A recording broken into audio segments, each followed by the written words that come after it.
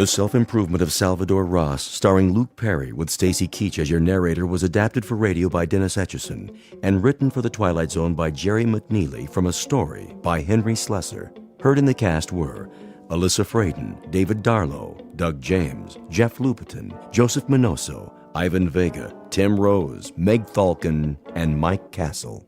To learn more about the Twilight Zone radio dramas and to obtain audio cassettes and CDs of these programs, visit our website at twilightzoneradio.com. The producers of The Twilight Zone wish to thank CBS Enterprises, Carol Serling, Dennis Etchison, Dick Brescia Associates, Claire Simon Casting, Terry Jennings, XM Satellite Radio, Sirius Satellite Radio, our sponsors, and our radio affiliates for helping make this series possible. This copyrighted radio series is produced and directed by Carl Amari and Roger Wolski for Falcon Picture Group. Doug James speaking.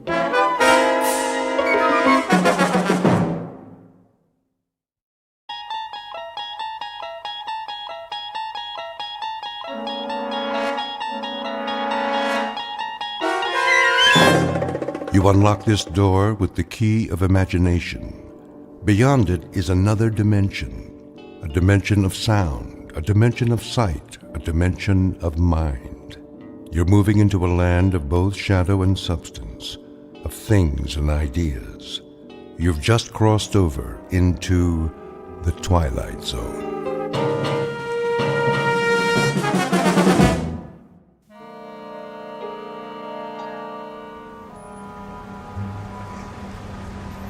Paper, paper, get your afternoon paper. Many are dying and many are dead. Oh, hi, Miss Maitland. Hello, Vincent. How are you today? Can't complain. Paper? Of course a paper. What would Daddy say? Well, maybe he'd be better off. Not much good news today. Oh, I'm sure you're mistaken about that. Take a look around. Isn't it a beautiful day? If you say so, Miss Maitland. Paper! Get your paper here! Hey! Hey, you with the rich boyfriend. Don't be so stuck up. Sal? Come on. Just because I'm a big success now, that don't make me stuck up. Whose convertible is that? Oh, it couldn't be mine, huh? Just like that? I asked you a question, Sal. Whose is it? A guy named Halpert. Halpert. He's about 174 years old and he owns half of Connecticut.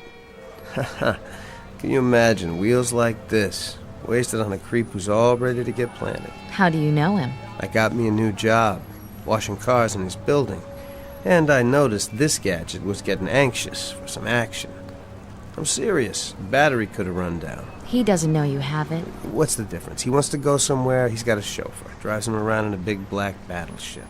He doesn't use this baby once a month. So you took it? I borrowed it. It's okay, honest. He digs me. I've been doing little favors for him. He wouldn't care. Come on, get in. Thanks anyway, Sal. I'm not lying.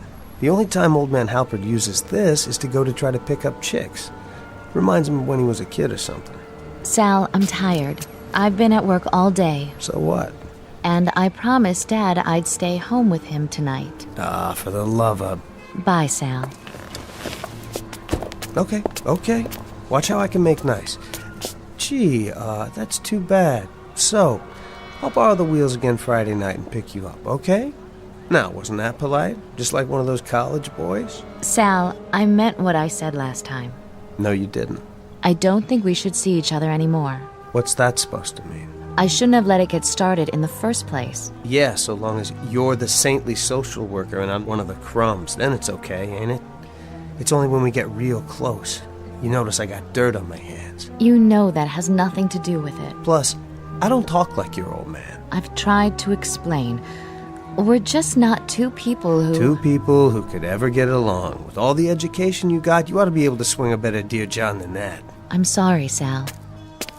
Listen, I ain't always gonna have dirt on my hands. And I don't need books to tell me which way is up. I know the map, and I'll get there. You'll see. Is anything wrong, Leah? No, nothing, Dad. Nothing at all, Dad. I heard your voices. Hello, Sal. I'll wheel you back in. That won't be necessary. I can do it. Feel better? Now that you finally convinced her she's too good for a bum like me? Sal, I won't pretend that I'd pick you for my daughter. I wouldn't. But ultimately, it's not my decision. It's hers. I'm willing to admit I may have been wrong about you. She's obviously seen you quite differently from the way I have. Not anymore. Come on, Daddy. I'm sorry, Sal. Just once in my life, why can't I want something and get it? Just once. Ow! My hand! My hand!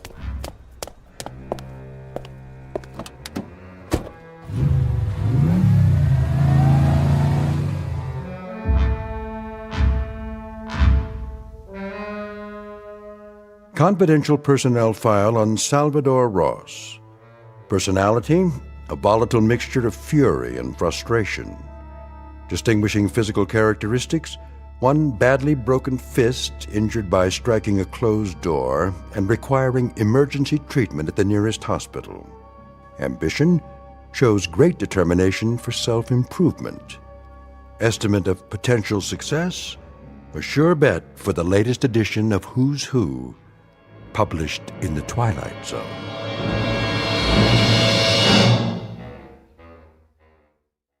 And now, The Twilight Zone and our story, The Self-Improvement of Salvadore Ross, starring Luke Perry with Stacy Keach as your narrator. Blue team to ICU, please. Blue team, ICU. City Hospital emergency room. That would be general admissions. I'll transfer you. Emergency, please hold. There, I filled out your forms. Now can I see a doctor? Take a seat, sir. I already took a seat 45 minutes ago. Is your name on the list? Yeah, right there. See? Ross. R-O-S-S. Well, you'll have to wait your turn, Mr. Ross, like everybody else. How long? I'll call you. When? A doctor will be with you as soon as possible. Hey, I got me a busted hand here. I'm in pain. So is everyone else in this waiting room. Now, if you won't sit down and wait your turn... When is my turn, huh? Next week? Next year? I've been waiting as long as I can remember for somebody to pay attention. I got problems too, you know. I ain't some mug off the street. Lower your voice, or I'll call security. Go ahead, call him. If that's what it takes to get respect around here. Security to the front desk, please. Who's next, Miss Souls? Oh, doctor, I was just... Something the matter? This patient doesn't want to follow procedure. Damn right I don't. What are you running here, a hospital or a torture chamber? I got me a little problem, and if you don't want to do something about it... What's the injury? His hand. You see this? I got broken bones in there. If you'd ever busted your hand, you'd know what I'm talking about. Abrasions on the knuckles. In a fight, were you? Forget it, I'm getting out of here. Hold on. I said don't worry about it. Are you in serious pain? Oh, you don't think I can take it? I ain't some wimp. All right, clean up the abrasions, then send him down for an x-ray. Yes, doctor. This way, Mr. Ross. Now, who's next? Miller?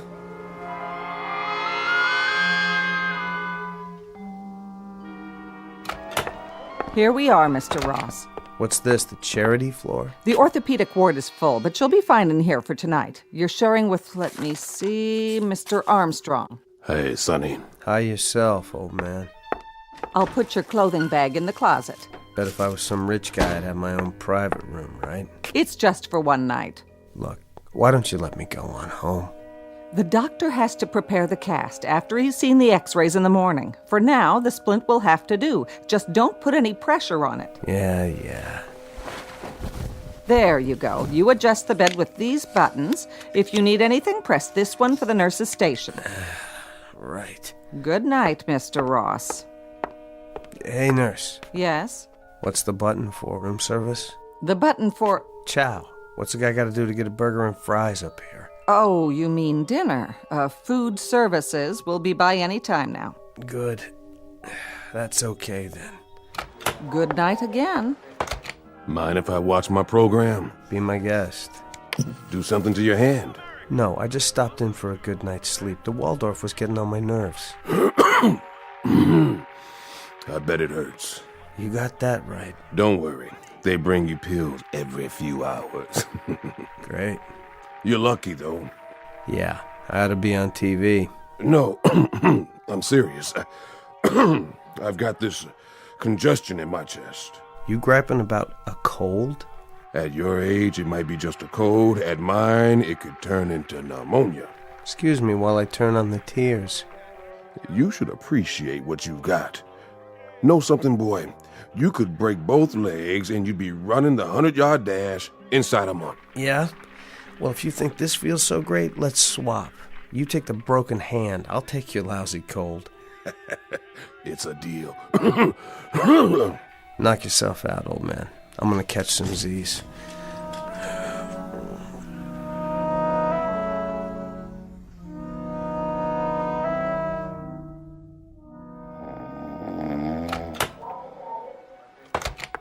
Mr. Ross, are you awake?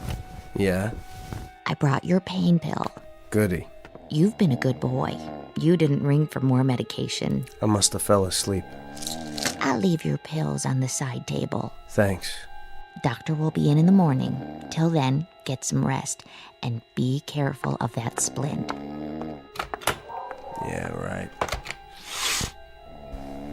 Hey, what's going on? My hand don't hurt anymore. I didn't even take the pill. Old man. Old man. What? Oh, my hand. What's the matter with my hand? Hurts, huh? Oh. Sure it does. And me, all I got's a head cold. Some bargain we made, huh, Pops? Oh, no, please. I want to swap back.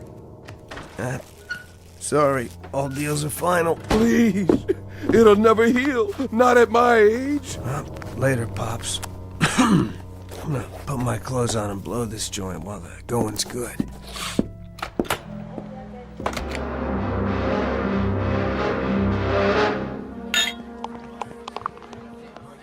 Here you go. One draft. Thanks, Dan. Can you put it on my tab? Afraid not, Billy. Cash on the barrelhead. But you know I'm good for it. Sure you are. And I'm on Donald Trump's payroll. Can't do it, Billy boy. Been a slow night. All right. Hey, how you doing, Sal? 5x5 all the way. Say, Stan, I want you to help me try something. What's that? Excuse me. How much money you got in the till? Sorry, Sal. No touches today. That's a pretty bad cough. Don't worry. It's getting better already. And I don't want no loan. That's a relief. So, how much you got? I don't know, $1.50 maybe? $1.50. Okay. It'd be worth $150 for you to have, I don't know, say, to have hair again? To have what? You heard me. Hair. A big old thick head of hair, like mine. Sal, whatever you've been drinking, you didn't get it here. Listen to me. I'm just asking you a question. If this is a rib, I don't like it. I know. But this is no joke. Let's say I could give you a full head of hair again. Would you pay me what's in the drawer? Sure, Sal. And if you get me in the movies while you're at it, I'll give you a bonus. That's a good one. Okay. Now you agreed to it. The deal's set. So when do I collect the fur? I don't know exactly, but I swear, you'll get it.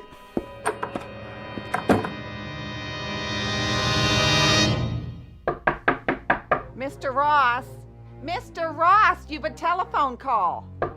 Sal, are you in there?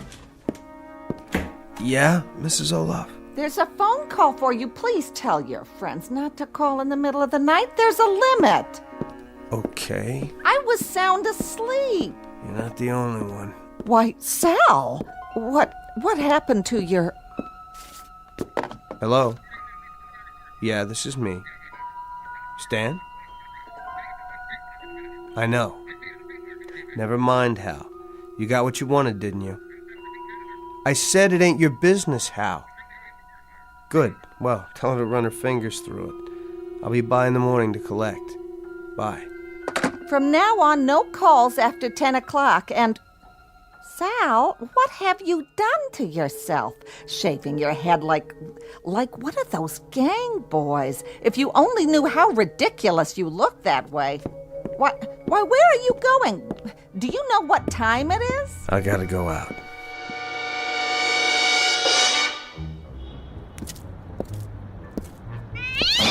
Out of my way, cat. Who's there? Does somebody want to roll me? Well, I ain't got nothing, so leave me alone. Billy, I thought that was you. What are you doing here, Sal? To tell the truth, I was looking for you. What for? How's Stan doing? Oh, Stan? He's great. Oh, you should have seen him. Once it happened, he called free drinks all around. You mean his hair? That's right.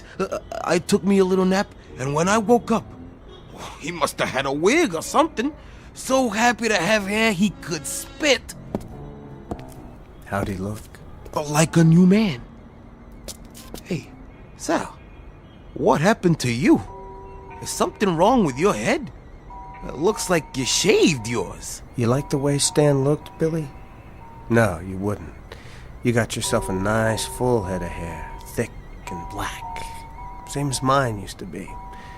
Of course, it could use a good washing, but that's no problem. What are you talking about? Oh, nothing much. Just a little deal between you and me. Strictly business. Could you use some extra money, Billy? Sure. Because I'm about to come into some cash as soon as I see Stan. If you want, I could see my way clear to let you have, say, 75? How does $75 sound? In exchange for something you won't even miss. Just think. You won't have to worry about combing it or anything anymore. Say what?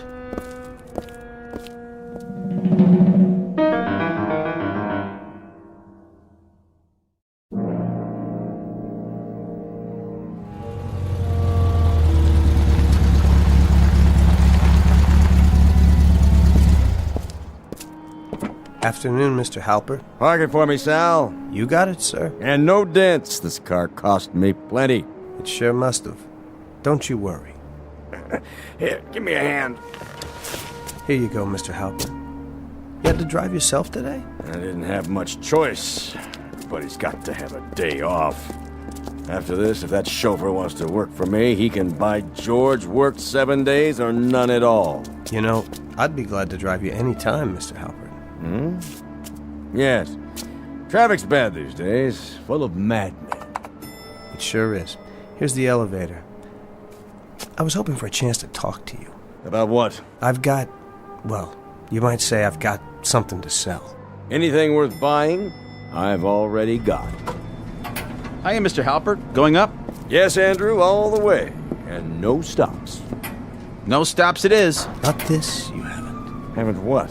Hold the door for me, Andrew. Yes, sir. You haven't got what I'm selling. Well, what is it? Something you can't buy anywhere else in the world, from anyone else but me. You'll say it's the best purchase you have ever made in your life. The best, Mr. Halpert. Get in, we'll talk. No problem. The penthouse, Andrew. That's what I figured, sir. Now, as to this item you mentioned.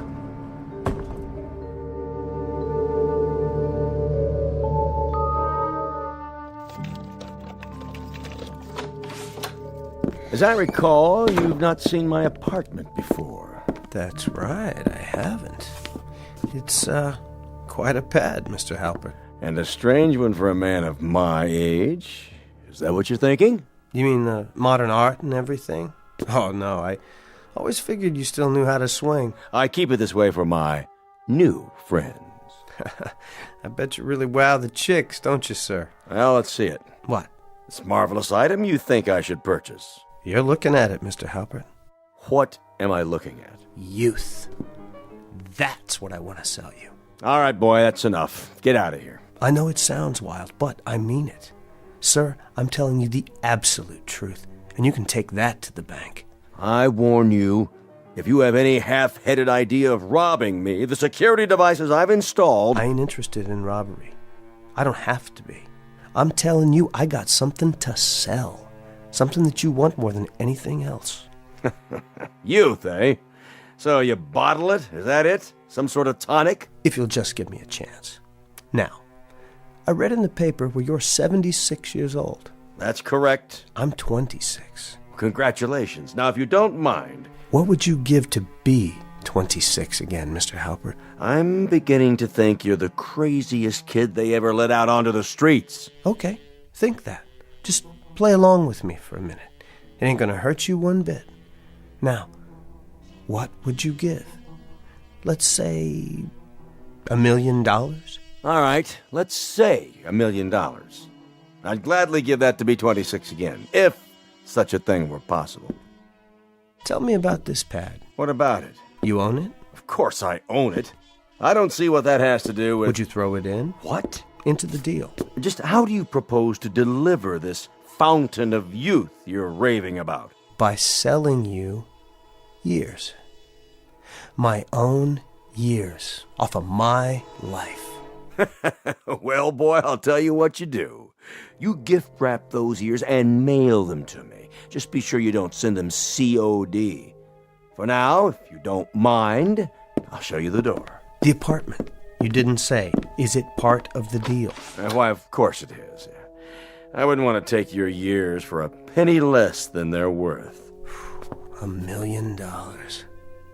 And this apartment? Done. What is? You just bought yourself 50 years. I'm sure I did, boy. No, you're not sure. But trust me, Mr. Halpert, you've got a pleasant surprise coming real soon.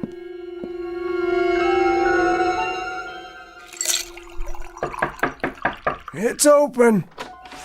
Here's that newspaper you ordered. Come in, Andrew. You know my name? Sure I do.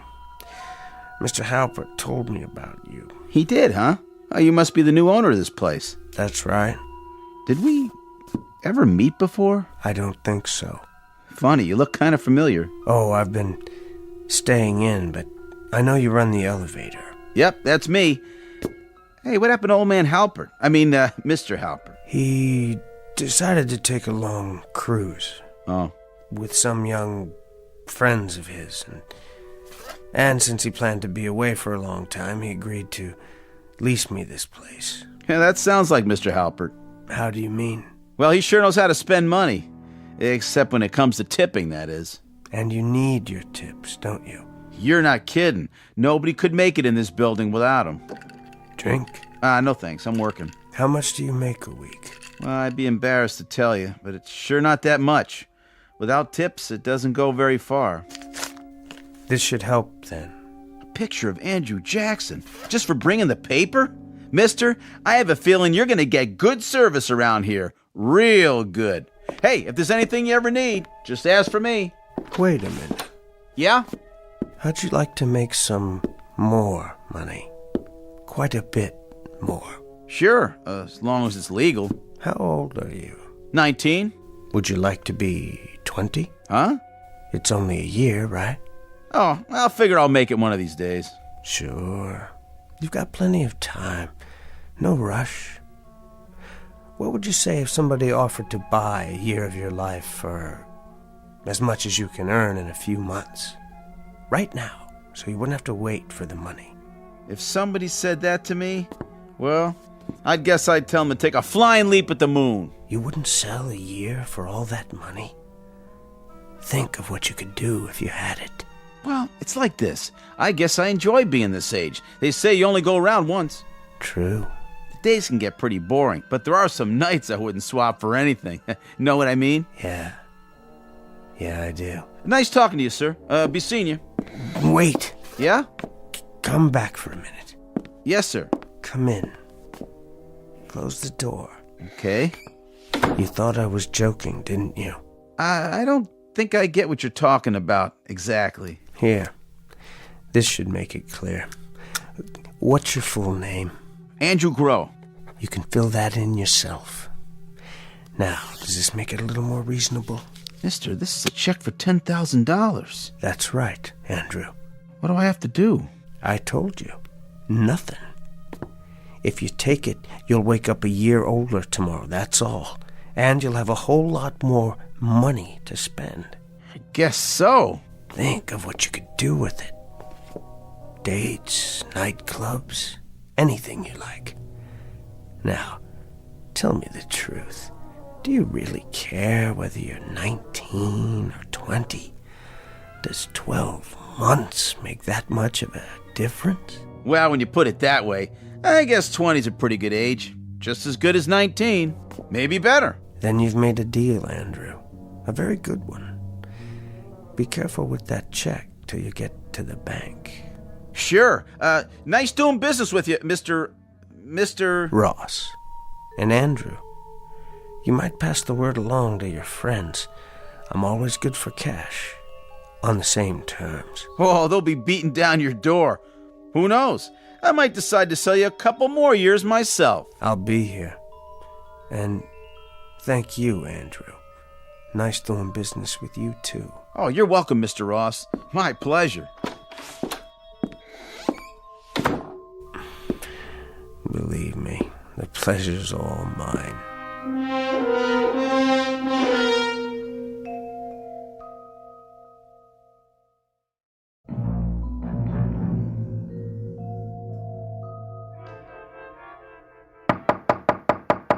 Yes? Who is it? Give me a moment. Sal. Hello, Mr. Maitland. Is Leah home yet? No, she isn't. What are you... You don't mind if I wait, do you? You're certainly looking successful. We haven't seen you for quite some time. Well, you see, I've been busy, Mr. Maitland, moving up, making myself worthy of your daughter. You should be happy. Do something for me, Sal. As a favor, please. Leave her alone. Come on, look. The fingernails are clean now. Manicured even. I've got the right shoes, the right clothes. Yes, you certainly do. I told you I was going to improve myself, and I always keep my word. You're obviously doing very well, Sal. And I applaud that. I'm glad for you. Well, then, don't ask me to leave her alone anymore.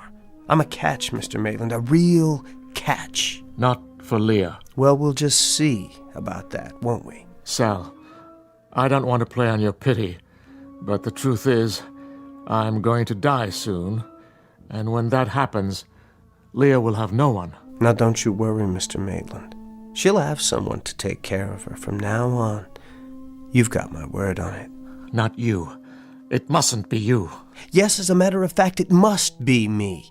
I don't know what made you so superior, I just don't get it. What have you ever done that's so great? Teaching in that rat trap school all your life? No, not even teaching, just babysitting. I think I've heard enough. Even in the war, what did you get? A gimpy leg and a few souvenirs. A couple of crummy guns to hang on the wall. Old, same as you. You're a loser, you know that. Even worse than I used to be. I suppose you want Leah to marry someone just like you. I'll have to admit you're making some sense, Sal. Do you think you'd be a good husband to her? I can buy her anything if I want to. Anything. And do you love her? I want her, Mr. Maitland. Unfortunately, that isn't enough, Sal. She needs a man who can be... I picked up a few things for dinner on the way home. Daddy, how was your... Oh. Hello, Sal. Hello, Leah. Your father and I were just having a little chat. Were you? I should have gotten to know him better before. But back then, I couldn't have talked to him on this level. I can now, can't I, Mr. Maitland? I've spent a lot of time improving myself. You're certainly looking prosperous. Oh, you know how it is. I hit some luck, that's all. You even sound different. You noticed that. Well, I met this young fellow who was going to college. He needed some extra money, so we made a deal. He helped me out on the side, gave me lessons to improve the way I talk. You must have worked very hard at it. Oh, yeah. I've discovered some talents I never knew I had. Seems like I learn quickly. Very quickly. Just what is your new job? I can tell you all about it over dinner. Dinner? Any place you like. Oh, that's something else I've learned. Where to go and how to act. I don't think I'd better this evening. I told my father I'd... But now that I've improved myself so much, not even your father has a reason to object. Do you, Mr. Maitland? You're a grown woman, Leah. I've never tried to tell you what to do. You know that. Well, I would like to hear all about what's happened. If you're sure. As you wish. Just give me a minute, Sal. Take your time. Don't worry, Mr. Maitland. I'll have your daughter home early. I promise.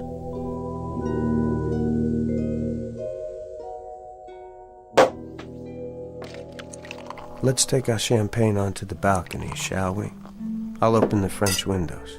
If you like, Sal. Like the view? It's lovely. Your entire place is lovely. But, Sal... Don't worry. Every dime is not only legal, but honest. A businessman's well-earned reward. What sort of business? You're not getting all my secrets. Maybe someday I'll explain it to you, after we're married. What? You do know I'm going to marry you. It's getting cold. You might say I did it all for you. Oh, I won't pretend I haven't enjoyed it along the way, but I always had a goal. I wish you hadn't. Come here. Sal, please. Now tell me you feel nothing. That was never the problem. I have to go. Then what was the problem? You broke off because I wasn't right for you. What kind of guy is right for you, Leah? Just tell me. I'll be that guy. It doesn't work that way. Well, I've got a surprise for you. It does with me. I can buy anything I want, and I can be anything I want. I wish I could explain it to you. It's not something you can buy. No? You name it. Sal, I'm talking about the kind of person you are. The way you feel about things and people. I'm not criticizing you. It's just the way you are. What way? The man I marry will have to be a kind man, gentle. He'll have to be... what word can I use? Compassionate. I couldn't love him otherwise. You mean a patsy? Like your father, always ready to get pushed around? I mean a man who cares about other people just because they're people. And since you brought it up, yes, I think my father's a compassionate man. So you see, it's not something you can buy. Not even if you had your own private mint. Don't be so sure.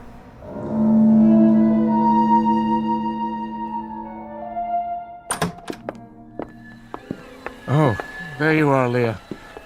Sal? You didn't have to wait up for us, Mr. Maitland. Here she is, safe and sounder than when she left. Have a nice evening. You certainly look as though you did. I'm sorry, Daddy, but it is nice to think that someone worries about me. Don't flatter yourself, my dear. Actually, I wanted to talk to Sal. In that case, if you'll excuse me, Sal, I've got a big day tomorrow. Good night. I'm glad you came in, Sal. You're going to be even gladder, Mr. Maitland. I've given it some thought. I realize now that you're the way you are, and it's not my place to judge you. Look, I don't care anything about... Please, let me finish. I've also decided that I can't let you ruin her life by marrying her. You thought of a way to stop it? Not yet. But there must be one. I could try begging you, Sal. Mr. Maitland, I'm not interested in your begging or your silly little threats. I came here to talk business. I don't understand. I'm going to make you an offer. I want to buy something from you, and I'm prepared to give you $500,000 for it. What did you just say? Now just let that figure roll around in your mind for a minute. $500,000 cash. That's enough to take care of you for the time you've got left, and to provide for Leah so that she can do whatever she wants. Now, you say you're worried about what will happen to her when you die. Okay, here's your chance to fix it up just the way you want it. What do I have that's worth that kind of money? Mind if I sit down? It's a little difficult to explain.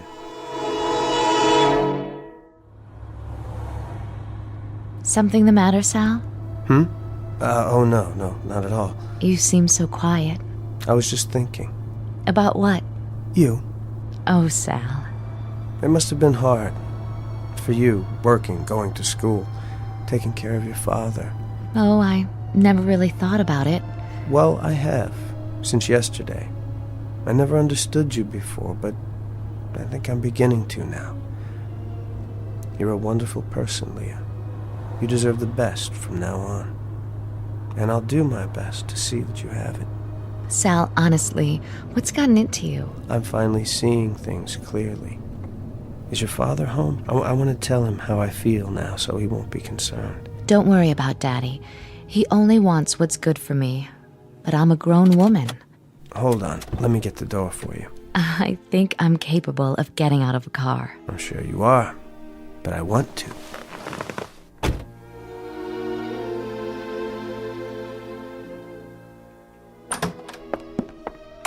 Hello, Daddy. Did you have something to eat?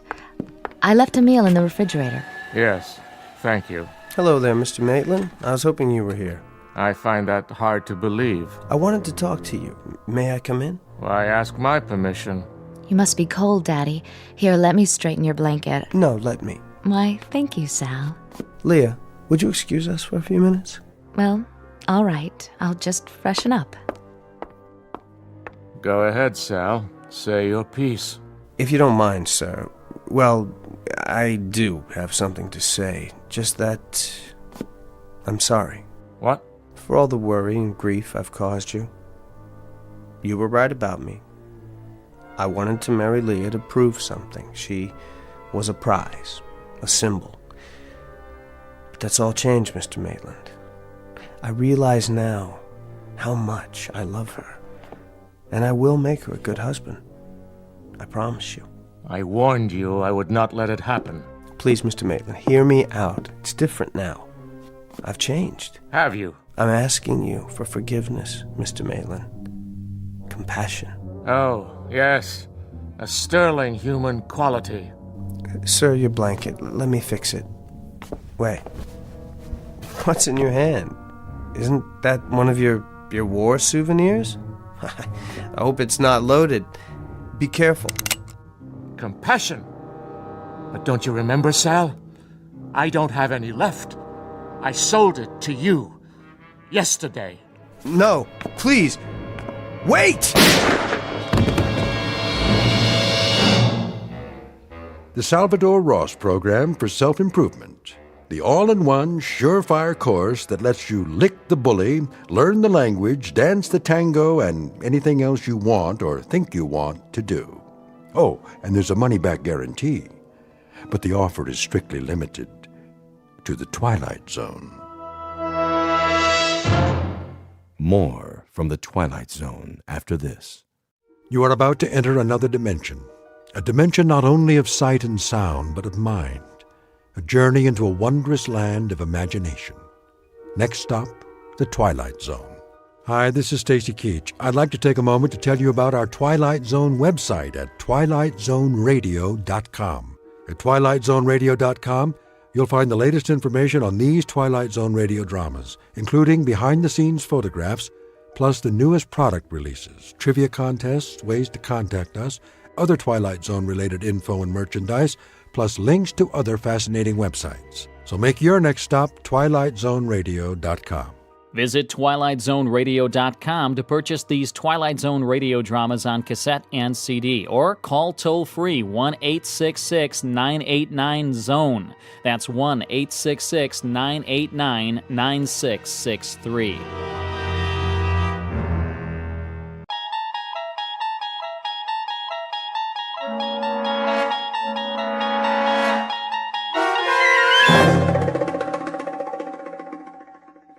The Mighty Casey, starring Paul Dooley, with Stacy Keach as your narrator, was adapted for radio by Dennis Etchison and written for The Twilight Zone by Rod Serling. Heard in the cast were Christian Stolte, Joby Cerny, Jeff Lupetin, Alex Sopener, Kurt Nabig, Derek Purcell, Roger Mueller, Elizabeth Lido, Carl Amari, Jason Mallow, Doug James, and Vince Amari. This copyrighted radio series is produced and directed by Carl Amari for Falcon Picture Group. Doug James speaking.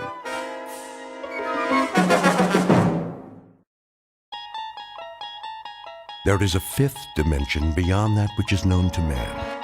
It is a dimension as vast as space and as timeless as infinity. It is the middle ground between light and shadow, and it lies between the pit of man's fears and the summit of his knowledge. This is the dimension of imagination. It is an area which we call the Twilight Zone.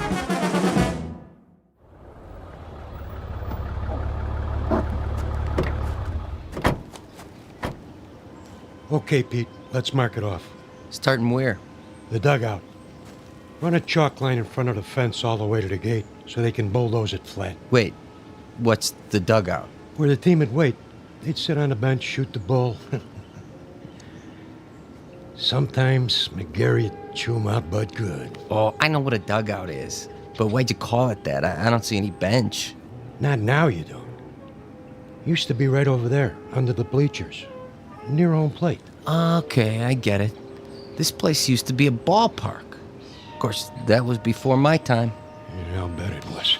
I always thought this was a track for motocross and monster trucks. My old man used to take me before it was a swap meet, I mean. That right. There was this one truck, the Grave Digger. Oh, man, you should have seen it. Big old tires, rolled right over anything. How old are you, kid? Me, 22. 22? I was out of high school before you were born. You know what?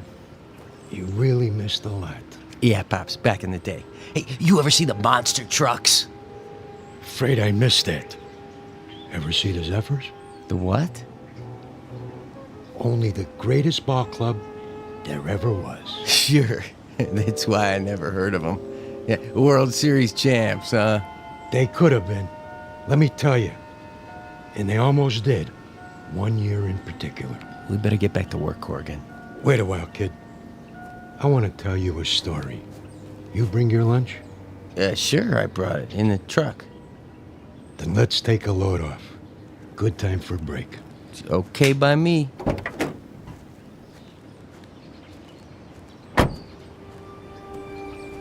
We can sit over there in the pitcher's mound. Of course, you can't see it anymore, but it was there. Fletch was the regular pitcher. He was a nice guy, but he had an arm like an old lady. Then one day out of the blue. Oh, you're not going to believe this. Oh, one day what? Well, it was, must have been July. Yeah, that's it.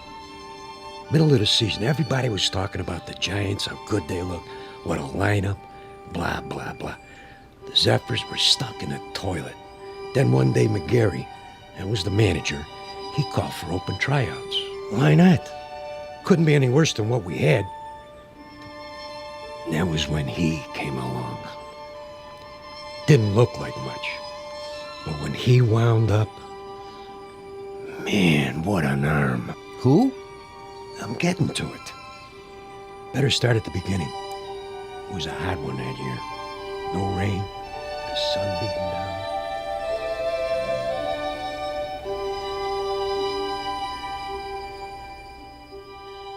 You're standing in the middle of what used to be a baseball stadium.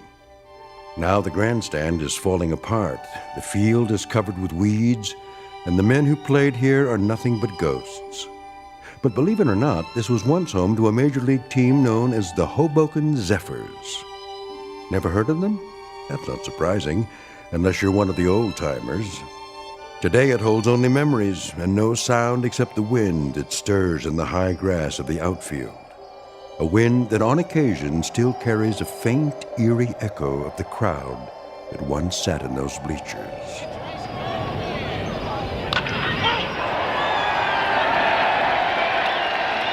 We're about to travel back in time to a day when the Hoboken Zephyrs were still a part of the National League, and this mausoleum of memories was an honest-to-Pete attraction. But since it's strictly a story of make-believe, we must begin this way. Once upon a time, in New Jersey, a most unusual event happened on the way to the ballpark. In a moment, you'll meet the cause of that event, a left-hander named Casey. Not the most original of monikers, but that's what he was called. So sit back, grab a hot dog and a bag of peanuts, and get ready for the playoffs. Because this particular broadcast is brought to you live from the Twilight Zone. And now, The Twilight Zone and our story, The Mighty Casey, starring Paul Dooley, with Stacy Keach as your narrator. All right, new guys, let me see what you got. Give me 50 jumping jacks. Make it 100. Make it 100. Then take a lap around the field. 2 laps. You got it, McGarry. course, if we burn them out too fast... They better learn to hustle or they're out of here. Okay, Mouth, if you say so. Let me hear you count. 9, 10, 11, 12, 13, 14, 15. Morning, McGarry. Beasley. 4 great-looking boys, huh? The one with the black socks and the floor shimes brought a note from his mother. Who are you expecting, the All-Stars? Post a sign for open tryouts in a last-place club that happens to be 31 games out of first place, and this is what shows up. You never know, I guess. Might be some talent out there. Yeah, and you might be Yogi Berra. I can't make something out of nothing. You're the owner of the club. You gotta give me some ball players. Think you'd know what to do with them if I did? 20 games out of 4th place, and the only big average we've got is a manager with the widest mouth in the business. When the Zephyrs win 1 game, we gotta call it a streak. Buddy boy, when contract time comes around, you don't have to. Sure. You let me go. Who you gonna get? Now think of something. You can always manage the team yourself. One more time, Fletch. Ugh, trying to get it over the plate. You okay, Monk? I must have slept funny on my arm last night. How's the team doing? Are you kidding? Last week, Fletch pitched 4 innings and only gave up 6 runs. That makes him our most valuable player of the month. Hey! Hey! Okay, let's see some sweat out there. New guys, take a lap. We gotta do it. Jeez, it just goes on forever and ever. I get it. Dugout. What? Who? Just a minute, I'll ask him. McGarry! Yeah? You want to look at a pitcher? You mean someone besides Fletcher? Now, why would I want to do that? Send him down. New boy? Gotta warn you, he's a lefty. Lefty, schmefty. If he's got one arm that works, he's for us. Hey, Monk! Yeah? Fletch can take it easy now. I got a new boy coming in. Catch a few for him? Yeah, sure, Mouth. Yeah, okay, Fletch. Go on, shower up. Check.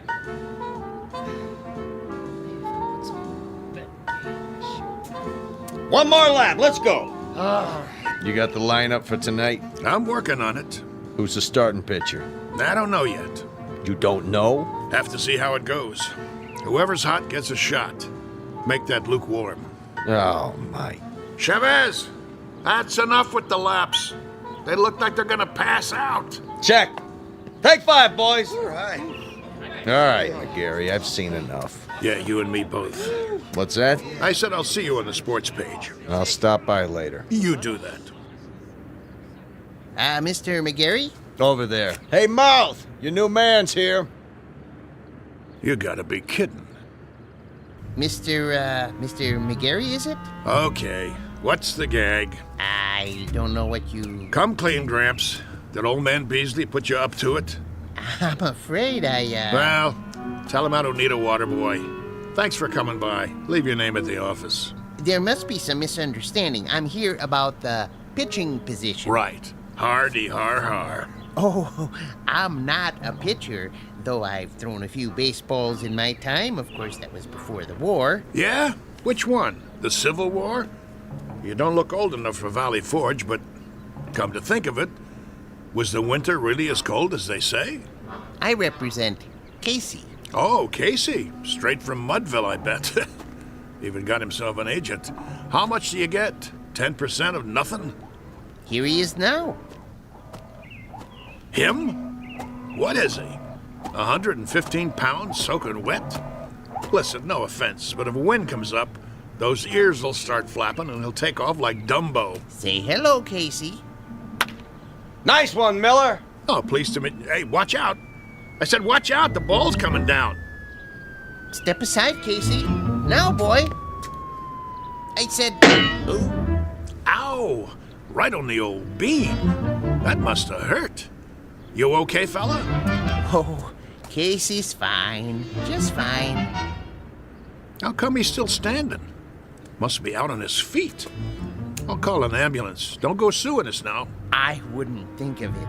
Casey, as I was saying, this is Mr. McGarry. He's the manager. Hello. Pleased to meet you. Do you want to lie down? Come on in the dugout. Shake hands, Casey. That's all right. You remember how to shake hands, don't you? Yes, sir. Right hand, Casey. Your right hand. Put her there, pal. Oh, ow! You can let go, Casey. That's right. Release now. Wow! My hand! What a grip! Sorry, Casey doesn't know his own strength sometimes. Some arm. Never would have guessed it. Well, let's see what he can do. Mind if I try him out? That's what we're here for. Right, Casey? Correct. Okay. See that guy over there with the great big mitt? Yes, we see him. He's what's known as a catcher. His name is Monk. Ah. Go out there and throw him a few. Thank you, Mr. McCary. This I gotta see. Quite. You his father? Casey? Oh, no, he has no father. An orphan, huh? Not exactly. I guess you'd call me his creator. That a fact. It is, actually. Come from around here, does he? You might say so. Uh-huh. How old is he? Well, that's a little difficult to say. What's difficult about it? It's hard to discuss Casey's age in chronological terms. He's only been in existence for a brief time. What I mean is, he has the mind and physique of roughly a 22-year-old, but in terms of how long he's been here, the answer would be 3 weeks. Huh? Approximately. Would you mind going over that again? You see, I'm an inventor. I made Casey. You made? In my workshop. Well, that's swell, pal. There ain't too many homemade left-handers in the league. You don't understand. I'm serious. Sure you are. Anytime you're ready. Yes, sir.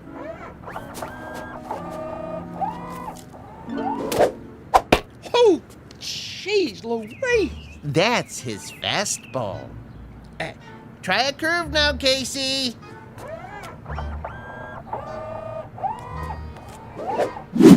His curveball. Hey, do that again. If you like.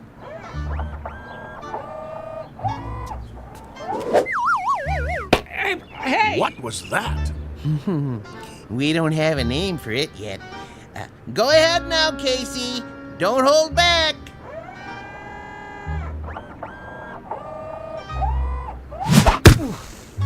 Oh, enough already. Something wrong?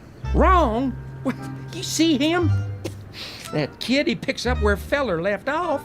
He's got a fastball almost went through my glove. And a curve, and a hook, and a knuckler, or whatever you want to call it. He got control like he uses radar. Oh, it's the best pitcher I ever caught in my life. Thanks, Monk. That's enough for today. I swear, I never seen anything like it. He don't even pitch like a human being. Precisely. Well, he's still rough, Gramps. He's plenty rough, but I might give him a try. If he can do the same thing when there's a game on. Oh, he can do it. Consistency's not a problem. He's a robot, you know. Don't say that. Don't ever say the word R-O-B-O-T-T around here. We'll just keep that one between us, okay? Did you like my pitching, Mr. McGarry? You might have a little potential, Casey, like I told Mr. Stillman here.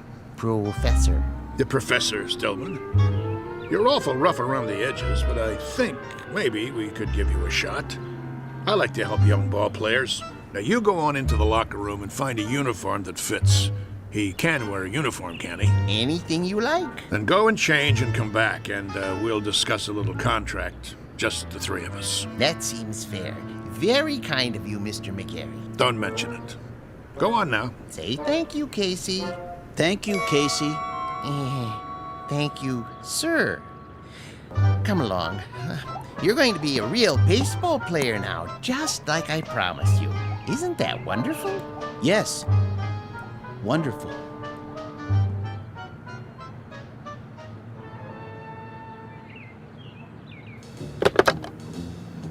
General Manager's office? This is McGarry. Now listen. Draw up a contract. New pitcher, name of Casey. No, I don't know his last name. Leave that part blank. Just do it. The only thing that's between us and a pennant now is if this guy's battery goes dead or he rusts in the rain. Never mind what I mean. Draw up the contract before he gets away.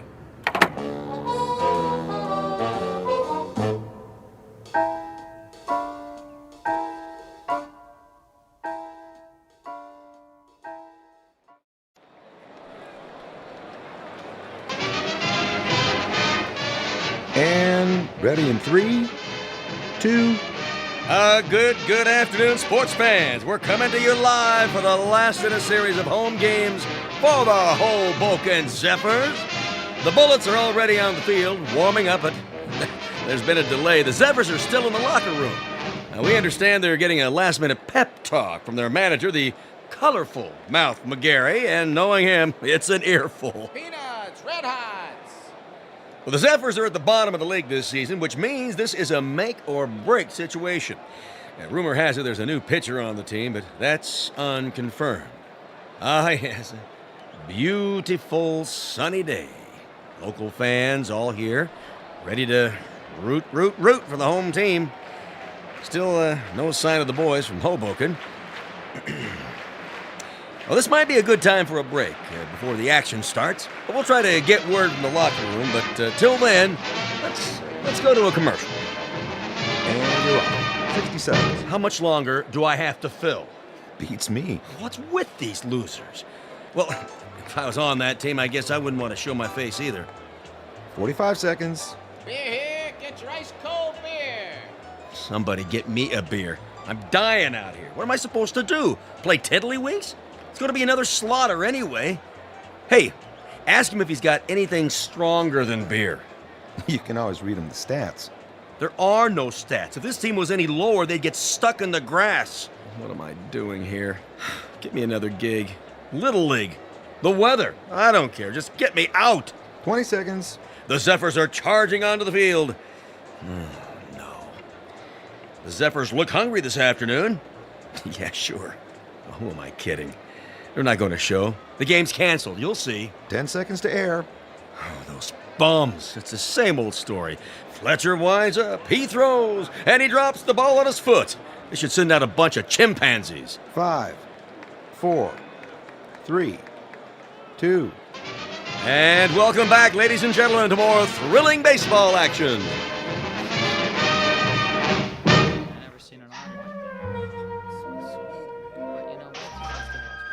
All right, you got the signals down now, kid? Okay, when you're ready to throw, you watch my fingers. See, I'll give you the hand signals, just like we practice. Remember the one for the fastball? This one. Yes. And a curve? Show him the one for a curveball. Yes, right here. Well, what are we waiting for, Mouth? This ain't a training session. This is for real. You're telling me? All right, kid. You got the signals down. Look, the main thing is walk out there like you own the place. But be cool.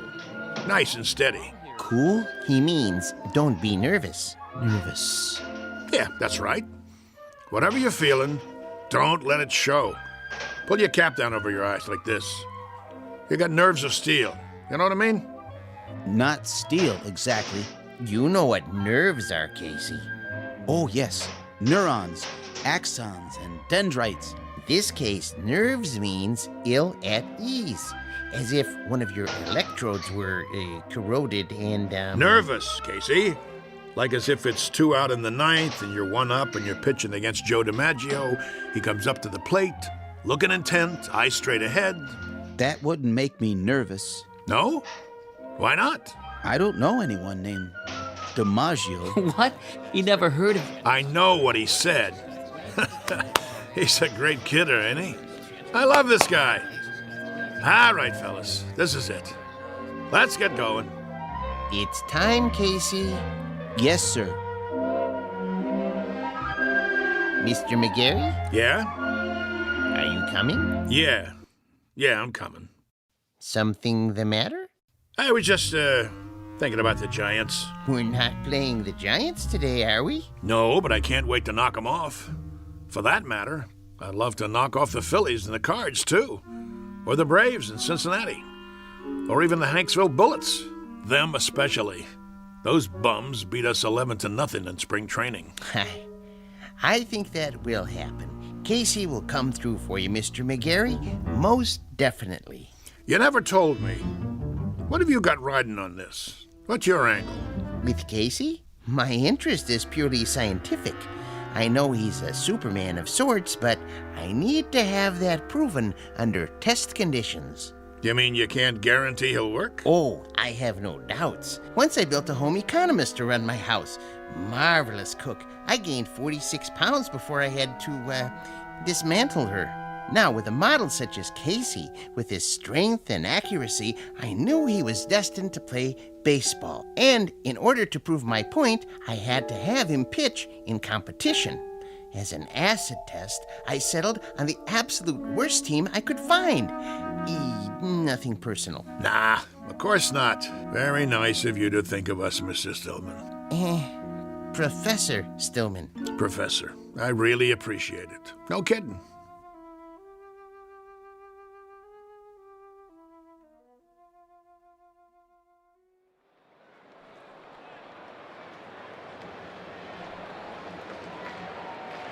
You can feel excitement in the air as the Zephyrs take to the field. Hey, you bums, do something. The pressure's on the home team, tensions are high, and there's a groundswell of support as this new pitcher approaches the mound. Well, it's do or die today. Fletcher's on the bench, and the new man, the only name I have is Casey, and frankly, he doesn't look like much. But his metal's about to be tested, to coin a phrase. Go home, kid, your mother's calling you. The umpire signals for the start of the game. Hey, ball! The ball is whipped around the infield, and now the second baseman is hand-carrying it over to Casey. He rubs it off on his jersey and hands it to him. The pitcher is, yes, he finally takes it. He turns to face the batter, waiting for a signal.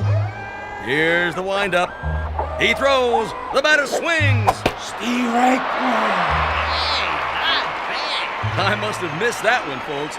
It looks like the batter missed it, too. He went over the plate so fast, he swung a full 360. Good gravy, was that a fastball? Lucky pitch. Let me see you do that again. Take your best shot. Second pitch. Here's the windup. Whoa, Nelly! Halloran tries to take a bite out of it and misses. He's off his feet. Looks like he threw his back out, twisted around like a pretzel. Good golly, Miss Molly, we got ourselves a pitching machine.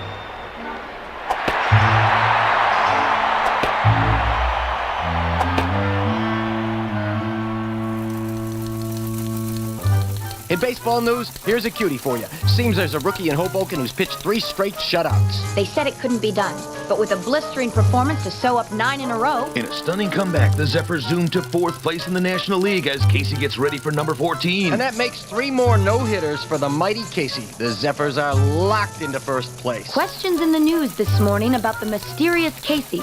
Where does he get his superhuman ability? Playoffs temporarily suspended as the Baseball Commission orders an investigation. Today's headline, the mighty Casey. Is he on steroids? Good day.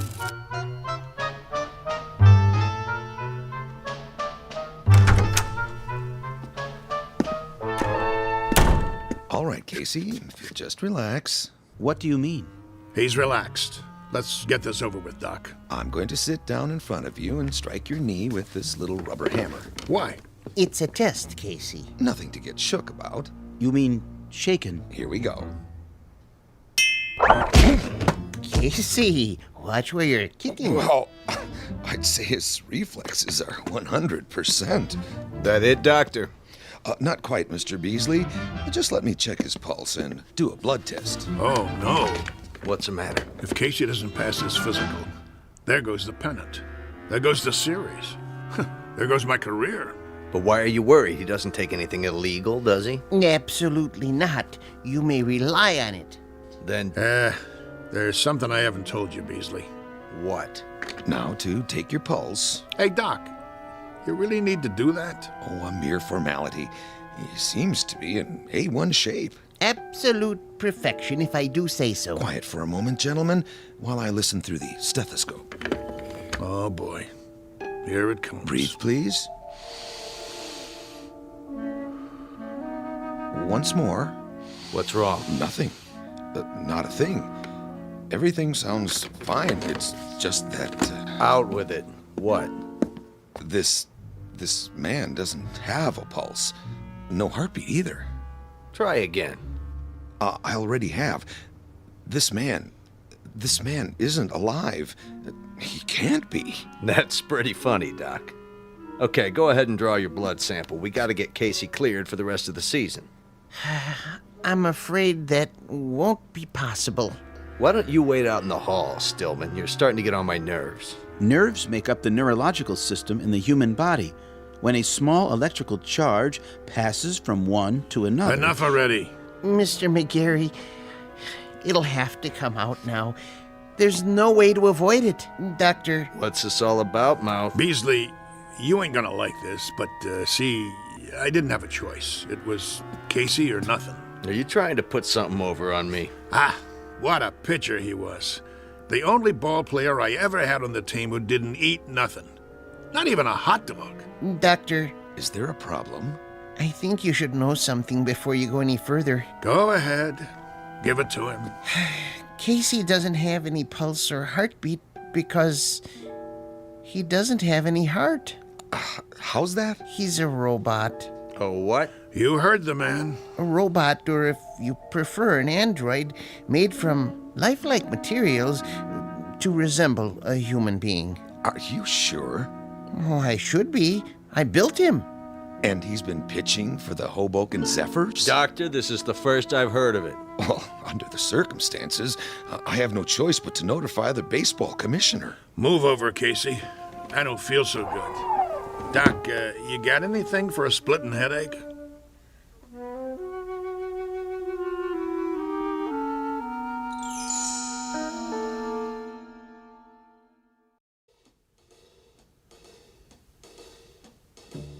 McGarry, you gave me your word. Yeah, that the team would win.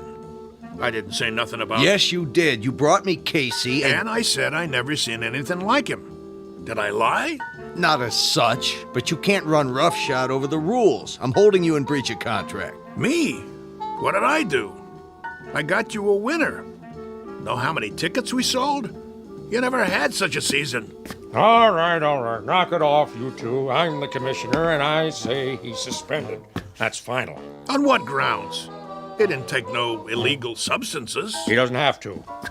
Everything about him is illegal, from the top of his head to the cleats on his shoes. He's a machine. So? Article 6, Section 2 of the Baseball Code, I quote, "A team should consist of 9 men." End quote. Men, understand? Not robots, or vacuum cleaners, or mix masters. Commissioner, perhaps there's another way of looking at this. For all intents and purposes, he is human.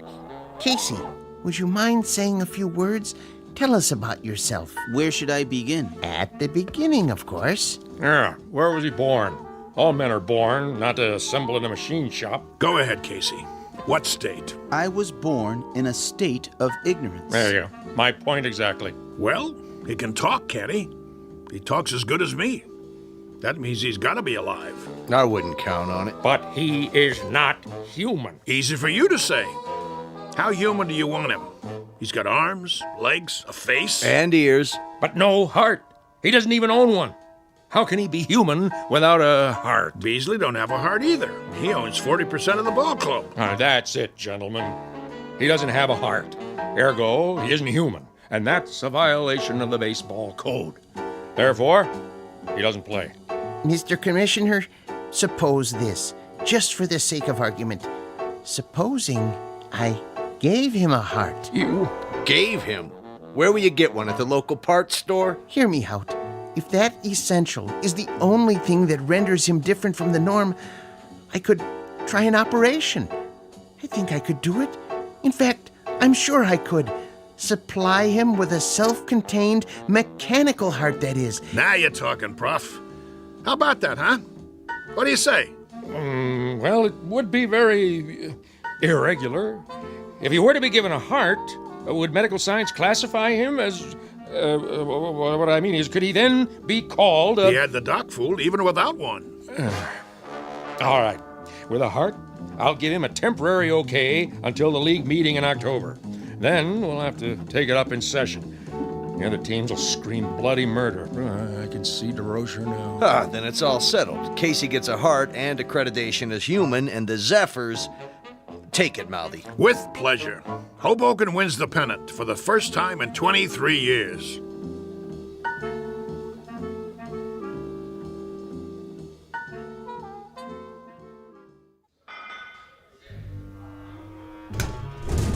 So, where's Casey? Search me. He's supposed to be here. Yeah, well, thank you very much, operator. Well, how's Casey? Is he coming? I don't know. What do you mean you don't know? The operator can't get an answer at Stillman's house. Well, maybe he's in the middle of the operation. So he's in the middle of the operation. What's the matter? He can't use one hand to pick up the phone? We can't wait no longer. I gotta turn in the starting lineup. Corrigan? Yeah, Mouth? You'll pitch tonight. All the rest of you, same as before. Now listen, you guys. That's the enemy out there. That's the New York Giants. And while we're out there playing, a fella named Casey is lying on a table struggling to make it. And I know that the last words out of his mouth before the knife went into his chest were, "Go on out there and win one for me." And I'm going to tell you something else, fellas. From now on, there's going to be a ghost in that dugout. Every time you pick up a bat, look over to where Casey used to sit, because he'll be there in spirit, rooting for us, cheering for us, yelling, "Go, Zephyrs, go!" Hello. Oh, hi there, Professor. And I'm going to tell you something else about him. He has heart. Not a real heart, maybe, but that guy is lying there with a great big hole in his chest. He... Hello, Mr. McGarry. Hello. Now, as I was saying... Casey? Hey, how you doing? Hey, welcome back. All right. Knock it off. Quiet in here. Sorry we're late. Well, you got something to tell me? Go ahead, Casey. Listen, Mr. McGarry. I'm listening. He means his chest. Put your ear against it. Go ahead. Okay. Hear it, sir? I hear it. Casey, you got heart. And look at that smile on his face. That's the one thing I could never get him to do. Smile. How do you feel, boy? I feel... Well, frankly, I feel wonderful. Just wonderful. I feel togetherness with everybody. Then, let's go team! Yeah. Casey starts tonight. The new Casey. Now let's get out there and show him what we're made of.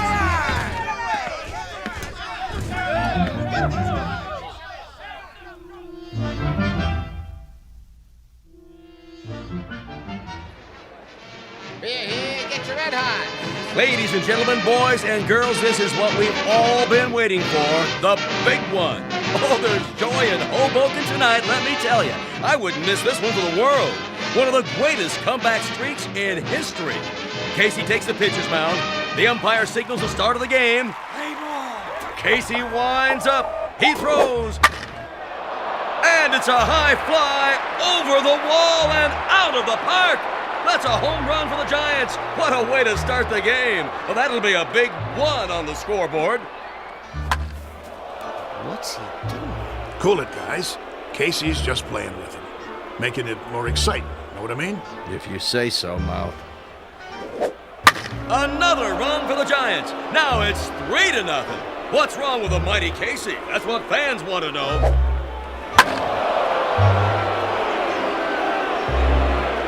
And it's all over. A shutout for the Giants. Looks like Casey's streak is history.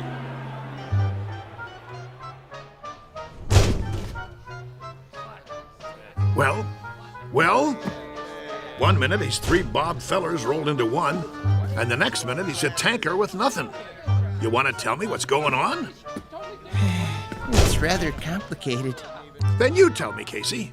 Start by explaining how one pitcher can throw 9 balls and give up 4 singles, 2 doubles, a triple, and 2 home runs.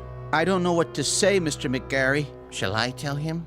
Tell me what? It's because Casey has a heart now. So? He has heart. Big deal. The thing is, Mr. McGarry, I just couldn't strike out those poor fellows. I didn't have it in me to do that, to hurt their feelings. I felt... He felt compassion. What? That's what he's got now. Compassion. See that smile on his face? Give an individual a heart, Mr. McGarry. Particularly someone like Casey, who hasn't been around long enough to understand things like competitiveness or drive or ego. And it's bound to happen. Oh, my aching back. I'm sorry, Mr. McGarry. I just couldn't hurt their careers. Professor Stillman thinks I should go into social work. I'd like to help people. That's what happens to you. Should I tell you what happens to me? I get shipped off to a baseball farm system that consists of one silo and a McCormick Reaper. The only thing we get come spring is a wheat crop. Right now, I'm gonna go have me a drink. Oh, Mr. McGarry. What do you want? I was wondering if I might come with you. What for? Do you mind, Casey? Oh, don't worry about me, sir. You go ahead. Good. Now, Mr. McGarry, I've been doing some thinking. About what? The characteristics necessary to make a great baseball player. I figured out the mechanism for hooks and curves and sliders, and I think Casey is the perfect height. But when it comes to temperament, motivation, attitude, that sort of thing, there may be a better way. Such as? I might be persuaded to build another model, new and improved, who would work out even better. I could have him ready, say, for next year's spring training? Who's gonna pay for it? Oh, I've got the funding, don't worry. But I thought if we could go over the plans together. What do you got in mind? Let me draw you a picture.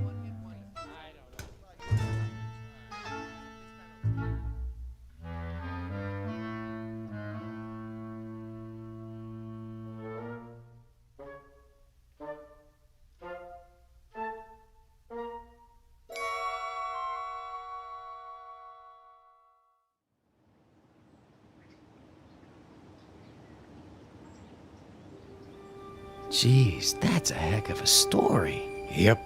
Of course, it didn't work out. The professor didn't have the money, and he wanted certain, well, perks that old man Beasley wouldn't agree to.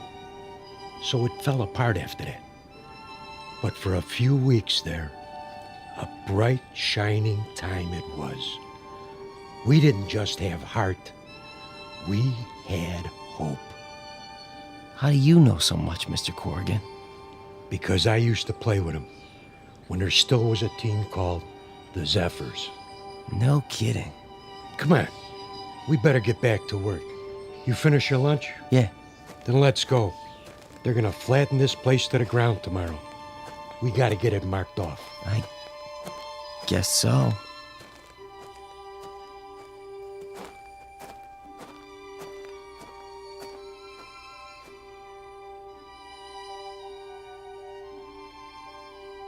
Once upon a time, there was a Major League Baseball team called the Hoboken Zephyrs, who, during the last year of their existence, wound up in last place and shortly thereafter were consigned to oblivion. There is a rumor, unsubstantiated of course, that a manager named McGarry took some of them to the West Coast and wound up with a pennant and a World's Championship not long after. This newly revised team had a pretty fair lineup of pitchers with names like Drysdale, Koufax, and Sherry, or so the story goes. So if you're interested in where any of those now famous gentlemen really came from, here's a tip.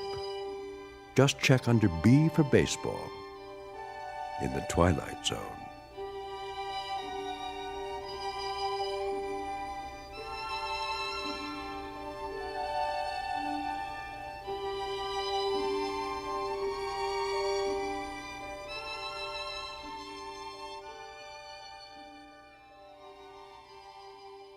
We'll return to the Twilight Zone in just a moment. You are about to enter another dimension, a dimension not only of sight and sound, but of mind, a journey into a wondrous land of imagination. Next stop, the Twilight Zone. Hi, this is Stacy Keach. I'd like to take a moment to tell you about our Twilight Zone website at twilightzoneradio.com. At twilightzoneradio.com, you'll find the latest information on these Twilight Zone radio dramas, including behind-the-scenes photographs, plus the newest product releases, trivia contests, ways to contact us, other Twilight Zone-related info and merchandise, plus links to other fascinating websites. So make your next stop twilightzoneradio.com. Visit twilightzoneradio.com to purchase these Twilight Zone radio dramas on cassette and CD, or call toll-free 1-866-989-ZONE. That's 1-866-989-9663.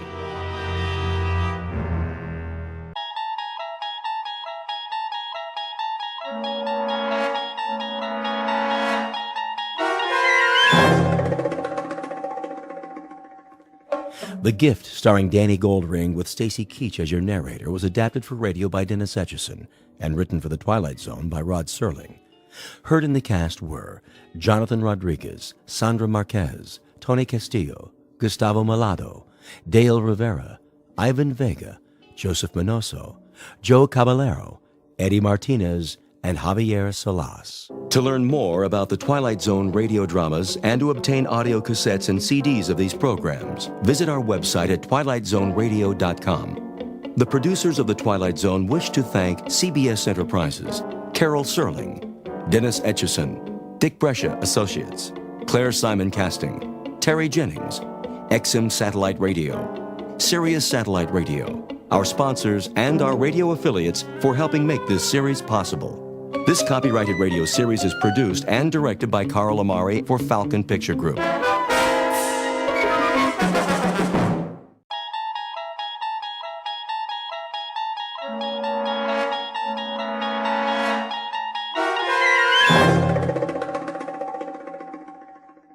You're traveling through another dimension, a dimension not only of sight and sound, but of mind.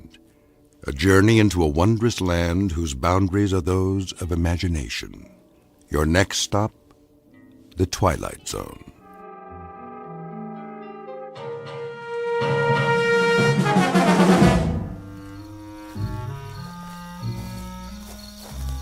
How much more, Chief? Not so far. Only to the end of the road in the arroyo. Why must we do this? There is nothing but the night and the stars. It's our duty to keep the village safe. But it is already safe. I was born in this village. As was I. And I know these paths as I know my hand. There is nothing that is not here by day. Listen to the crickets. When their song is clear and strong, the valley is at peace. Is it? Once, when I was a deputy, I made my rounds, as we are doing tonight. I was tired, so I turned back to the cantina. In the morning, Captain Munoz found the body of an Americana. No. Yes, Salvador. She was strangled. By one of our own? By men from across the river. If I had gone to the arroyo, I might have stopped it. Were they caught? In Texas. But if she had been one of ours, with no clues, who can say? All right, Sanchez. All right. We go to the arroyo.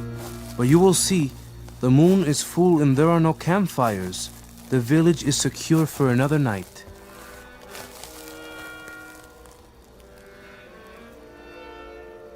Listen. To what?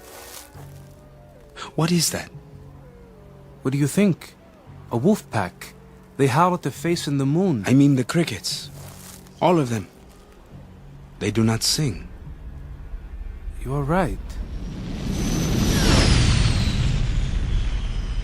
What is it? Quickly!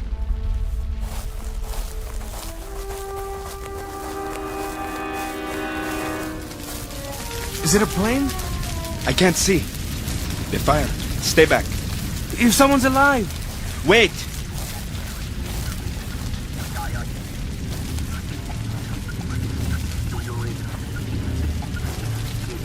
This is no plane.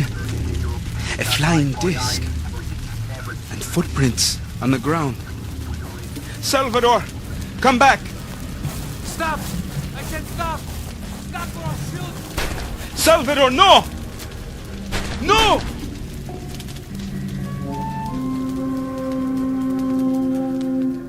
The place is Malero, Mexico, just across the Texas border. A mountain village held back in time by its remoteness and unprepared for the sudden intrusion of visitors from another place.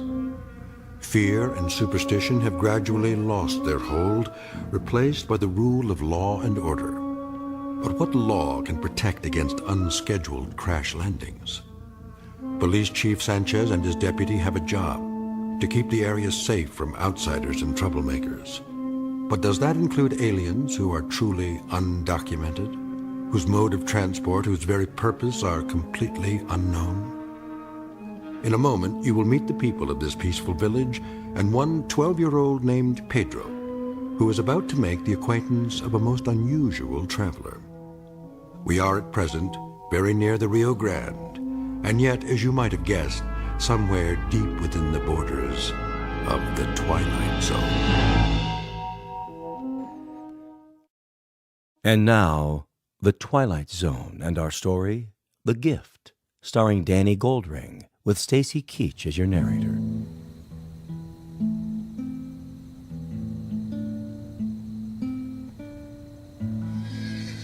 Stop playing, Ignacio. Someone is coming. Who is it, Pedro? You must be in my eyes. I can't see. Tell me, Pedro, there is trouble? Sanchez. So, he finally comes back. But he's not alone. I can hear. What does he bring? Where is the deputy? What is that tied to his burro? Oh no! I do not believe it! Call Manuelo, quick! Manuelo! Come look! What's the matter now, Pedro? Chief Sanchez? Where are you going and what? Why doesn't he speak? That's a body on the saddle. Whose body? It is Salvador.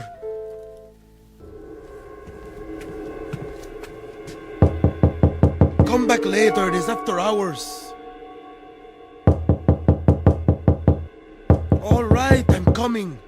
Do you know what time it is? I close at 4 in the afternoon. For 23 years, I've closed at 4 and... Sanchez, because you are a policeman does not give you the right to... I must send a telegram. What has happened? The telegram will explain. Is that Salvador? Is he?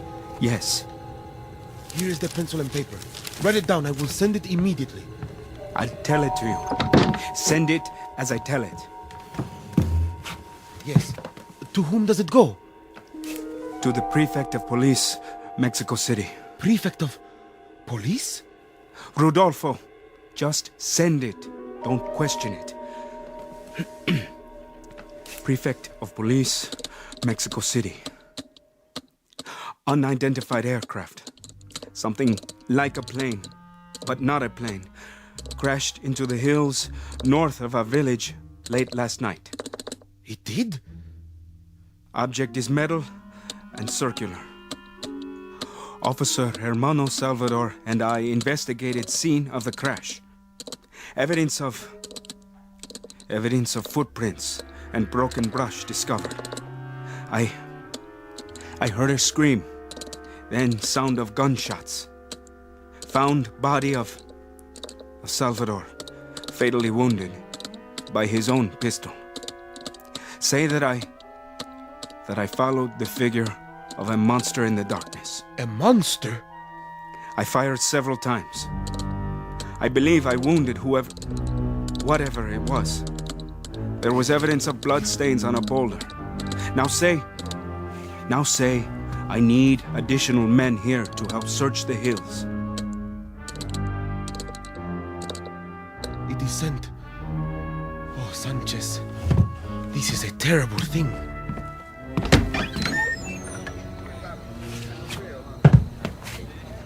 He is shot through the heart. Who did this, Sanchez? I do not know, Doctor. Some giant thing who escaped in the darkness. I fired at it. Later, I saw blood on the rocks. Then the killer is still out there. I have sent a telegram. They are sending some army men from Mexico City. They will take over with the search. You say some giant thing. Not the darkness or perhaps your fear. You doubt me, Doctor? You are the law and order of the village. Now you must be the sanity as well. The story you tell frightens the people. Be certain that the fear is not an illusion. And the body? Is this an illusion? Go back to your homes and lock your doors.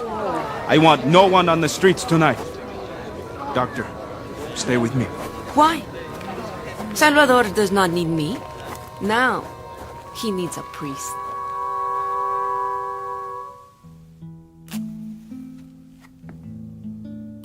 Doctor, I want to close. I have no doubt.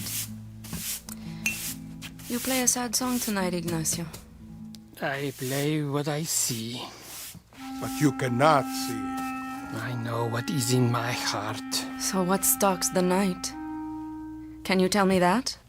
Whatever it is, my doors will be locked to it. I am here, Manuelo. Hello, Pedro. Well, well. Thank you for finally coming, little stargazer. I am cursed in my old age with this astronomer on my payroll. Still looking at the stars, Pedro? Sometimes, Doctor. So what do you learn from the stars? Have they ever taught you how to sweep this place properly? Or even to clean a glass? It is said there is life on some stars. This is a fact?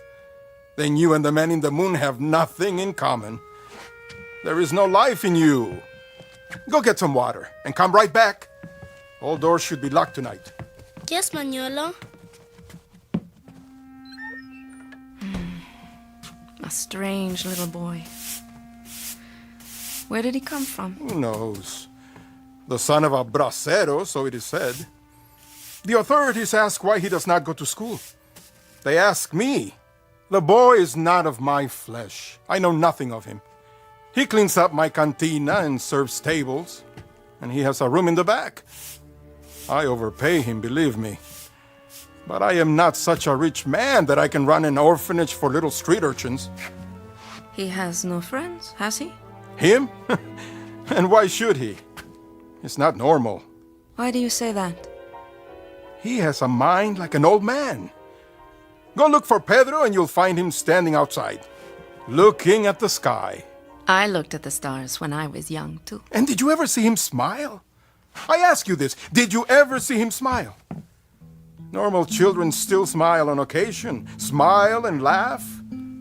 But that one has the face of a funeral procession, a mourner. Other children shun him like the plague, and I don't blame them. He makes me nervous, this one. I tell you this in truth. He makes me nervous. No more music tonight, Ignacio? He must go home. It is late. Where is the boy? Don't worry about him. He'll be back. Why should he come back? And why should he smile? What is there to delight him? His poverty? The fact that there is no human being to love him? Why should he? It is not your business. Perhaps, Manuelo. Perhaps on some occasion, some festive occasion, if you like, instead of giving him a broom or a tray, extend him your hand. Where is my cane? Here. Carefully now.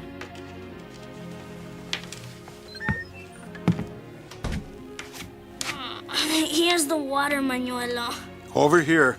Shall I see you home, Ignacio? No, thank you, Pedro. I know the way. Are you sure? With me, darkness is a friend. But you stay here, where it is safe. I'm closing up, Doctor. I must ask you to leave now. Very well. So, Manuelo, wear a smile, my friend. You will doubtless live to see the morning. Good night. I'll lock the door behind you. What is that? Where? Someone is coming. Who? I can't see. Walking in the street, you know him? It is too dark.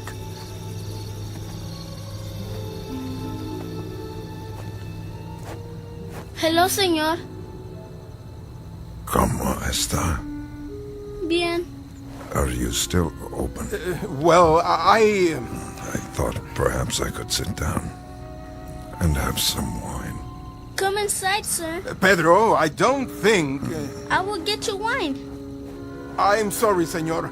The place is closed. No, it's not. At this hour? I deeply regret, but we are no longer serving. There is a curfew in effect. A curfew? Is this not so, Doctor? Is there not a curfew? Well, yes, but he does not look well. Perhaps this man needs to sit for a moment. I won't stay. Just long enough for one drink of wine. I promise you, I won't stay. Well, perhaps one drink.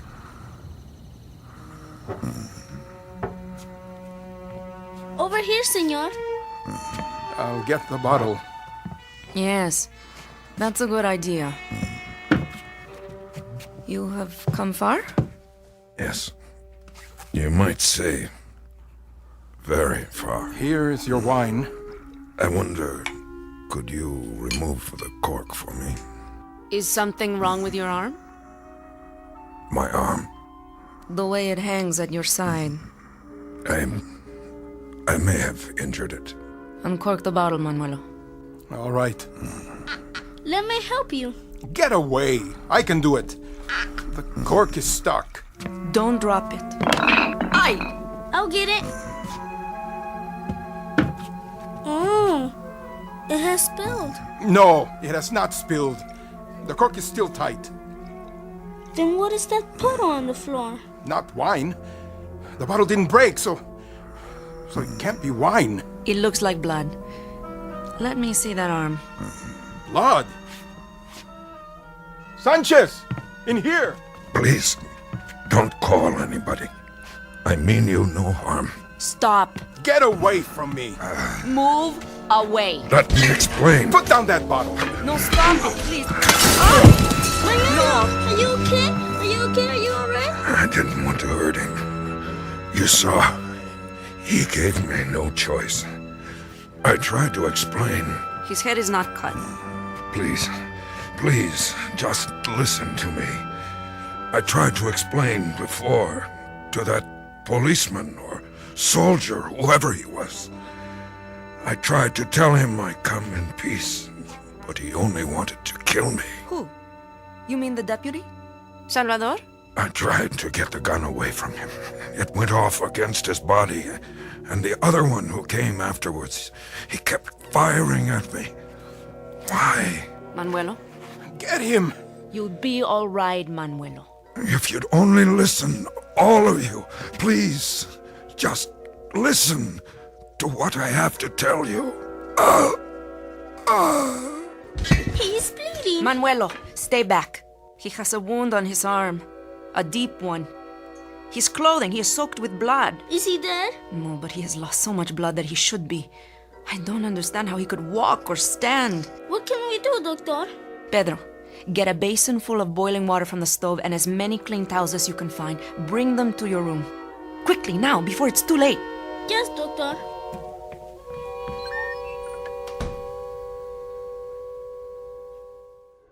Senor, here's my handkerchief. Thank you, Pedro.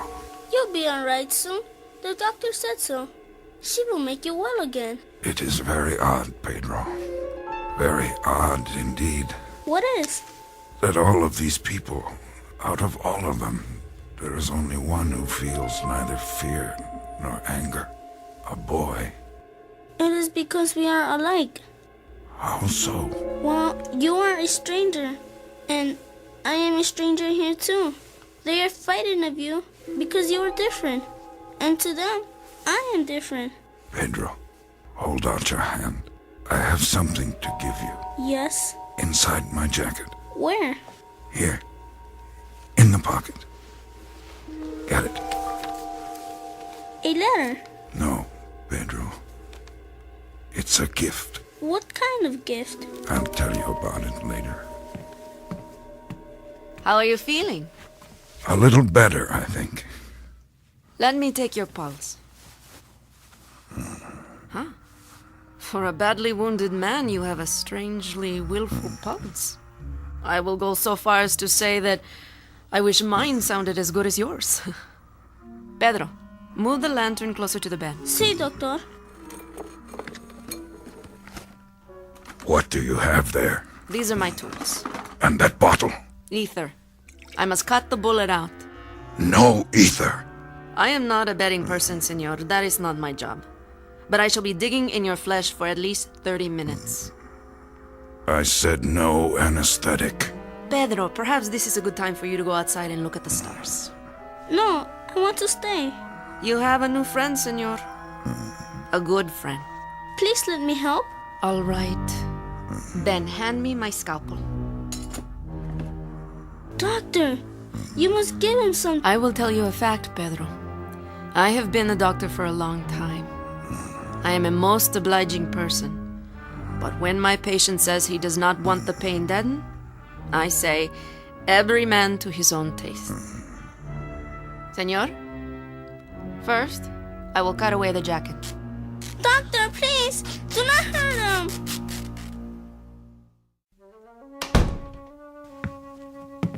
He lives? He lives. I need whiskey now, Manuelo. If not the best, make it the strongest. Yes, doctor. How is your head? Only a bruise. Good. I am too tough for the stranger. Too tough to kill. He didn't want to kill you. Only to stop you. Who is this man? I don't know very much. He travels light. Only the clothes on his back. And these 2 bits of lead. 2 bullets from Salvadore's gun. Perhaps. And you help him? I must. I am a doctor. I will have a drink now, too. For Salvador. Salud. He was very brave, doctor. Not a cry from him. Not so much as a sound. All the time. Very brave. And what do you know of him, Pedro? I know nothing else. Except... Except what? Except that he is my friend. I know that he is a good man, and that he has never done anything wrong. Don't be fooled. Whether he is good or bad, that still doesn't explain it.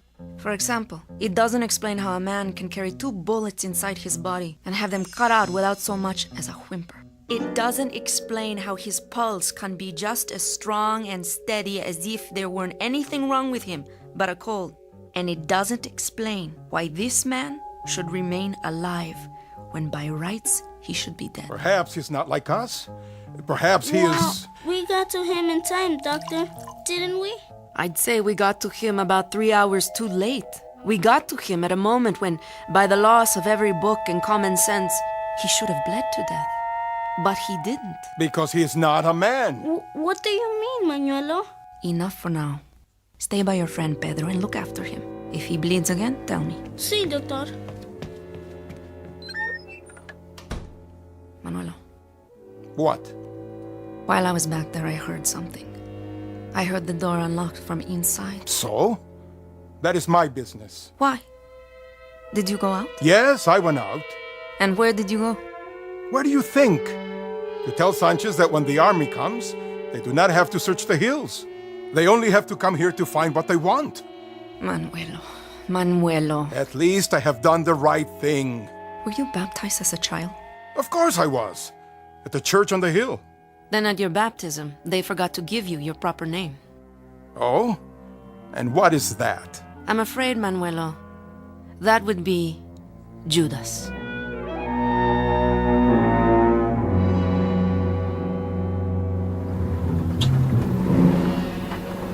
Give me the map. Yes, Captain. How much farther? There's a fork in the road soon. One way goes to the river. The other goes south again, into the countryside. Which one do we take, sir? Find the quadrant first. Here. The village is called Malero. It's not on this map. I know. It is too small. But the general gave me the coordinates. Here are the numbers. I will try. The men are wondering, sir. Why do we go so far for such a small village? What has happened there? That is classified, Private. It is a matter of security. The Americans are ready to join us if we need them. They are, sir? But why? For now, tell the men only that it is a matter of national defense. Tell them to load their weapons. Yes, sir.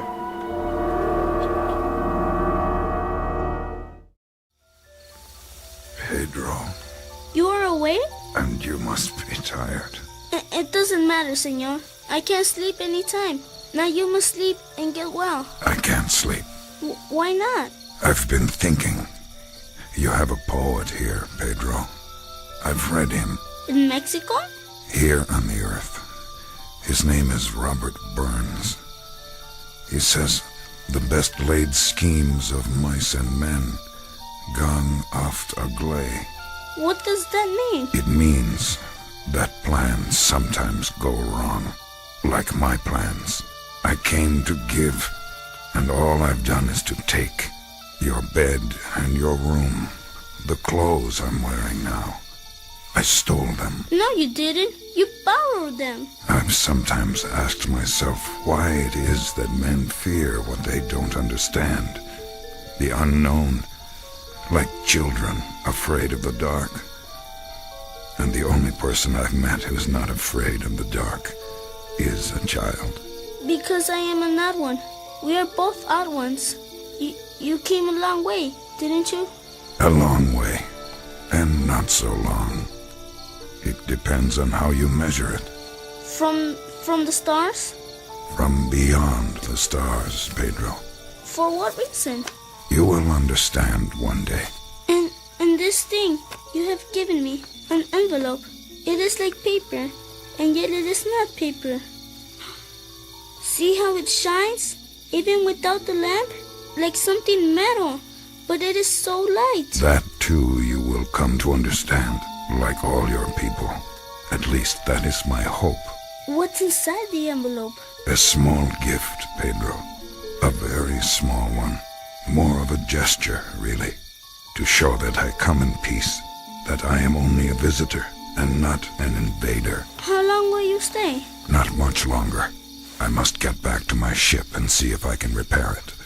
Then, I must leave. You mean for good, senor? For good and all? Oh no, don't think of it that way. There is no such thing as for good and for all, Pedro. There is only forever, and I will come back sometime. You will? Or others like me. Where you're from? Where you live? Is there a God? Yes, there is. And is it the same God? The same. I wonder. What, Pedro? If God came to Earth, would they think he was so strange? That they would be afraid? Would they shoot him too? Some say his son came here once, Pedro. And they nailed him to a cross. Yes. And then they spent 2,000 years learning to believe in him. All things take time, Pedro. And you must remember, there is only forever. I don't think I understand. Soon, Pedro, you will. And soon your people won't fear me any longer. They will not be afraid. And then I can show them the gift. What's that? Remember, don't be afraid, no matter what you see. Look! Look! A great light coming up the street. It blocks out the stars. An army truck. The Federales. What do they want? The killer of Salvador. They will find him. Now, where is this murderer?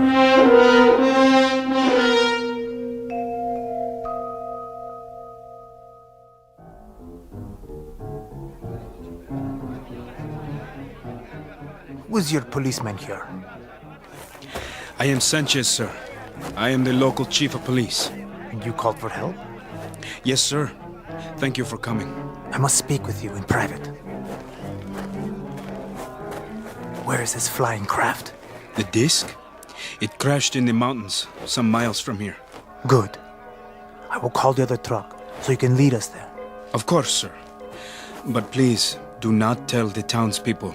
It would only frighten them further. I will tell them nothing. This is now a security matter. What of the fugitive? Oh, yes. The killer of police. Where did you see him? You do not have to search. I know where he is. And where is that? Inside the cantina. Not in the jail? Well, we don't have a proper jail. But you have caught him. It was I myself who shot him and brought him down. Now he lies on a bed inside, too weak to move. You are a brave man, Chief Sanchez. Thank you, sir. But please, explain to me. Anything. If he is wounded and too weak to move... Yes? Why did you need us to help you? You do not understand, sir. What is to understand? This is not a man. This is a creature. Oh, what kind of creature? I'm not sure. Only God knows what are his powers. He has powers, too? He came from the flying disc. And does he wear a spacesuit? Well, no. What then? I don't know. It was too dark. But you captured him. You, yourself. Oh, yes, Captain. He is very dangerous, this creature? Very. He killed my deputy. And how did he kill him? With a pistol. Oh. He carries a sidearm? Well, no. It was Salvadore's gun. I see. Never mind. We will take over now. Sergeant! Yes, Captain. Come with me. Yes, sir. How many men? Tell them to wait by the truck, with rifles at the ready, just in case. Men, prepare arms. Now, where is this cantina?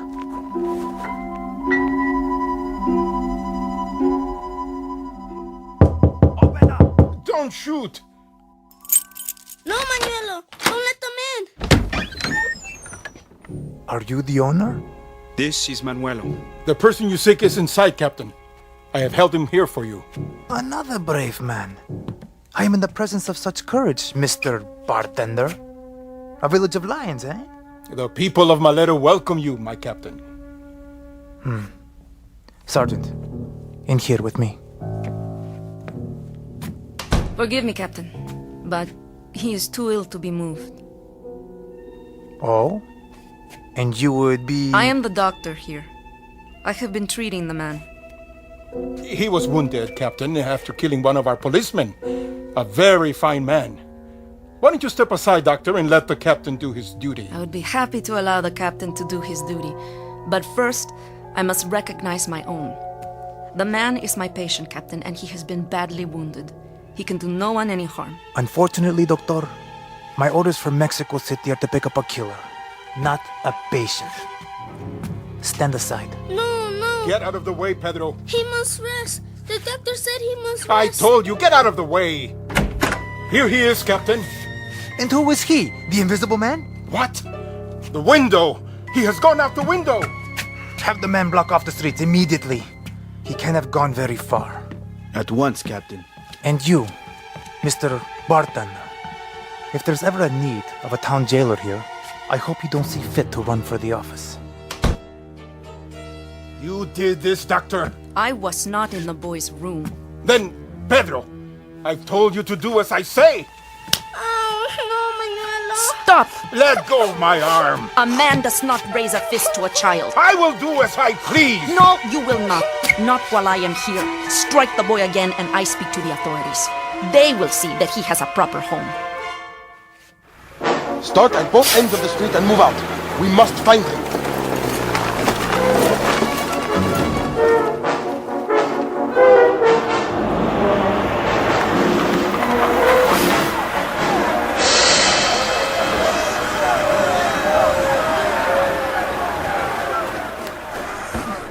Why do they pursue me?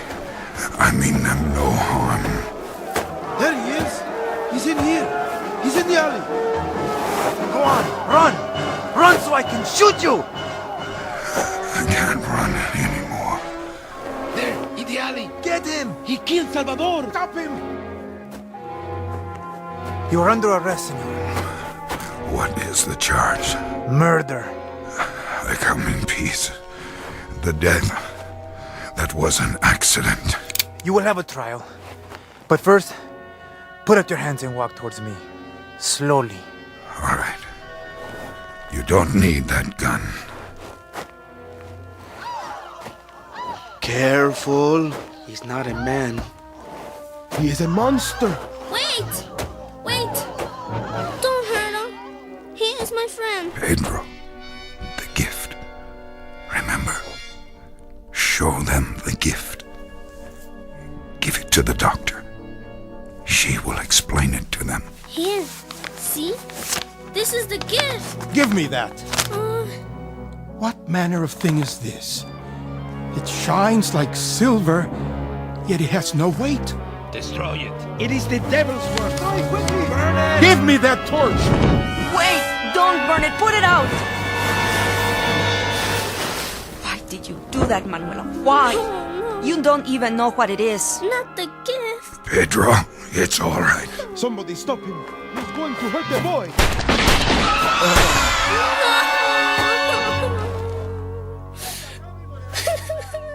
Pedro, come away. It's too late. He was my friend. All right. That's the end of it. Everybody back to your homes. Clear the streets. Sergeant, reassemble the men. Have them bring the truck around. I want a detail to pick up the body. Yes, Captain. What was it, Doctor? What? The paper. In the strange envelope. There's very little left of it now. Only a fragment. All that remains is part of the first page. What was written on it? Here, I'll read it to you. A greeting to the people of Earth. We come as friends in peace and bring you this small gift as a token of our goodwill. We hope it will help you. The following chemical formula is a vaccine effective against all known forms of cancer. Hey, why do you throw it away? That's all there is. The rest has been burned, so the lions devour the lambs. It is ever thus. Come, Pedro. Not yet. What has happened here? The stranger is dead. It is all. Come, Ignacio. I'll walk with you. I think I will stay here for a while yet. Why? Someone must mourn the dead. Can you play a dirge, Ignacio? Yes. Yes, I can.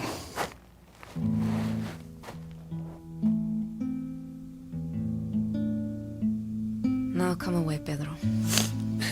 It is done. Come home with me, son.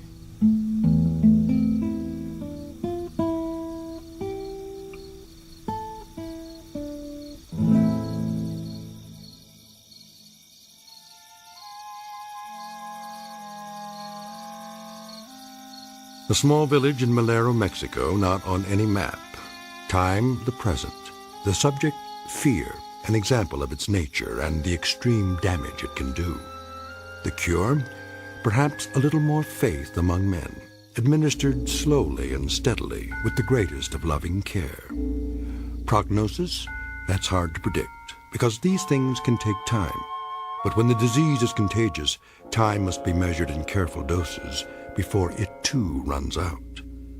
An off-the-shelf remedy offered free of charge in a place called the Twilight Zone.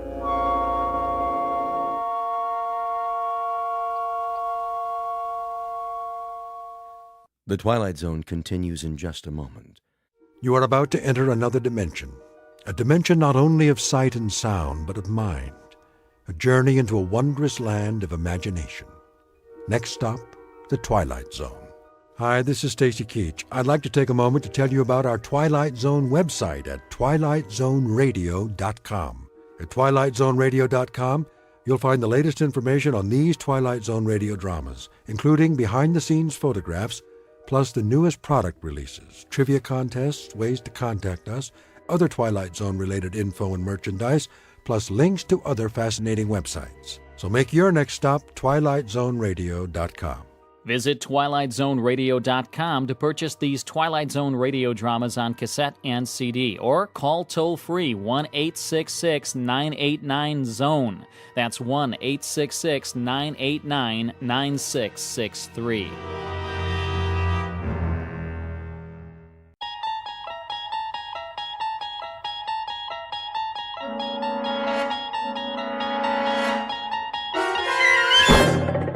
there is a fifth dimension beyond that which is known to man. It is a dimension as vast as space and as timeless as infinity. It is the middle ground between light and shadow, and it lies between the pit of man's fears and the summit of his knowledge. This is the dimension of imagination. It is an area which we call the Twilight Zone.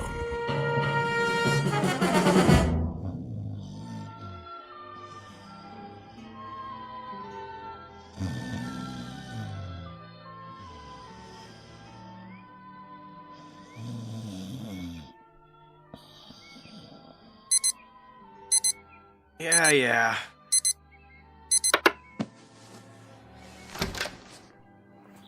Glenn, honey. Snooze alarm. That was the snooze alarm. Time to rise and shine. Want breakfast? No. Coffee, at least. Why are you up already? Well, I had some things to take care of. Well, you should sleep in. Well, I'm awake now. Let's go, Tiger. All right. Careful. Sorry. What happened? Nothing. I knocked over the picture. Too much stuff on this table. Don't worry about it. I'll clean it up. You'd better get ready. Okay.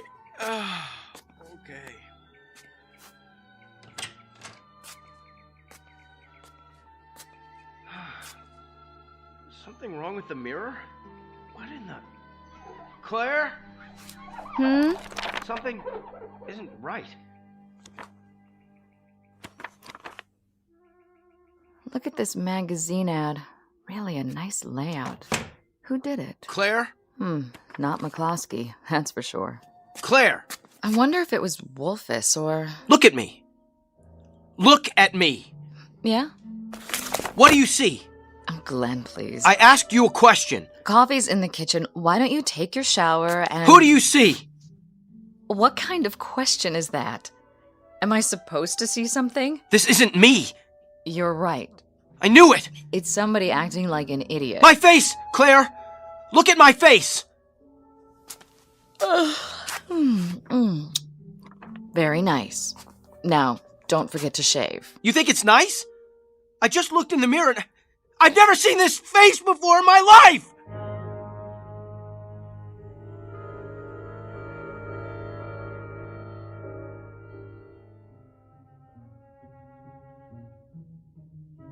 Meet Glenn Holbrook, a man who believes in the old adage, to know thyself, and who, until this morning, made a practice of doing exactly that. For most of his adult life, Mr. Holbrook has felt very much at home in his own skin. But a moment ago, he caught a glimpse of himself in the bathroom mirror and didn't recognize the stranger staring back. Whether he will discover that stranger's identity remains to be seen, because somehow the law of cause and effect has been temporarily interrupted. It was put on hold the moment he awoke to find himself a new resident of the Twilight Zone. And now, The Twilight Zone and our story, Who Am I? Starring Sean Astin, with Stacy Keach as your narrator. What are you talking about? I'm trying to tell you. I looked in the mirror and... You must have had a bad night. I'll bring you some coffee. I don't want any coffee. Claire, take a good, long look, and then answer this. Yes? How can a man go to bed one person and wake up another? Who did? Me! That's ridiculous. All right, the joke's over. Look at the person standing right here, in front of you. I'm looking. Tell me you see Glenn Holbrook. What? Go ahead, let me hear you say it. Well, as far as I can tell, you're the man I married. Satisfied? I think I know what you look like. Not as well as I do. I know the face I grew up with. You're the same, Glenn. Then when did I get this? This what? This scar on my cheek. Okay. You want to talk about your scar? We'll talk about it. But it's no big deal, really. Since when? You used to think people were staring at you, then you finally got it. Got what? You figured out that nobody pays attention to anyone but themselves. Personally, I think it's sexy.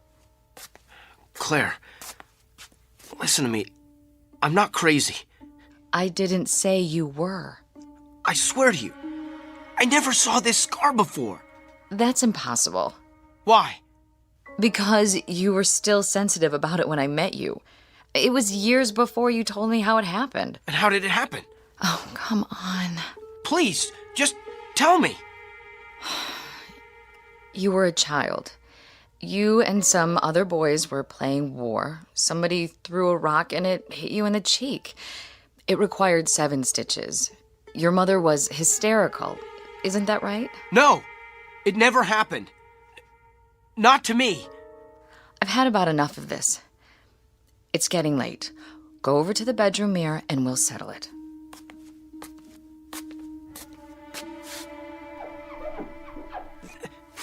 These eyes are brown. My eyes are blue. Oh, come on. This face, this chin, the hairline, trust me, the man I am looking at is a total stranger. Please, Glenn, you're scaring me. Well, think of what it's doing to me. I had a face. Not great, but pretty decent looking, I thought. Wait, where's the picture? I'll prove it to you. Picture? The one I knocked over when I turned off the radio. I threw it away. When?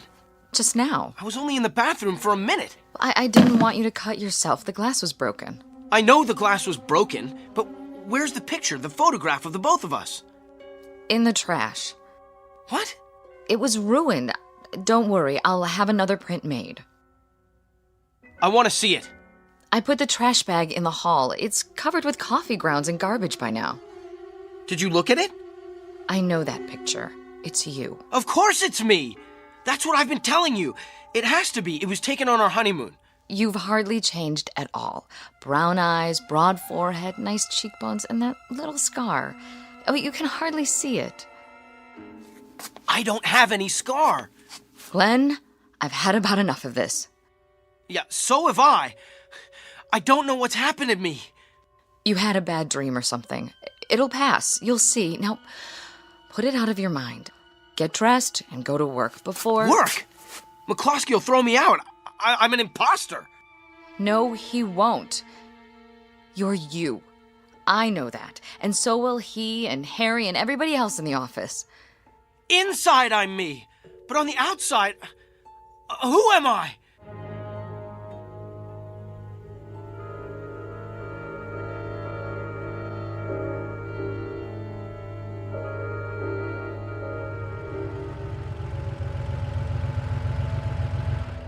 Morning, sir. Good morning, Willard. I know. Park it away from the other vehicles. Don't worry, sir. I'll take real good care of her. No dings allowed in my lot. Willard, you recognize this car, right? Sure do. Been parking it for you. How long is it now? A couple of years. And you recognize me? I should by now. Hey, thanks again for the Christmas tip. You didn't have to do that, you know. Mr. McCloskey pays me just fine, but, well, I sure did appreciate it. Got my girlfriend some French perfume. Oh, keys in the car? Just a minute. Yes, sir. What's my name? Huh? My name? Oh, sorry. You want me to call you Mr. Holbrook? Well, if that's who you think I am. Well, who else would you be? Well, that's a big question. How's that, Mr. Holbrook? Nothing, Willard. Just checking.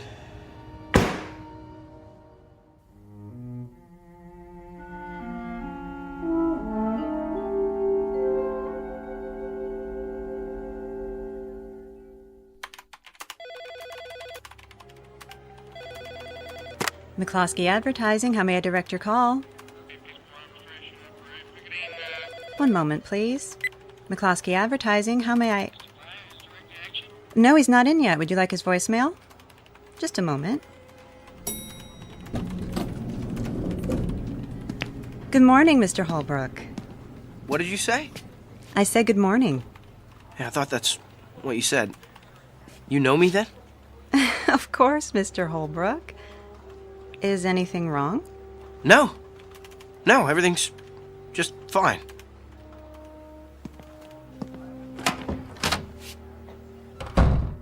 Hi, boss. Janice, can I ask you something? Sure. I'll have your emails ready in a minute. A bunch came in overnight. Do you notice anything different about me? Let's see. Yeah. You do? New tie, isn't it? No, I don't mean that. You got a haircut? Did I? Since the last time you saw me? Well, maybe you didn't. I'm not sure. But I'm the same man you worked for yesterday. Unless you got a twin brother. I don't. I didn't think so. Now, let me see. Mr. Ashton's called twice already. You know how he is. Wants a conference as soon as you get in. And production needs your opinion on the Durant's layout. Mr. Holbrook? One of those mornings, huh? Not really. Am I missing something? No. I am. You didn't have your coffee yet. There should be some in the lounge. Listen, Janice. Yes? You have a mirror? Where? In your purse? Why? Just wondering. I think so, yeah. Take it out, would you? Okay. There's one in my compact. Good. Open it. Now what? What do you see? I don't understand. Well, you see yourself, right? Well, I hope so. What if you looked in there and saw somebody else? Like who? A perfect stranger. That would be something. I'm nowhere near perfect. You're lucky. I am? Yeah. You've got the face you were born with. So, Mr. Holbrook, which do you want? Mr. Ashton or production? Neither one. Pardon? Is Harry in his office? I think so. Tell him I'd like to see him. Right away.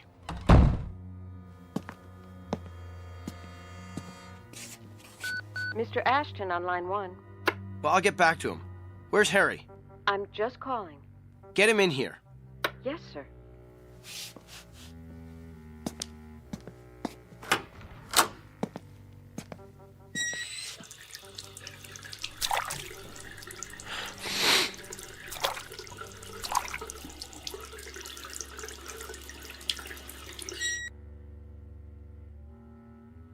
Well, what are you looking at?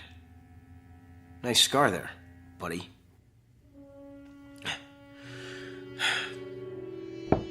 Come in. Glenn? In the washroom. I can come back later if... Be with you in a minute. Have a seat. Janice said you wanted to see me. Yeah. So what's up? Just a little reality check. What's that? Harry, how long have you worked here? Let's see. 3 years, isn't it? Would you say that we know each other pretty well? Sure do. Why? And do me a favor. No problem. You'll have to ask for your own raise, though. I don't even think McCluskey knows my first name. If you had to give a description of me, what would you say? To who? The cops? What'd you do? Just tell me. What you look like? Yes. Describe me. Is this some kind of test? No. Play along for a minute. Let's see. You're 5'9" or thereabouts, medium build. What about my face? Your face? What does it look like? I don't get it. I know you don't. Please, it's important. Oh, well, I don't know. Kind of a longer face, dark hair, what they call an aquiline nose, brown eyes. Say the eyes again? Well, they could be green, I guess. No, come to think of it, brown. You're sure? Hey, what's this all about? Do I have any identifying marks? Not that I know of. Never saw you in the gym, of course. No scars? Oh, yeah. I forgot about that. And where is it? You can hardly see it. Where? On your cheek, the last time I looked. Hey, you okay in there?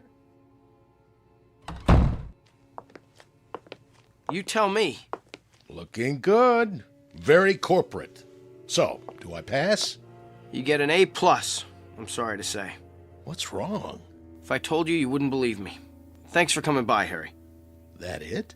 That's it. Well, I'd better be getting back. Hey, want to grab some lunch later? Why not? Okay, then. Be seeing you. Oh, Harry. Yeah? You still have that bottle of scotch in your office? From the Christmas party? I think so. You want a belt? I've got a client later. He might want one. Be my guest. I'll send it over. Thanks. Some ice, too? You bet.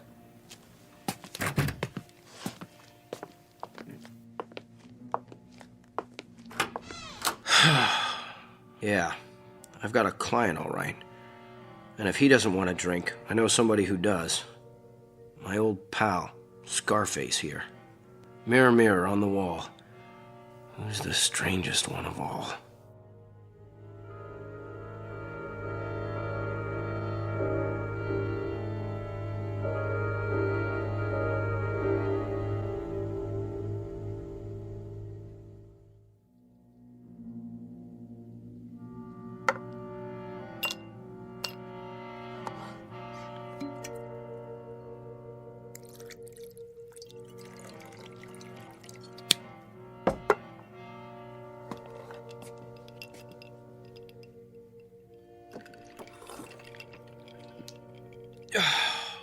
There.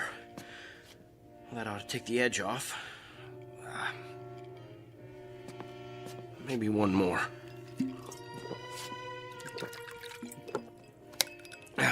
Now, let's have another look at that mirror. Eyes front and center. Here we go.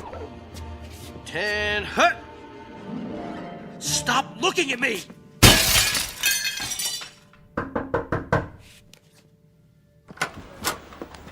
Mr. Holbrook? Where? Mr. Holbrook! There she is. Lucky Janice. The lady who knows herself. You've cut your hand. He never laid a glove on me. Give me a Band-Aid, would you, sweets? What happened? You're bleeding.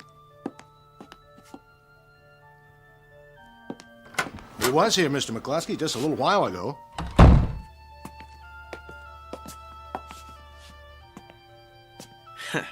Hi, Harry. What's going on? Wrap a towel around it for now. Nah, it's only a little scratch. What's going on here? There was a crash, Mr. McCluskey. I came in as soon as I heard it. 7 years. Bad luck. Here, Glenn, sit down. Holbrook, have you been drinking? Surely you jest. Glenn's not a drinker, Mr. McCluskey. Not until now. Leave us. But his hand. Look at that. Towel's turning pink. Pretty, huh? Where's the first aid kit? In my desk. Bring it here, if you please, Miss Bentley. And then kindly leave us. I'll take it from here. Certainly, sir. At least the bottle's only half empty. Thank heaven for small favors. Here it is, Mr. McCluskey. Hold all his calls for now. Yes, sir. I'll see you in a while, Glenn. Sure, Harry, old boy. Now then, do you mind explaining yourself? The mirror broke when it saw me. Never mind about the mirror. Have a drink, JJ. It's single malt. I think you've had quite enough. You know, Ashton says you haven't talked to him all morning, and you've got Crawford sitting on his hands in production. Now, that means the whole campaign is delayed. I'll get a new mirror. Have to paint it black, though. I don't like what I see. Holbrook, you're a good man, but you've got to get a hold of yourself. Give me your hand. Too late to fix me. The damage is done. If I thought so, I wouldn't bother. Yeah, this is going to sting. What is it? Ow! You've been putting in a lot of hours at the agency. Pushing yourself too hard. Well, glad you brought it up, JJ. See, it wasn't really me. All this time I thought it was, but... Hold still. You don't have to do that. I know I don't. But I believe in the personal touch, especially for those who've stayed with me through thick and thin. You're wrapping up my hand like a mummy. Does that mean I'm already dead? I must be, because... Shh, quiet. You're in no condition to discuss anything. I want you to take the day off. What for? Make it the rest of the week. There, that ought to hold you. Just a superficial cut. Now, go home. Put some food in your stomach and sleep it off. Then we'll talk. You're not yourself. You don't think so either? Thanks, JJ. Thank you very much. Holbrook. Those are the first understanding words I've heard all day.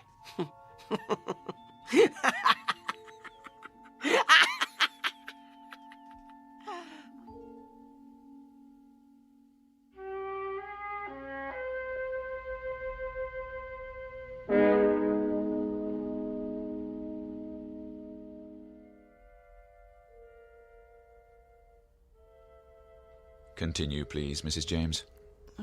I'm not sure what you want me to say, Doctor. Anything that comes to mind. You still have a few minutes. Well, as I've told you, I have trouble sleeping, and every little thing seems to set me off. Perhaps that's it. It? The cause of your irritability. The domestic discord. Lack of sleep? Well, my physician did say I need more exercise. No, that's addressing the symptoms. But what is the root cause? Let's try a different tack. How do you feel toward your husband? It's not his fault. He works hard. I'm sure he does. But you said there's financial strain. Do you wish he had a better job? Oh, every woman wishes that. We marry them and they promise us the moon and we wait and we wait and... Yet some women are happily married, are they not? Well, all I can say is they must know something I don't. Perhaps they do. However, that's not the issue. You can't make him over, you know. Oh, sometimes I wish I could. You're angry at your husband for not making enough money. But you can't face that about yourself, so you sublimate it. The result, it comes out in little ways. You can't sleep, bicker endlessly. Yes? Your 2 o'clock is here. Thank you, Louise.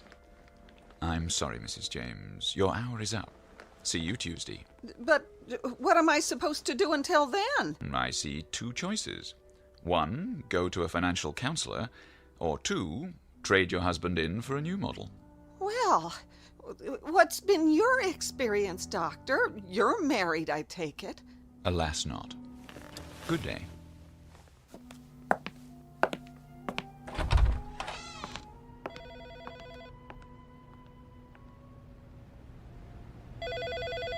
He'll see you now.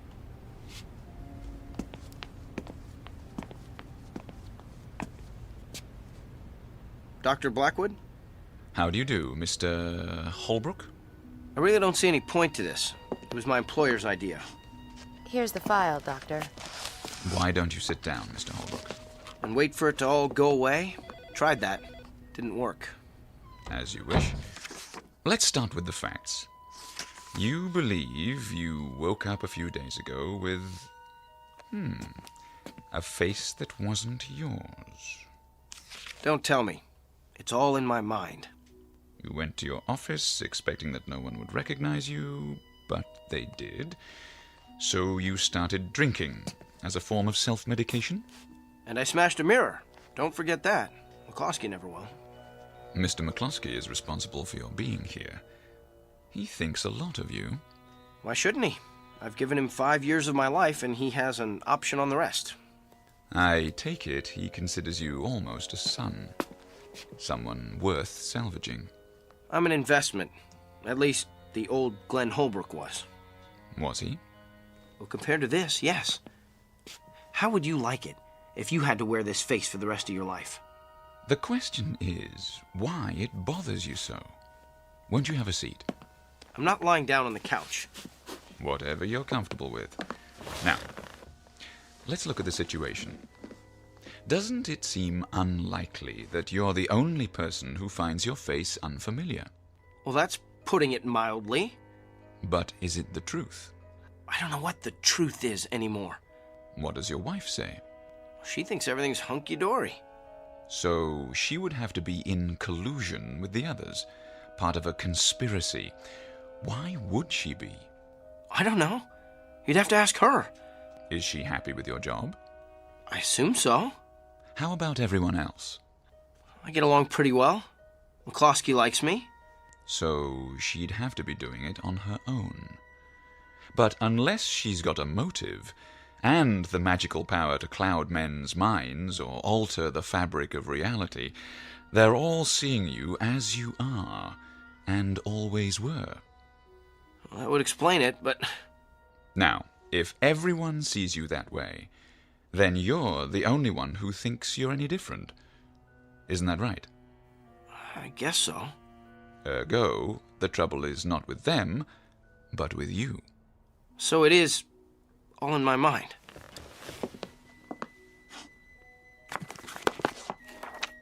These books are filled with case histories, Mr. Holbrook. Many of them far more bizarre than yours. When a man finds the world he lives in too hostile, too evil, too miserable, he sometimes invents a new one that fits him better. He then takes his leave of this world, so to speak, although he remains physically in it. That's what happened to me.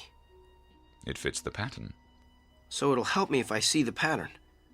How does that work? Even if I know it, I'll still be messed up, won't I? We have to go back to primal causes. The underlying question is, how do you know what you know? Philosophy 101. Epistemology. But did you understand it? I passed the class in college, if that's what you mean. Look, it's really very simple. If each of us existed in his own world, the universe would be chaos. The conflict is between consensus and individual perception. But science is about what can be verified, and one human mind is too fragile to rely on. Without a common ground, where would we be? Lost somewhere in the stars, I should say. But why would I invent the memory of a completely different face? Because your inner self is trying to tell you something. The thing to do is to live with it. Accept it. Easier said than done. Nothing is easy, Mr. Holbrook. The longest journey begins with, you know, the rest. I suggest a series of sessions, 3 times a week to start. Is that agreeable? If it'll bring back the face I was born with. That's up to you. But I would say the prognosis is most favorable. Now, if you don't mind, I'll ask you to fill out an insurance form for your health provider. Louise will fax a copy to McCloskey's office. You don't have any mirrors, do you? There's one in my washroom. Why? Verification. No. I know what I'll see. You better keep it locked up while I'm here so I don't start busting up the place.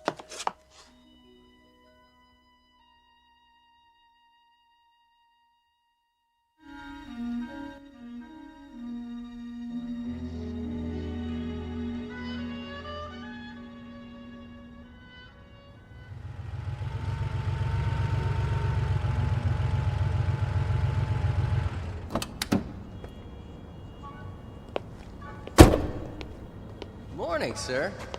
Morning, Willard. Been a while. Yes, it has. Well, welcome back. I know, park it in a safe place. Don't worry. I wanted to thank you. For what? Taking care of my car. When? That day, last month, when I took a cab home. I left it here for how long, a week? Oh, don't worry about it. Mr. McCloskey said you were sick. I was, but I'm all right now. The key's in the ignition. Got it. Say, what's the long package? Oh, I almost forgot. Something from my office. Hand it to me, will you? Sure thing. Thanks. Oh, and Willard? Yeah? You wouldn't know where I could borrow a hammer, would you?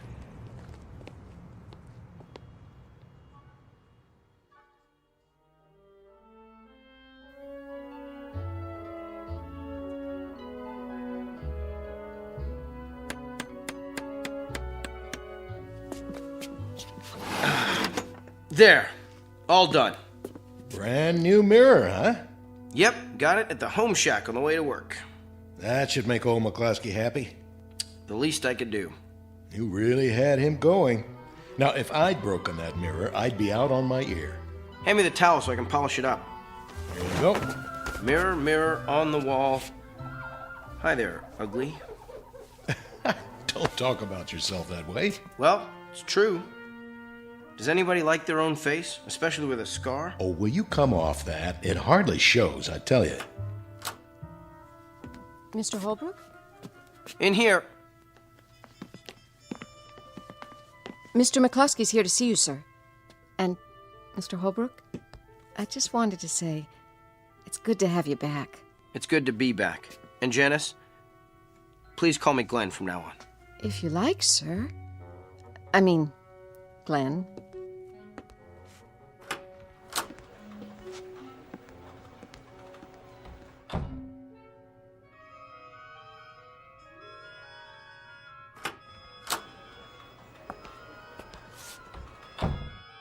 Good morning, sir. Morning, Shannon.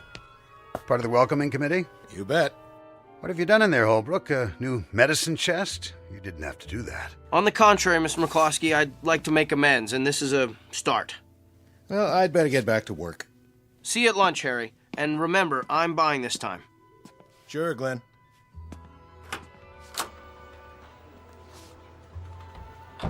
You're doing well. Blackwood thinks so, too.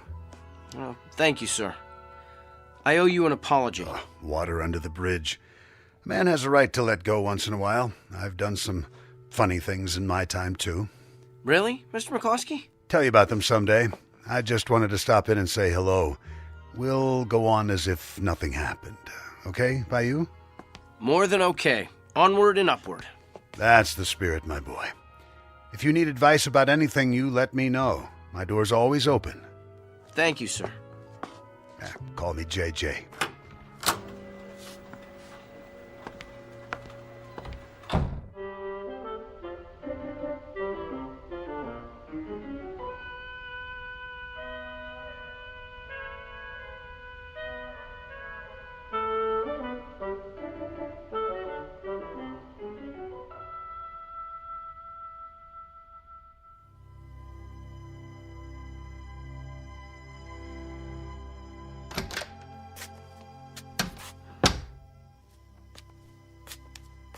Ready to turn in? As soon as I finish with my hair. Everything's locked up. I'll set the clock. Am I forgetting anything? My, aren't we full of energy tonight? You don't know the half of it. That's a good start. Smell that air. Reminds me of our honeymoon. It does? Makes a man happy to be alive. I'm glad you feel that way. For a while there. That's all over. I've joined the human race again. You don't know what a relief that is. Time to do my exercises. 1, 2, 3, 4. But tell me honestly, Glenn. You don't still think like... I don't think anything. I mean that business about your face. I'm still not sure if it's mine. Glenn. But so what? There are more important things in heaven and earth. I've still got you and a job. I guess I'll just have to live with it. Is that what the psychiatrist said? Yeah, and it took. And looking at Blackwood, I thought, oh, it could have been worse. What if I woke up with his face or JJ's? How would you like that? I like you the way you are. Even if McCloskey thinks you've hit the glass ceiling. What do you mean? He's about to give me a promotion. Oh, what if he does? You're not going anywhere with that agency. The handwriting's on the wall. They're on the way down. Well, all I can say is they better not be. Kind of late for me to change horses. It's never too late. Well, if I go somewhere else, I'd have to start from scratch. Oh, I don't know. There's always room for a fresh young face. What kind of face? Take a look in the mirror. I'm looking. I'm a lot of things, Claire, but young isn't one of them. You know, when I first saw this new mug, I thought it was ugly. But that's because it was so different. Now, I've decided it's not such a bad old face after all. That's what I thought. I mean, I've always thought that. I think I'll keep it. The scar gives me a certain air of distinction, wouldn't you say? Sexy is the word I was thinking of. Not strange? Not to me. Good. How's it feel?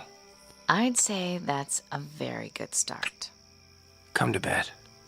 Be right there. I just have something to do first.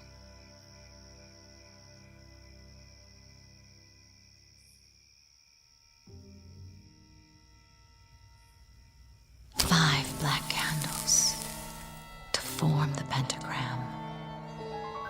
By one flame united. Asmodeus, Lord of Darkness, hear my plea. I summon your power. Magic words of Samothrace. Give my man a comely face.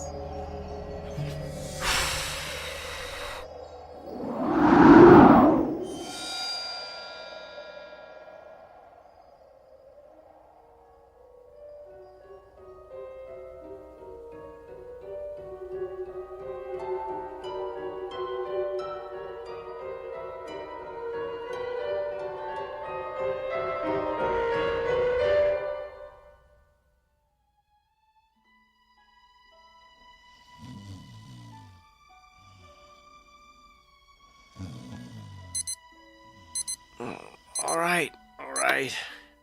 Go get him, Tiger. Yeah, I hear that. You awake already? I had some cleaning up to do. You should sleep in. Did that. Better get a move on. Right.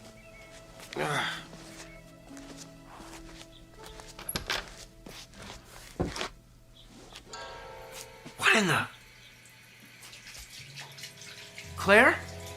Claire! What? Look at me! Look! Why? Please, just do it. I'm reading. Where's my scar? What scar? The one on my face! You've never had a scar. I did yesterday! Did you have a bad night again? A bad night? What are you talking about, Claire? Look! This isn't me! Of course it is. And quite handsome, I must say. Just like one of the male models in this magazine. Where? What is going on? Relax, Glenn. Go with the flow. You'll see. We'll both feel better after you have your morning coffee.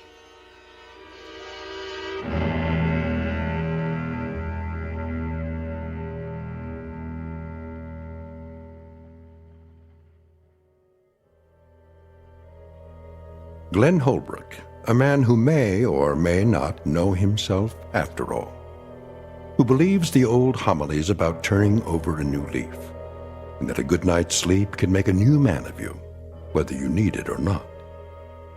Tonight's object lesson about cause and effect in the Twilight Zone.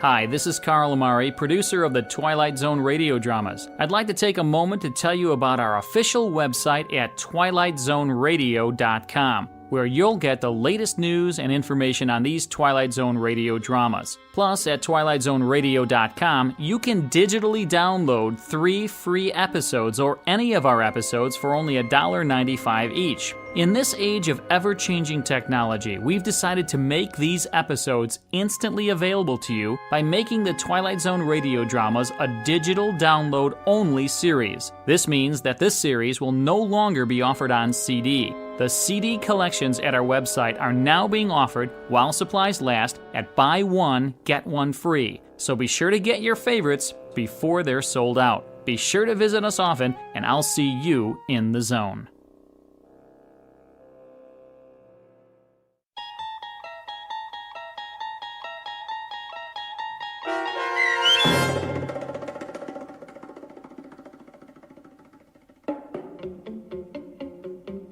Who Am I? Starring Sean Astin with Stacy Keach as your narrator was adapted for radio by Dennis Etchison and written for The Twilight Zone by Jerry Soule.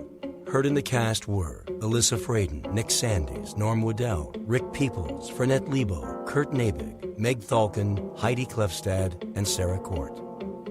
The producers of The Twilight Zone wish to thank CBS Enterprises and the Rod Serling Estate for making this series possible. This copyrighted radio series is produced and directed by Carl Amari for Falcon Picture Group. Custom Foley effects, sound design, and mixing are done in the Cerny American Sound to Picture Theater by Cerny American creatives Bob Benson, Todd Beyer, Craig Lee, and Tim Cerny. To learn more about the Twilight Zone radio dramas and to contact us, visit our official website at twilightzoneradio.com. Doug James speaking.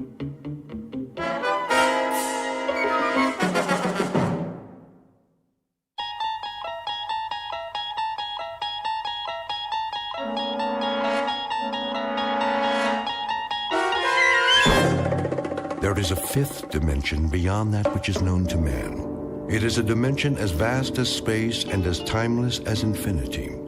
It is the middle ground between light and shadow, and it lies between the pit of man's fears and the summit of his knowledge. This is the dimension of imagination. It is an area which we call the Twilight Zone.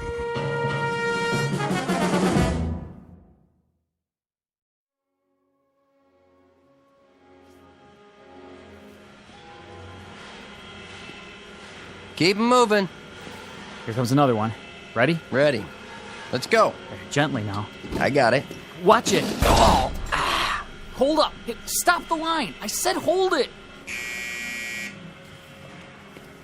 There's a man down over here. What happened? It's Miller. One of the casings slipped off the belt. I'm all right. Get the line, boss, now. Sturka! Stand back. Lay him down flat. Sorry about that, boss.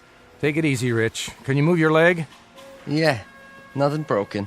Get him over to medical. I'm okay, I tell you. Just the same, let's be sure. What went wrong? I don't know. I told him to take his time. They're sending him down too fast, all day. Shouldn't have taken all the weight. My knee folded is all. It wasn't your fault. The whole base is working at capacity. They've got to slow it down. Slow it down? We're on condition red, you know that. This is my department now, and these are my men. I won't be responsible. That seems to me you've got it easy, Sturka. Beats testing the planes. Think about it.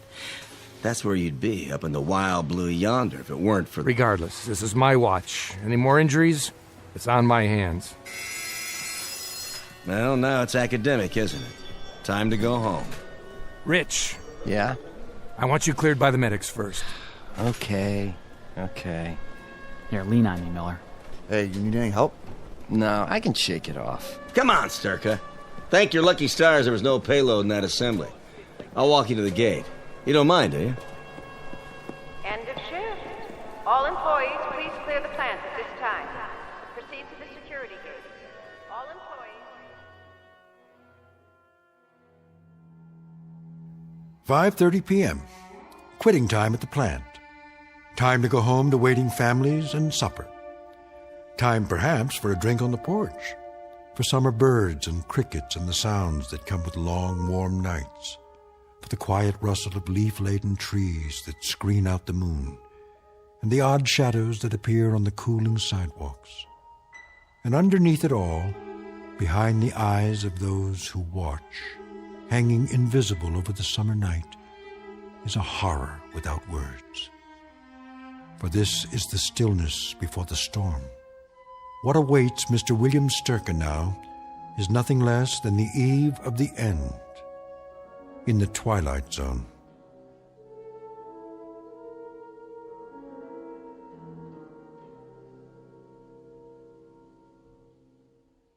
And now, The Twilight Zone and our story, Third from the Sun, starring Fred Willard, with Stacy Keach as your narrator. Next. Parkinson, chemical warfare. Parkinson, right. Next. Amberley, hydrogen armament. Check, move along. Mills, chemical weapons research. Where's your badge, Mills? Oh, right here. Check. Sturka, missile assembly. Got it. Thought you were on flight testing. I was, but they need all the manpower they can get on the floor. Keeping you pretty busy, huh? Very. I hear assembly's going on double shifts. That's what they say. Carling missile components. Okay, keep moving. Hold a gate, would you, Sturka? Sure. Long days, huh? Long enough. Say goodbye to coffee breaks. Your department's going full force, isn't it? dawn to dusk. Ever wonder why?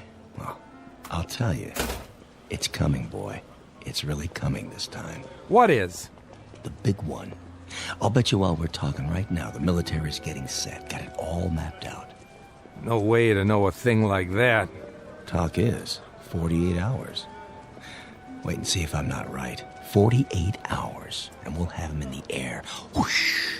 Up, over, and whammo. There goes the enemy. Obliterated. Finito. And what are they doing in the meantime? Who?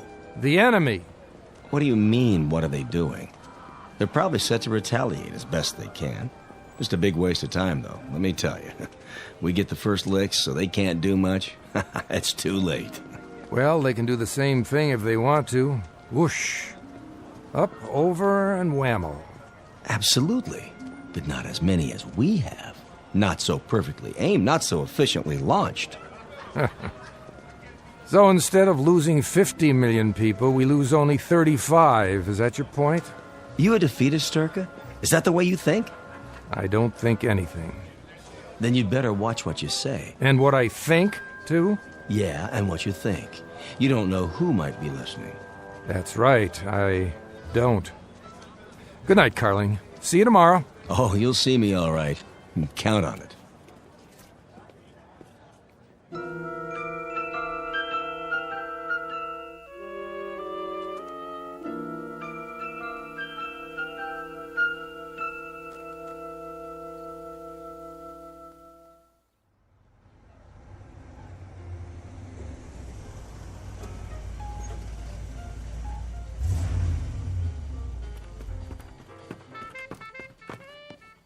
Mom, Dad's home.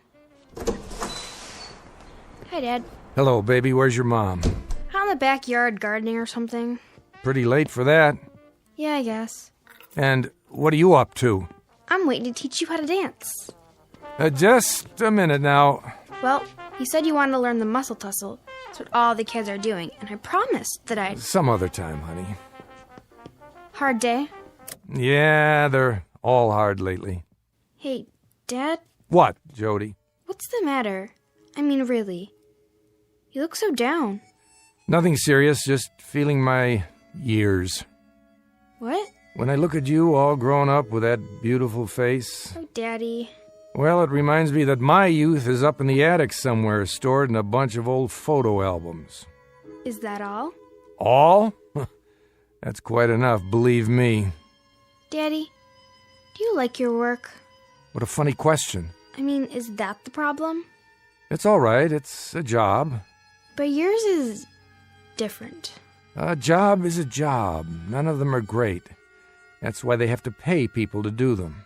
I mean, having to work on the kinds of things you do, fever bombs and hydrogen warheads and nerve gas and things like that. I'm only a cog in a wheel, Jody. Remember that. A very big wheel. Look at it this way. In one bomb, there are perhaps, 1,000 parts? And each part requires a team of 50, 60, 70 people. So when you consider it in that light, I'm actually not as responsible as the ones who... As the ones who what? Hello, Bill. Hello, honey. Jody and I were just... But everyone I talked to lately, they've been noticing it too. Noticing what, Joe? That something's wrong. It's in the air. What are you talking about? I don't know, but something's gonna happen, isn't it? You know how it feels in the air when there's gonna be a storm or an earthquake? The way all the dogs in the neighborhood get real quiet and then go off and hide somewhere. And nobody knows where they are until it's over. Because they're afraid. But they don't understand what it is they're afraid of. Well, lately it's like everyone's afraid. All my friends at school, everyone, Dad. Why? Jody, listen. Are you going to tell me or not? Sit down for a minute. We'll both sit. I want to talk to you. About what? Jody, people can be afraid for a lot of reasons. Their jobs, money, what's going on in the world.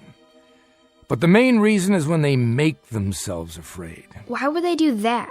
They don't realize they're doing it. It starts with what they hear on the news.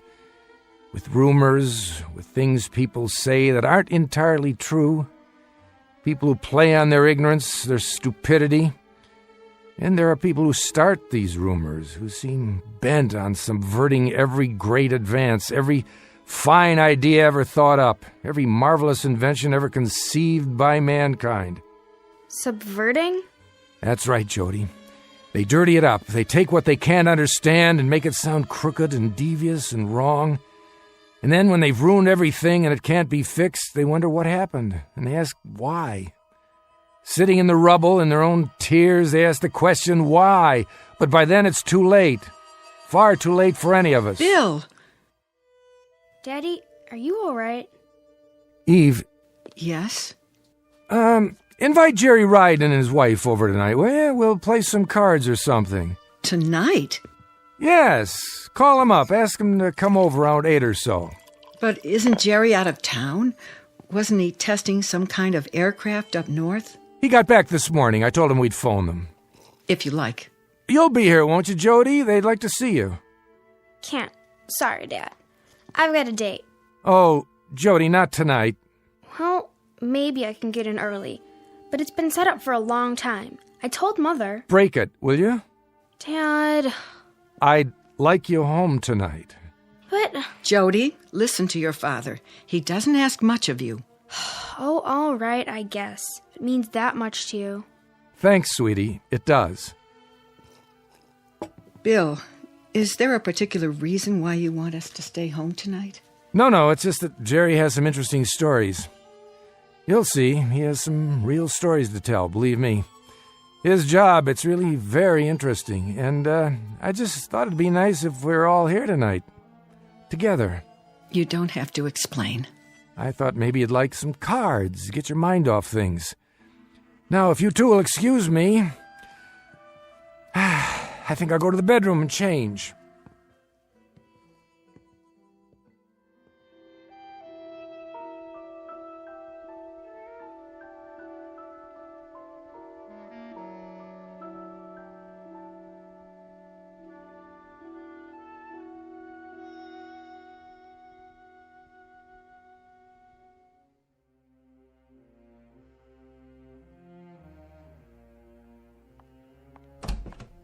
Bill.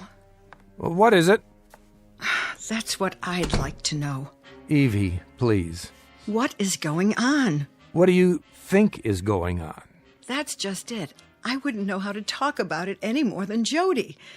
But I have so much fear inside me that I can't give it words, only feelings. Feelings aren't what matters. Bill, don't shut me out. I want you to tell me whatever it is. I'm not sure I know how. You mean you don't want to? Look at me. I'm your wife. Oh, Eve, there's so much, but now it's too late for words, for explanations, for debates about what's right or wrong. Try. Eve, remember what we talked about? All the armaments on both sides and what might happen if things went too far? How if we reach a certain point, it could be too late to turn back? What are you saying? There's no hiding from it anymore. No pretending it won't happen. I'm sorry, Eve. So terribly sorry, but it's coming. When? Probably within 48 hours. And there's nothing that you or I or anyone else can do to stop it. Not now. Will it be bad?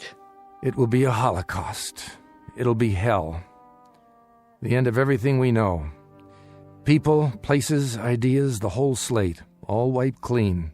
Did you say 48 hours? It could be sooner. Then what will we... Sit down, Eve. But if that's all the time we have... Sit down on the bed. I'm asking you... Listen very closely. We're leaving. You and me and Jody. Jerry and his wife. When? Tonight. Leaving? For where? I can't tell you that. I can only tell you that sometime between midnight and 1, we've got to be out of here. As far away as possible. And no one is to know. Not the neighbors, not our relatives, not even Jody. She might let it slip. We won't be able to tell her till we're already on our way. Oh, Bill. You have to be strong now. There's no time. Do you understand what I'm saying? Yes, but... Dad? Somebody's here. Be right down! Now? Why is someone here now? Stay here. I'll take care of it. But what if... Do as I say. Dad? Mom? Wait, Jody. Don't answer the door yet. I'm coming. Bill, please, be careful.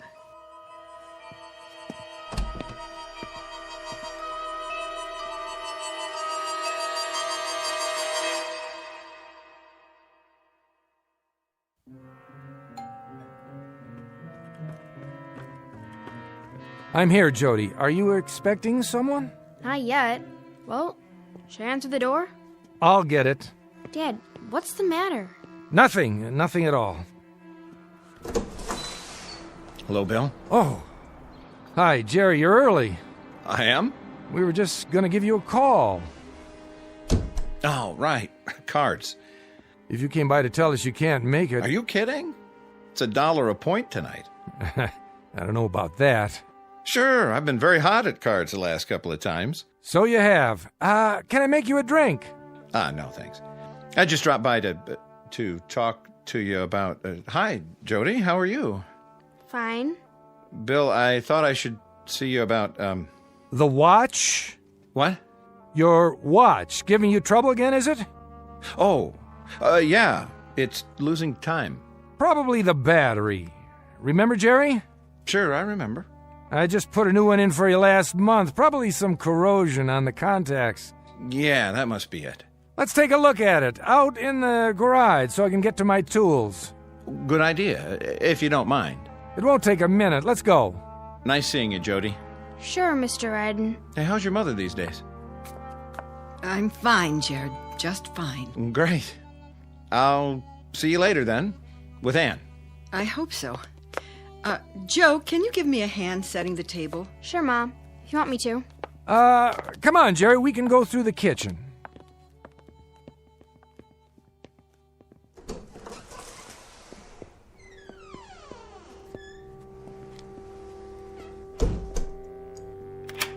Here we are. Now then.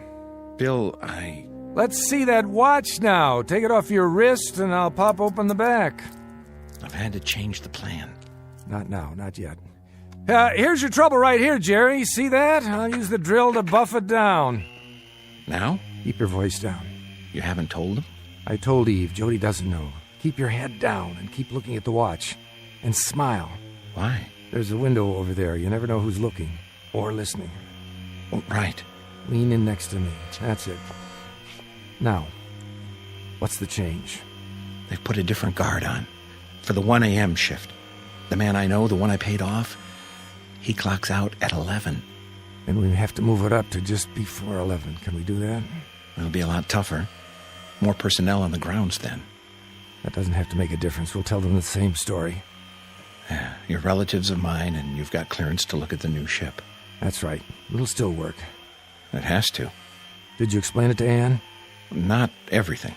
Only that we're in danger and we've got to get out. I didn't tell her where or when. Better that way. Jody will stay home tonight. I told her you were coming over later. You and Anne. Can you make it around 8? Yeah. There you go. I think that does it, Jerry. Hey, thanks. Just a little build-up on the contact points. You might want to have it checked over by a jeweler. I couldn't get all the corrosion out. I appreciate it, Bill. Very much. The best part is, I'm not even going to charge you. What was that? A cat, probably, outside in the yard. I thought I saw something move at the window. Well, that's it, Jerry. You can put your watch on now. See you later. About 8?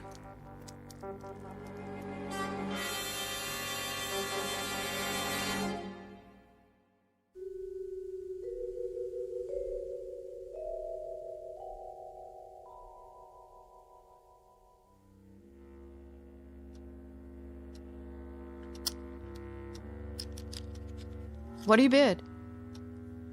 Jerry? I said... Nothing. This hand's garbage. Well, you can't just throw it in again. Well, Jerry's got the right idea. I've got garbage, too. Well, who dealt this mess? You did. Whoa, she's got you there, Evie. Maybe we should give it a break. Yeah, fine with me. You okay, Jody? Sure, I'm just super. How about some lemonade and homemade cake? Sounds wonderful. I didn't give Jerry any dessert tonight. The rigors of a test pilot's wife. Oh, you. Let me help. I'll just get a tray. Jody? Yes, Mother. Will you give us a hand in the kitchen, please? Okay.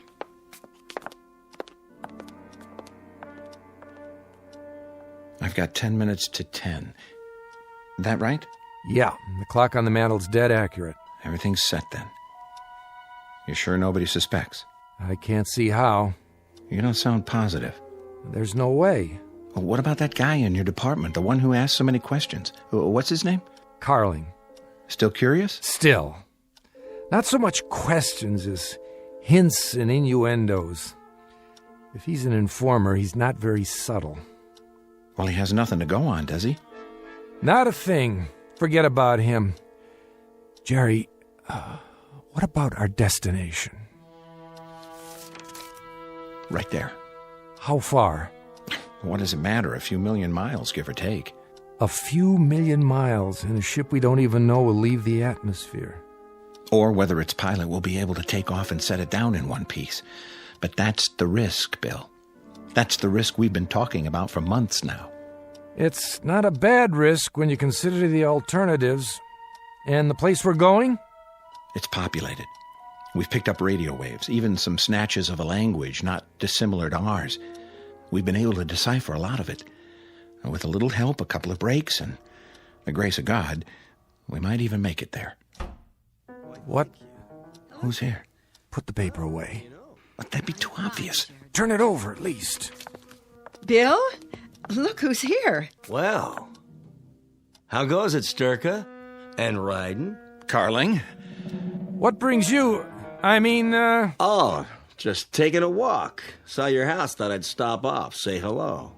Wasn't sure if you were home with all the blinds drawn. So I went to the back door, knocked. Oh, you're welcome anytime, Mr. Carling. Why, thank you. A little game of cards tonight, huh? A little game of cards. We're about to cut into a cake. Care to join us? Just a little more lemonade for me. I was telling your wife that she makes wonderful lemonade. Not too sweet, a little tart, if you know what I mean. I think I do. Hot night, isn't it? A night for the front porch, or sleep. Not much else. How right you are. Jerry, what time's it getting to be? Whoops, that late. What's the matter? Later than you thought, huh, Ryden? We have to leave in a couple of minutes. Oh? I've been up north, you see. Testing an aircraft, wasn't it? That's right. I haven't had much sleep the last couple of weeks. I know the craft. Do you? Well, they say it's capable of leaving our atmosphere. Talk is, it could go to another planet if the right man flew her. Not for a while yet.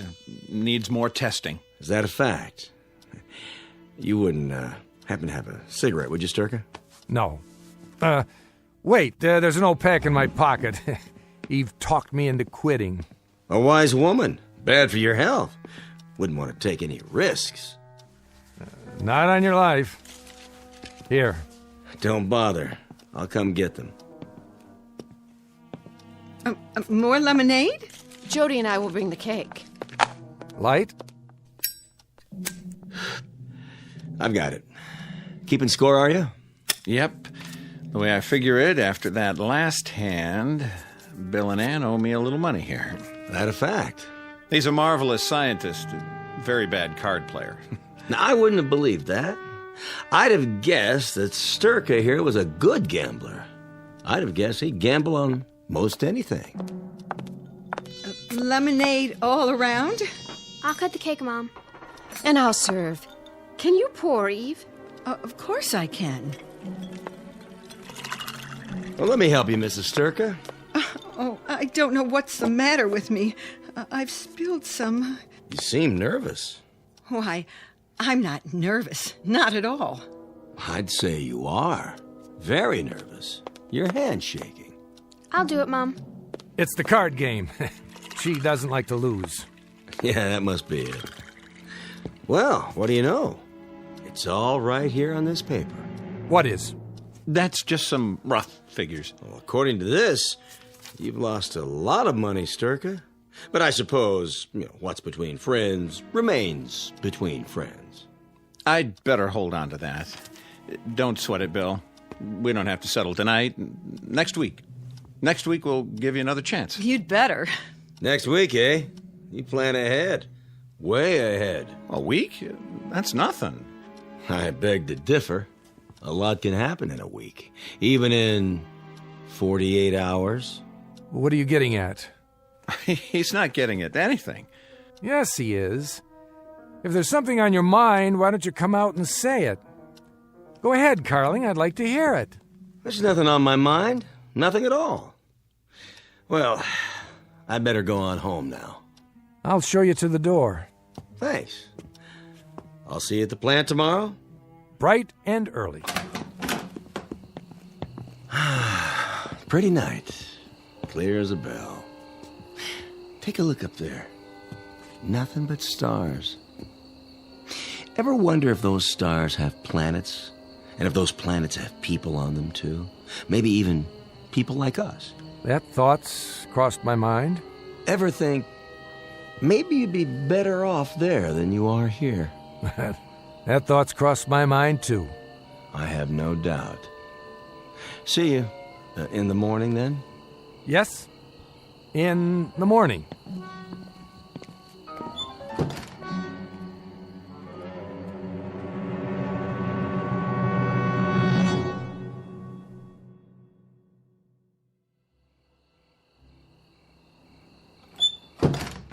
An odd man, didn't you think? Oh, I don't know. The way he kept watching us? Like he expected someone to let something slip. That's just Carling. What time's it getting to be? 10 already. What was that all about? Come along, honey. Help me clean up.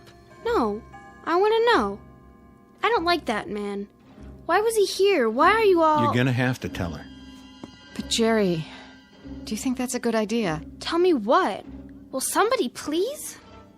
Jody, baby, listen, this is very, very important. What is?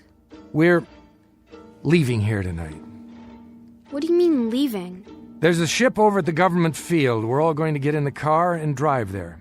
But why? Listen to your father. We've had to bribe a lot of people to get to this point. The ship's loaded with supplies. Enough to last for a long time. You've been planning this?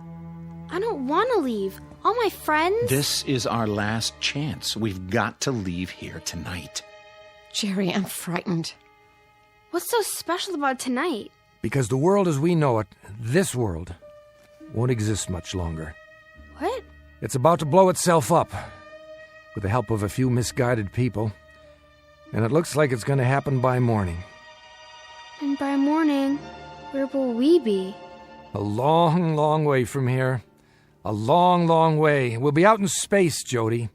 On an adventure, the biggest adventure anyone has ever taken. Your mother has a suitcase packed for us. It's under the stairs. I want you to go and get it.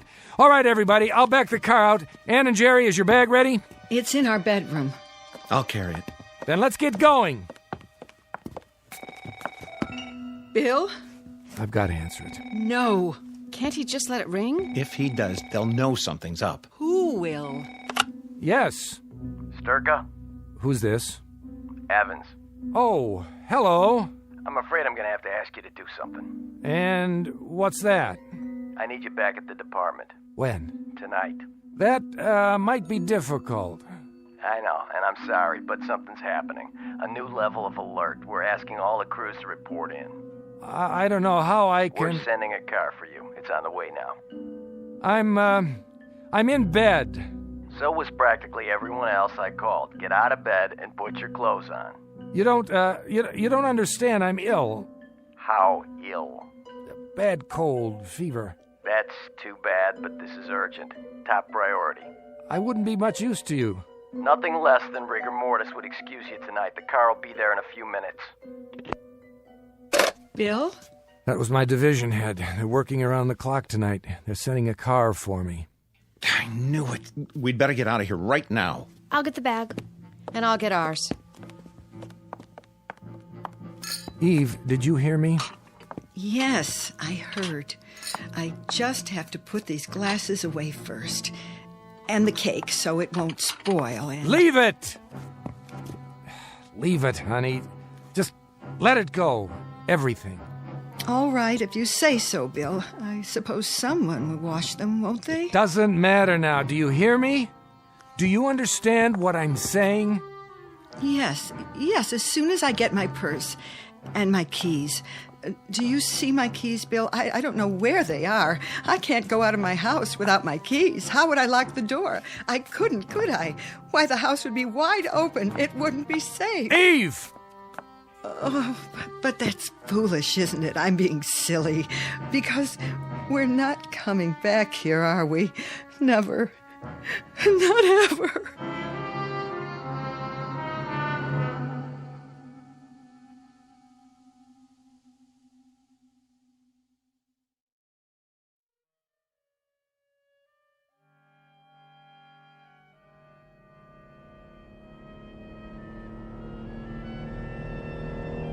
Won't this car go any faster? We're almost there. It's just up ahead. Everybody okay in back? We're fine. There's the gate. Pull over on this side of the fence. Right. No reason to drive through the checkpoint.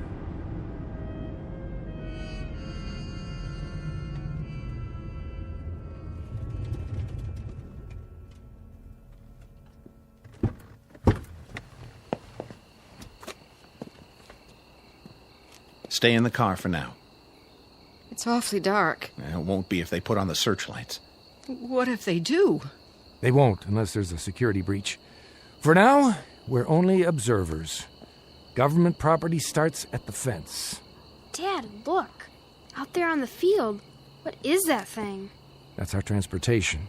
Yep, that's it. But it doesn't even look like anything I've ever... I know. It's top secret. The craft I was testing. It's an experimental design, a prototype. Will it fly? It did up north. Bill, who's that? I don't know, it must be our contact. That's him. It has to be. Why is he carrying a flashlight? Give him the signal. Eve, lean over and flash the headlights once. If you say so. Wait a minute. That's not... Good evening, Sturka. Fancy meeting you here. I could say the same. A long way from home, aren't you? It was my idea. I told him to drive out and see the ship. That's quite a story. You don't honestly think anyone will believe it, do you? Jerry, he's got a gun. Now take it easy, Carling.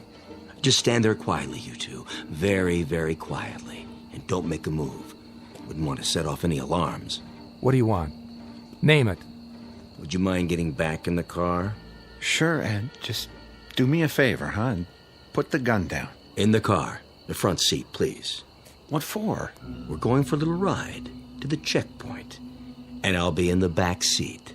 Is that necessary? Would you three ladies be so kind as to get out? The two gentlemen and I have an engagement with the authorities. They have nothing to do with this. In that case, they have nothing to worry about. Someone will be along for them in a moment. Now step out, please. If you insist. Careful with the door now. Slowly. No, Mr. Carling. You be careful. Oh! Get the gun! I got it! Give it to me. In 1 second. Sturka, you don't realize what you're doing. Don't I? Oh! Bill, is he... Get in the car, Jerry. The gate's open. We're going through.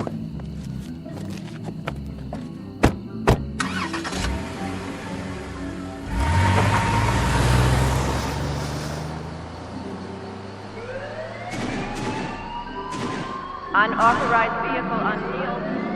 Unauthorized vehicle unsealed. Guard Unit 7, approach and apprehend. Approach unauthorized vehicle.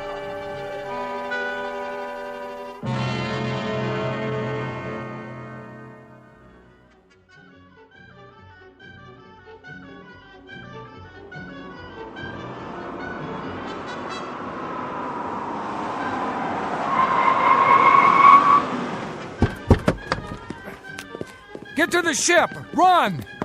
Hurry, Ann. I'm hurt. Let's go, now! Use the ladder. One at a time. Halt! Go, inside the ship! Sturka, what are you doing? Saving my family. But you can't. Can I? Stand back. Quickly, I have to seal the hatch. I'm coming. Fire it up!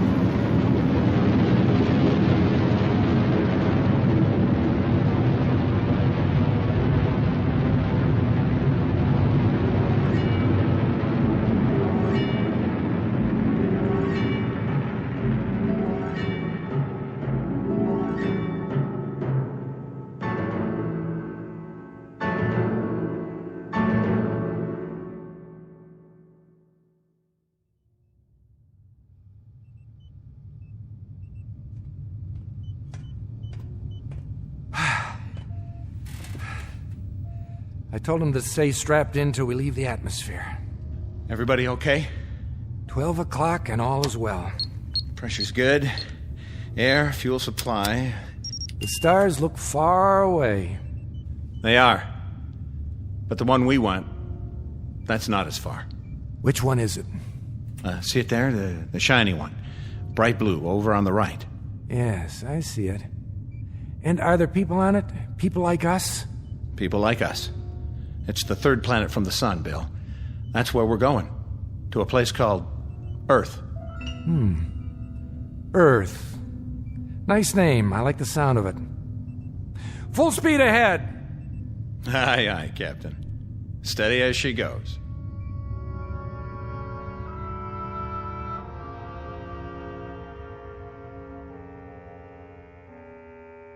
One tiny ship heading into space, and behind it, a doomed planet on the verge of suicide. Ahead lies a place called Earth, the third planet from a small, relatively unimportant sun. But for William Sturka and the men and women with him, it's finally the eve of the beginning, in a region known as the Twilight Zone.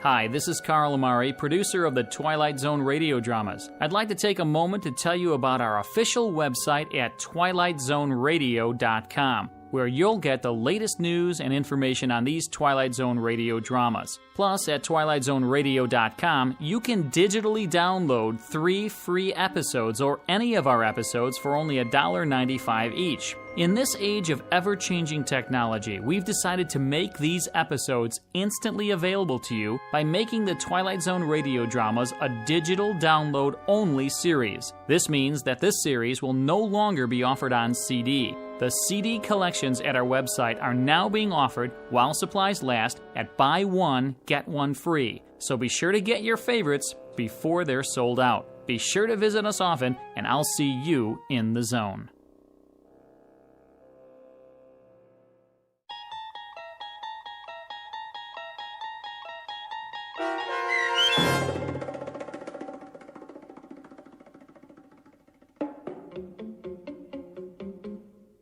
Third from the Sun, starring Fred Willard with Stacy Keach as your narrator, was adapted for radio by Dennis Etchison and written for The Twilight Zone by Rod Serling, from a story by Richard Matheson.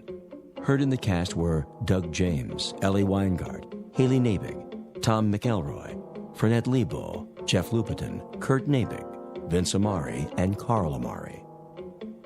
This copyrighted radio series is produced and directed by Carl Amari for Falcon Picture Group. Sound design and custom Foley effects for The Twilight Zone by Cerny American creatives Bob Benson, Craig Lee, Michael Slaybach, and Matt Sorrow. To learn more about the Twilight Zone radio dramas and to contact us, visit our official website at twilightzoneradio.com. Doug James speaking.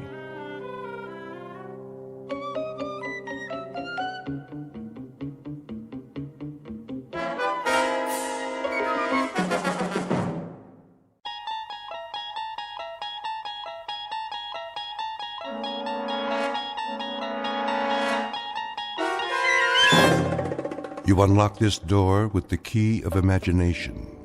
Beyond it is another dimension, a dimension of sound, a dimension of sight, a dimension of mind. You're moving into a land of both shadow and substance, of things and ideas. You've just crossed over into the Twilight Zone.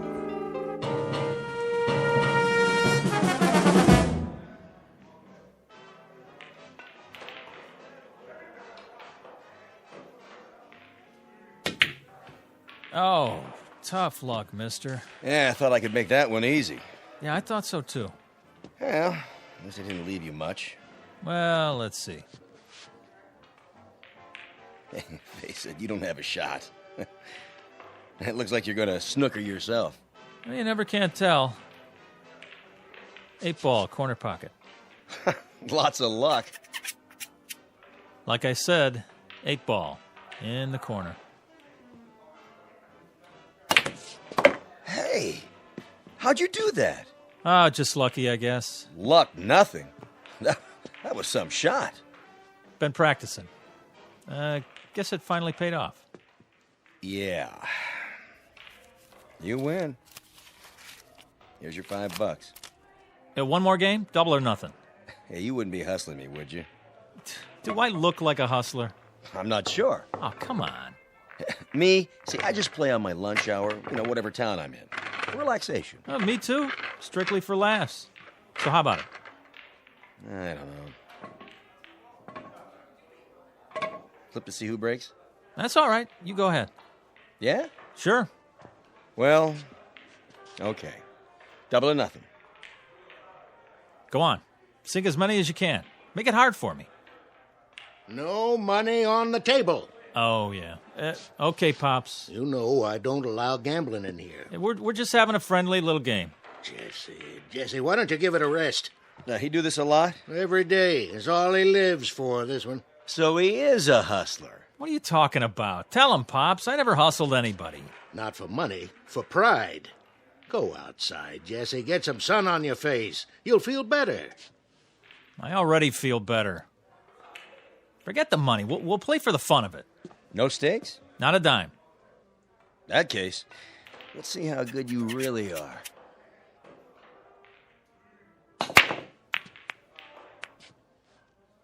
Nice break. Of course, I didn't sink any, but that's my advantage. Yeah? Too many balls on the table. It doesn't leave you a shot. Watch me.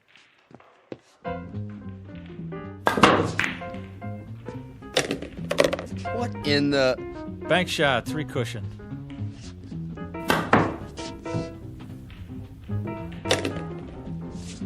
Curveball.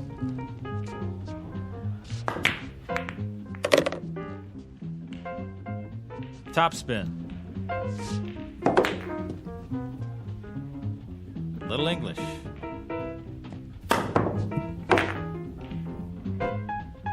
And over and under.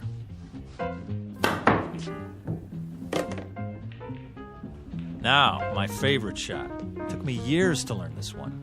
You're not going to believe it till you see it with your own eyes. This is the way it's done.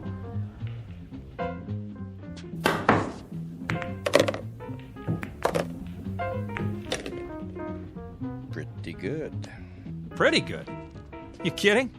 Nobody ever made a shot like that in the history of the world. Yeah, it's not bad, I'll give you that. But you're no Fats Brown or anything. What? Put your glasses on. It was impossible, but I made it.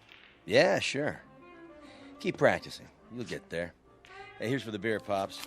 See you around. Okay, thanks. What are you talking about? Keep practicing. I made it. Jesse. Just enough Hey. English, the right draw, perfect position. Settle down. Perfect. Easy, Jesse. That's all I ever hear. Fats Brown. Well, I'm sick of it. I'm sick of hearing his name. Jesse, relax. You got company. Hi, Jesse. Jesse, you are a lucky man. Rita, what are you doing here? I thought we had a date. Oh, that's tomorrow night. Thursday night. Tonight is Thursday night. What? Oh, I guess I lost track of time. I'm sorry. I was supposed to pick you up at 8 o'clock. 7. 7. It's 9. Wow.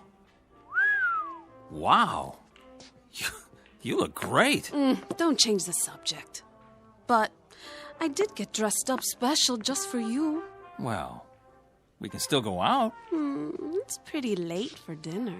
Well, how about if we go out for a drink? Or a movie? How did you forget about our date? Yeah, how did you do that, Jesse? I was shooting pool, and I guess I just lost track of the time. Uh-huh. The guy I was playing started baiting me, saying, I'm no Fats Brown, I'm no Fats Brown. Can you believe that? How could I not be better than a guy who's been dead for 15 years? When it comes to dating, it's a draw, Jesse. Okay, I deserve that. Look, I'm sorry. I'll make it up to you. Come on, let's get out of here. Why not? There's nobody left to hustle. Right, kid? You bet, Pops. I beat them all. Fats might have been good in his day, but this is my day. I'm Jesse Carter, the best pool cue on Randolph Street, the best player ever. Maybe. Too bad Fats is dead. Now, you'll never know for sure. I know, and it's killing me. I would have given anything to play him.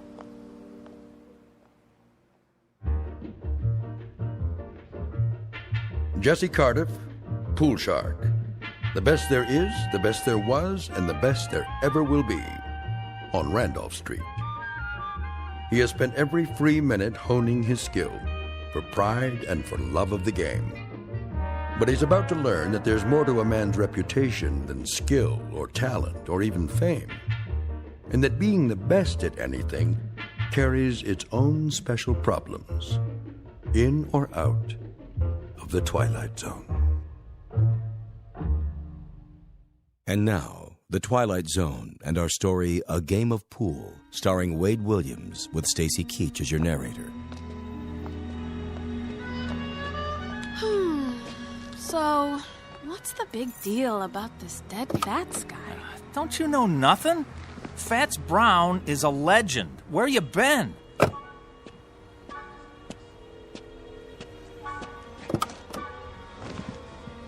Most people say he's the best ever. Then he must be. No, not really.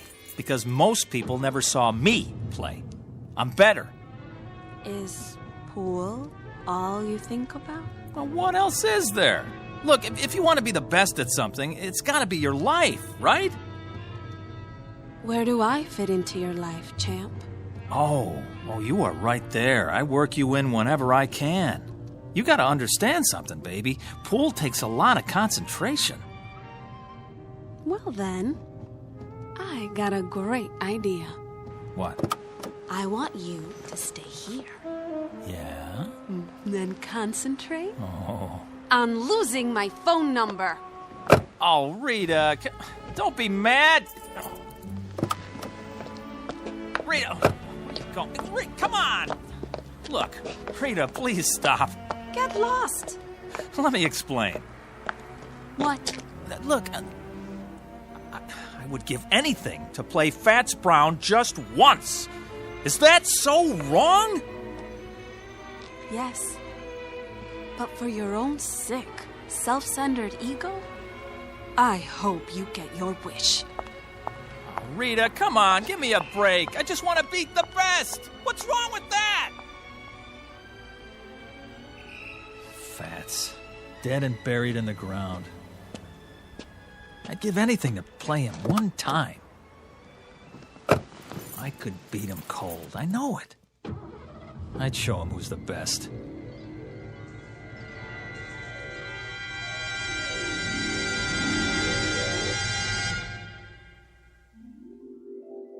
I'd give anything to play him one time. One time. One time. One time. One time. Fats Brown. Mr. Fats Brown. Report to Lister's pool room. Randolph Street. Who is it this time? Fats Brown. You're needed. Lister's pool room. Randolph Street. Chicago. I'm on my way. Mr. Fats Brown. One game. Whatever way he wants it. Doesn't matter to me. Straight pool, anything. If I just had the chance to meet Fats Brown face to face one time. At your service. Who? How did... You called? Yeah, but... I must be seeing things. Why do you say that? Fats Brown? I thought you were... Dead? Not quite. As long as people talk about you, you're not really dead. As long as they speak your name, you continue. Continue? The game goes on, you might say. A legend doesn't die just because the man does. No. I know that, but... But what? This is impossible. Nothing's impossible. Some things are less likely than others, that's all. Wait a minute. There's a picture of the real Fats on the wall. You look like him, but... Not many people do. Yeah, there, standing by a table, holding his custom-made pool cue. You mean this one? Where'd you get that? Nice stick. Good balance. I had it made to order. Wait a minute, let me get a look at the face. The chin, the nose... Not one of my better pictures.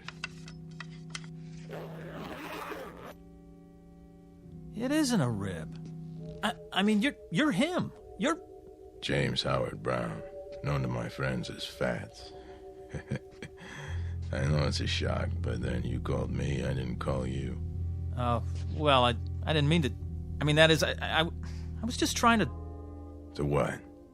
I don't know. I was just saying if I could prove... It was big talk. Is that it? Well, no, not exactly. Talk is cheap. I know the type. You like to play with fire, but you don't like to cook. You're not really as good as you claim to be, and you know it. Hey! Deep down, you know you're second rate. Now, hold on. Are you afraid? Now, why would I be? Look, I've come a long way, boy. I don't like to be fooled with. I've met your kind before. A little skill, a little knack, some style. But when the heat's on, you fold. That isn't fair. You've never seen me play. Maybe not, but I've seen plenty like you. You have, huh? How do you know I can't beat you? How does anyone know anything? We learn to read the signs. Well, take another look. It's possible, isn't it? That's not the point. It's a matter of what's likely. But it is possible. Sure, it's possible. Things change. Records get higher. Once upon a time, nobody could run the 4-minute mile. But people get better. Then you admit it.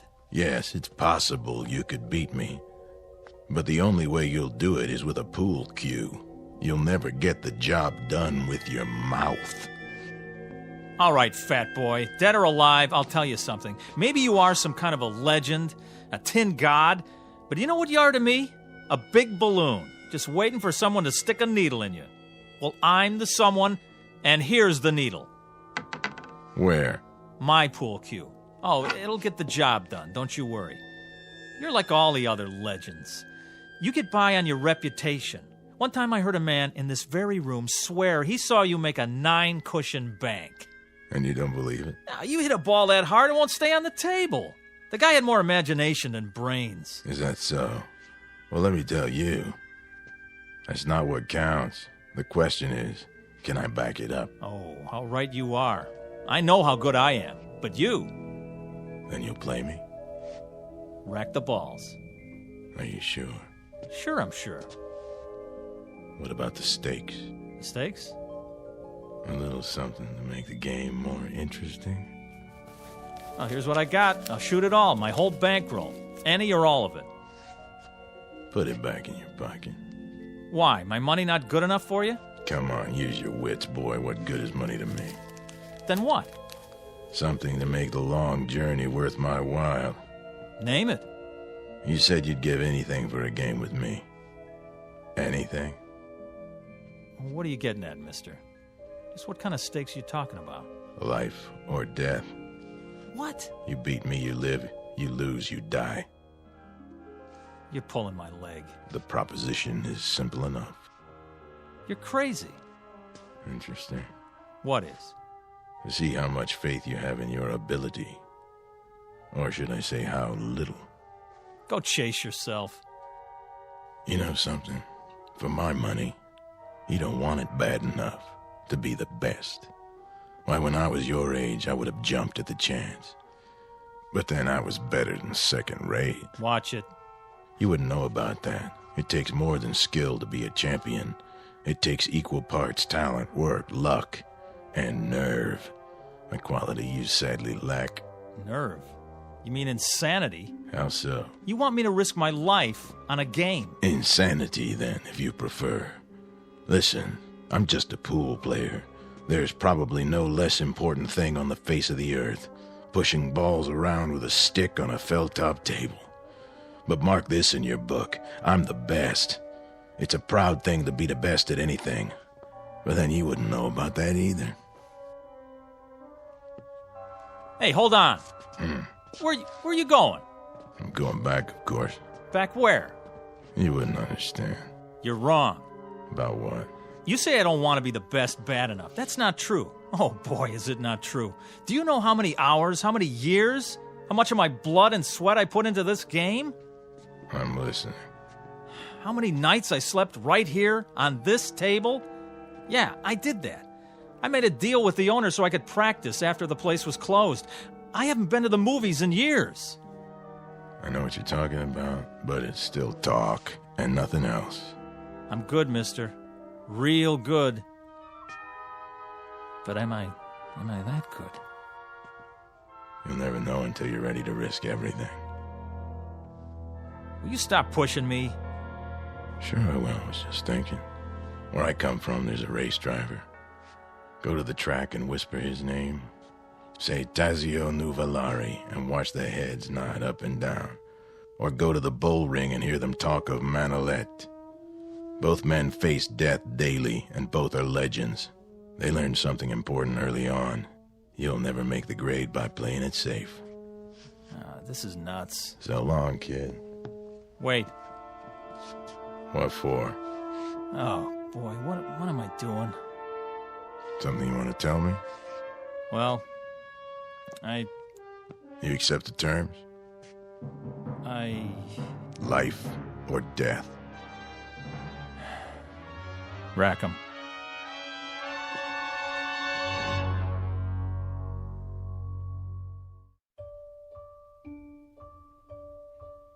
Just so you understand, once we start the game, there's no turning back. Get cold feet and it'll be too late. You heard me. Rack the balls. In a hurry, are you? I've been waiting a long time for this. Have you? Yes, I guess you have. First, the tools of my trade. Now, what's so special about that stick, anyway? It's the man that counts. You're right. But this one suits me. You know how it is, the big game hunter has his elephant gun, specially bored with a custom grip. The fencing master uses a blade from Lima. This cue, it was made for me in St. Louis. It cost $600 back then, and I made a living from it for 35 years. It never let me down. Well, there's a first time for everything. Yes, I guess there is. The question is, what's the most likely outcome? Look, if you're not going to rack him, I will.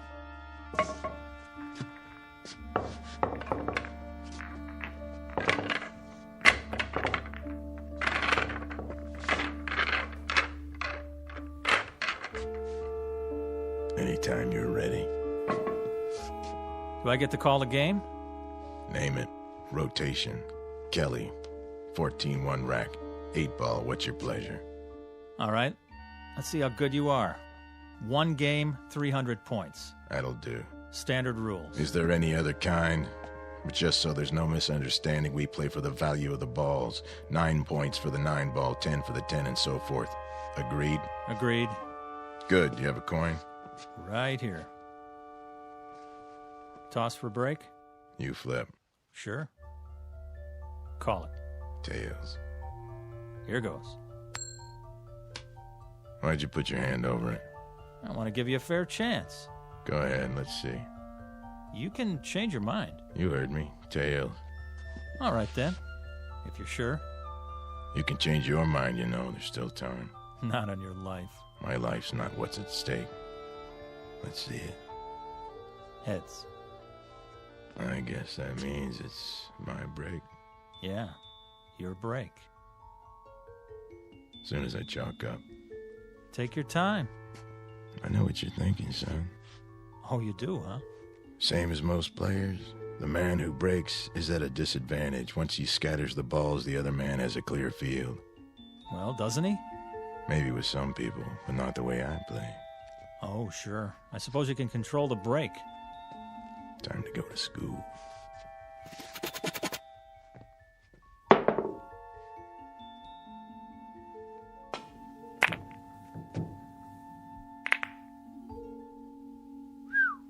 Wow. 2 balls into the rail, back to where they were. Exactly. No advantage given. That's a perfect break, all right. Mm-hmm. I bet it took you years to learn that. Oh, it did, but not the way you think. What do you mean? Takes more than practice. Not just setting up shots in an empty pool hall. You have to handle the pressure out there in the real world. Well, this is my world. You're on my turf now. I know this table like the back of my hand. Maybe, but who have you played here? Kids, 2-bit hustlers, traveling salesmen? Step aside, fat man. Be my guest. Now it's your turn to scatter them. You'd like that, wouldn't you?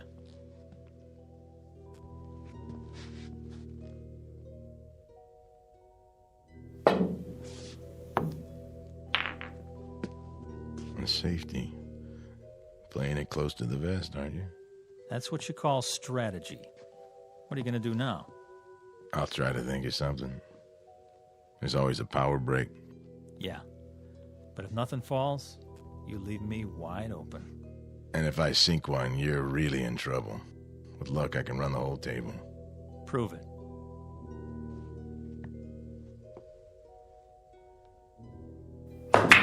Keep your eye on the 15 ball. It's not going in. Funny thing, I was thinking it is. Corner pocket. Think again. Oh, well, quite a few balls around the 1. Looks like you're sewed up. Yeah. If you don't connect, it'll cost you. If I don't. Mind if I smoke? If it makes you feel better.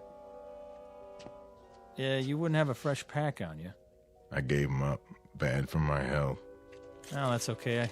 I got 1 left. Nervous? Not me. Why is your hand shaking? Maybe I'm itchy to get this over with. Or maybe you're just trying to rattle me. Or maybe it's because you don't have a shot. Except for the bank. That'll take a lot of English. Oh, I'm loaded with it.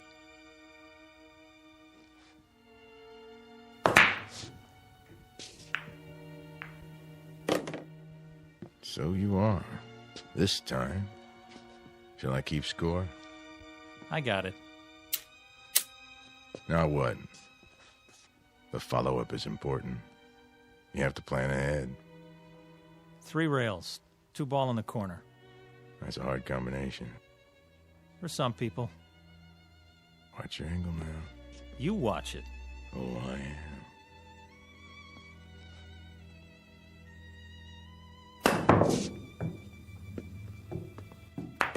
How about that, fat boy?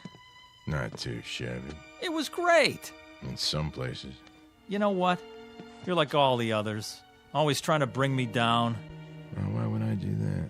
When I was a kid, there were plenty of guys like you. Guys who were good at things like music and basketball and arithmetic. They'd do anything they could to make me feel about an inch tall.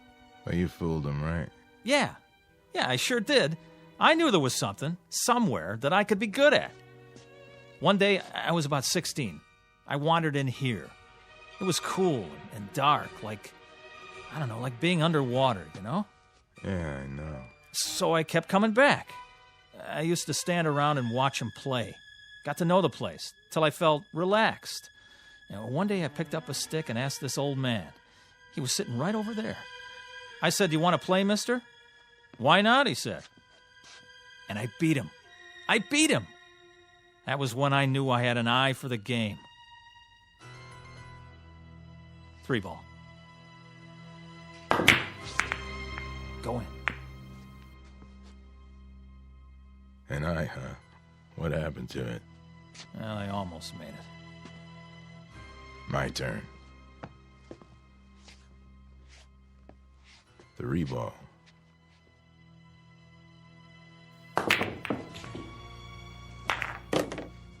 You know, almost works a lot of the time, but not in geometry.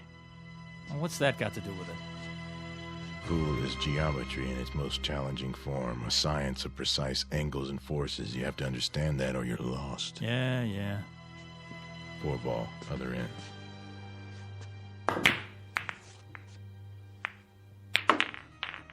Lucky shot. Luck had nothing to do with it. 5 in the side.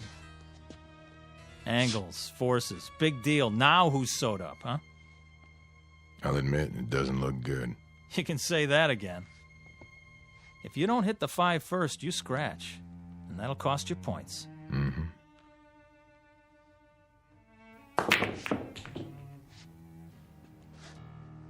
Your shot. Oh, man, is it.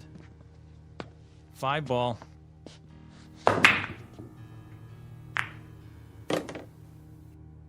Six.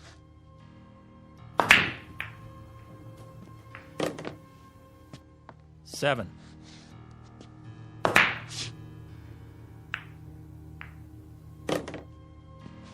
Now the 8.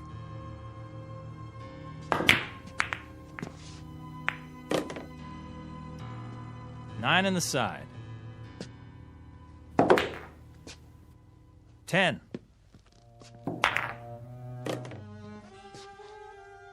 Eleven ball, corner.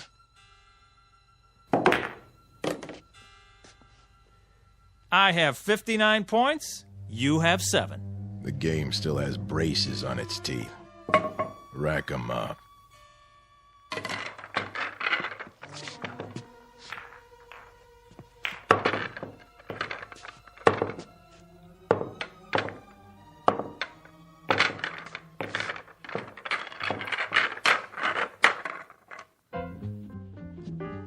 Ball.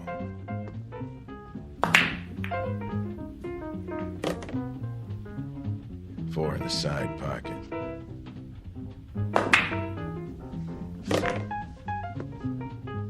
Five, corner pocket.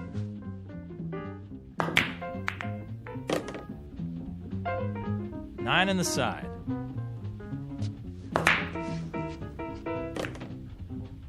Ten ball in the corner.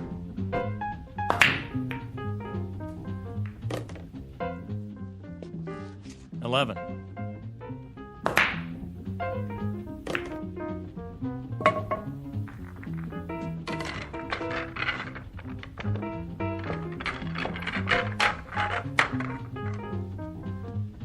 $5 ball.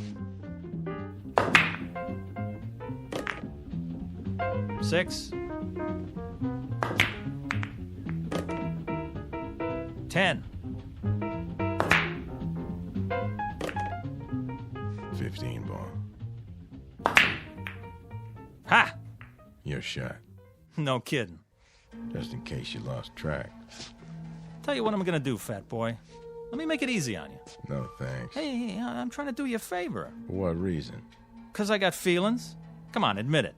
This must be humiliating. Oh, I wouldn't say so.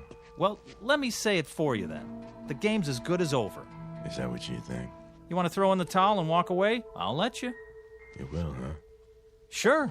That way it won't hurt so much. It's not over till it's over, son. Be serious. Look at the score. I got 299. So I see. Well, what does that tell you? I need any ball to win. That right? Time to face facts. There's no way. You might as well throw in the towel. I've been in tougher situations than this. When? There's more to winning than scoring points. Oh, yeah? Like what? Something you can't learn in here. Then why don't you teach me? Go on, I'm all ears. Takes time. So? That's something you got plenty of, right? Talk is cheap. The big things you have to learn for yourself. Quit stalling, it's my shot. In an awful big hurry, aren't you? To be the best? Oh, you better believe it. I've been waiting years for this. One more shot and you are history, fat boy. There's a new shooter now and his name is Jesse Cardiff. Back off and give me room. This is something I'm going to remember for the rest of my life.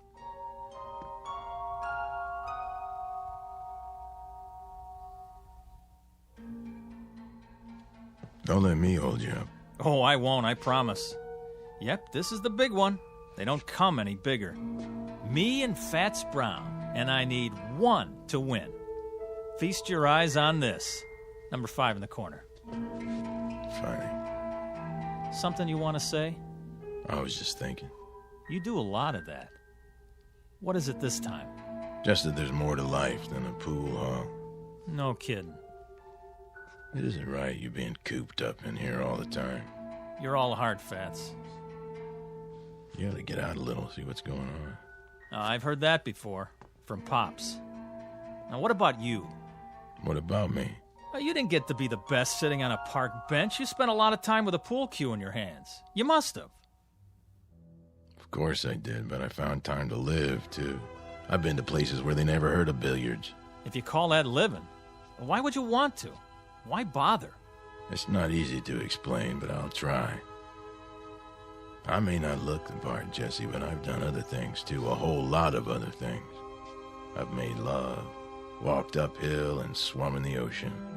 I've been on airplanes and cruise ships and played tag with little children.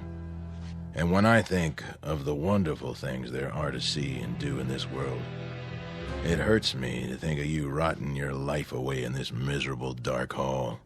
What? Oh, I get it. Nice try. What's this, you don't believe me?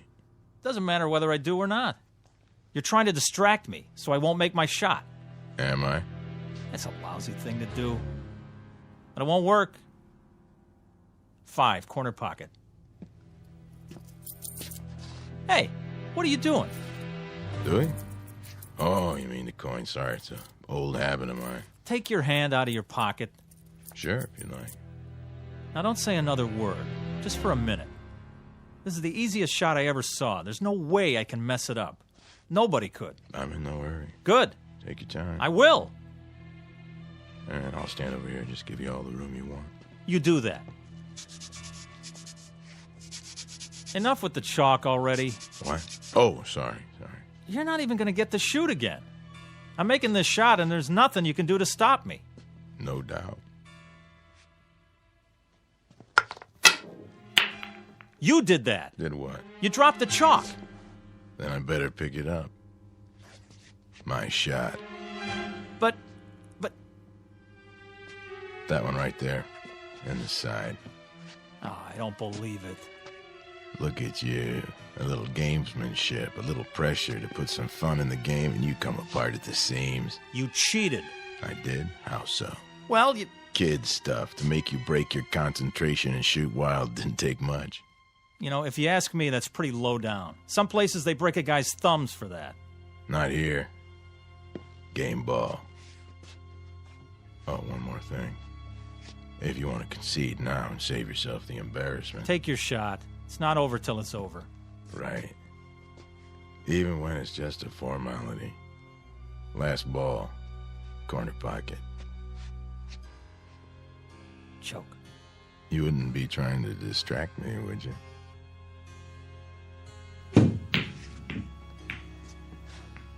Ha! Almost. Almost doesn't make it. There it is, the game ball again, right in front of me.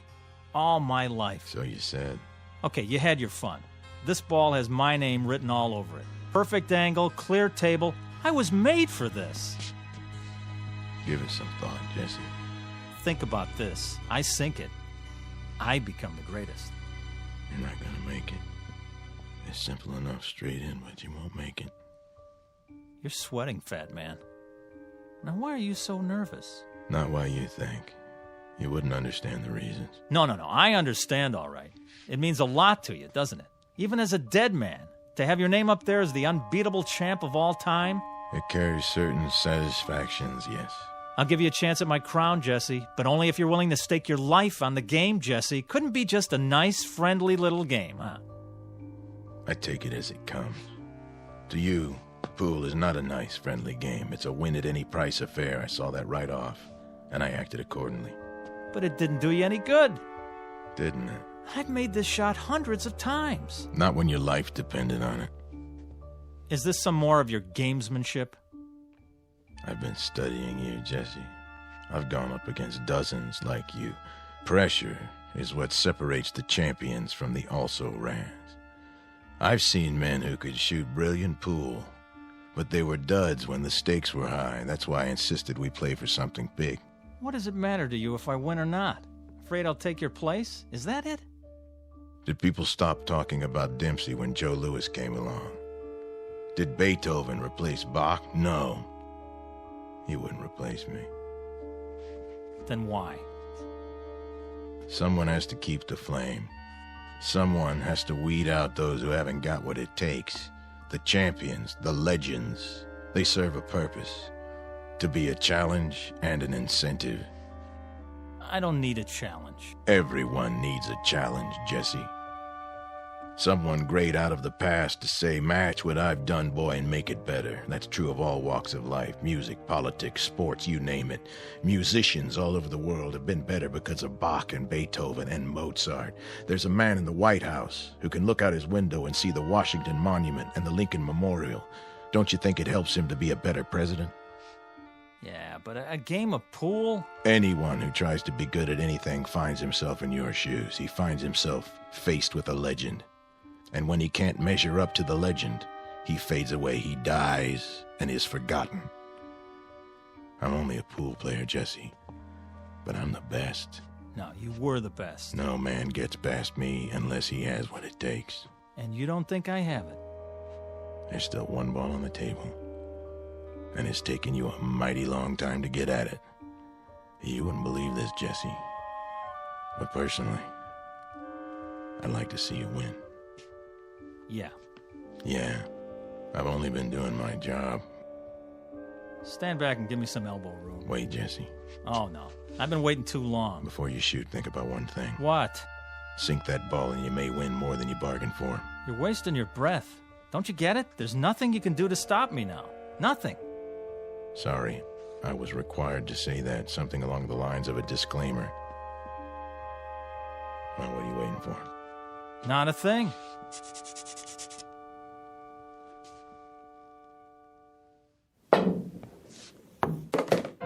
Ha! Win more than I bargained for, huh? Is that what you said? Well, it's over. I beat you. Looks like you did. Now I'm the best. I'm the best at something. So you are. You had to prove yourself under pressure, and you passed the test. Well, aren't you going to congratulate me? I'm not sure that's in order. Thanks. What do you mean, thanks? I beat you. I'm going to live. Of course you are. Those were the stakes. You'll live forever. Then why thank me, fat boy? You'll find out when the time comes for you to leave Randolph Street. You're a sore loser, that's all. I beat you fair and square. Yeah. You saw it. I beat the king of the hill, Fats Brown himself. So long, kid. Thanks for the game. Me, Jesse Cardiff. Now I'm the best. And I'm going to stay the best because nobody's ever going to take it away from me. Not ever. From now on, it's me, Jesse Cardiff. You hear that, world? Jesse Cardiff. Jesse Cardiff. Jesse Cardiff. Jesse Cardiff. Jesse Cardiff. Jesse Cardiff. Jesse Cardiff. Jesse Cardiff. Yeah. Report at once to Mason's Pool Hall, Sandusky, Ohio. Mr. Jesse Cardiff. You're needed. Yeah, I'm on my way.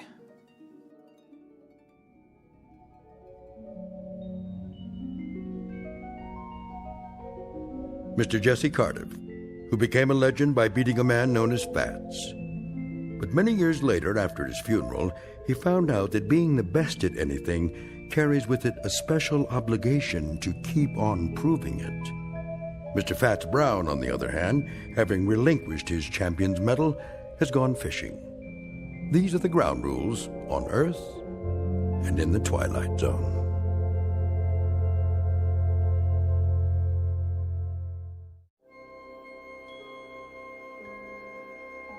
Hi, this is Carl Amari, producer of the Twilight Zone radio dramas. I'd like to take a moment to tell you about our official website at twilightzoneradio.com, where you'll get the latest news and information on these Twilight Zone radio dramas. Plus, at twilightzoneradio.com, you can digitally download 3 free episodes or any of our episodes for only $1.95 each. In this age of ever-changing technology, we've decided to make these episodes instantly available to you by making the Twilight Zone radio dramas a digital download-only series. This means that this series will no longer be offered on CD. The CD collections at our website are now being offered, while supplies last, at buy one, get one free. So be sure to get your favorites before they're sold out. Be sure to visit us often, and I'll see you in the zone.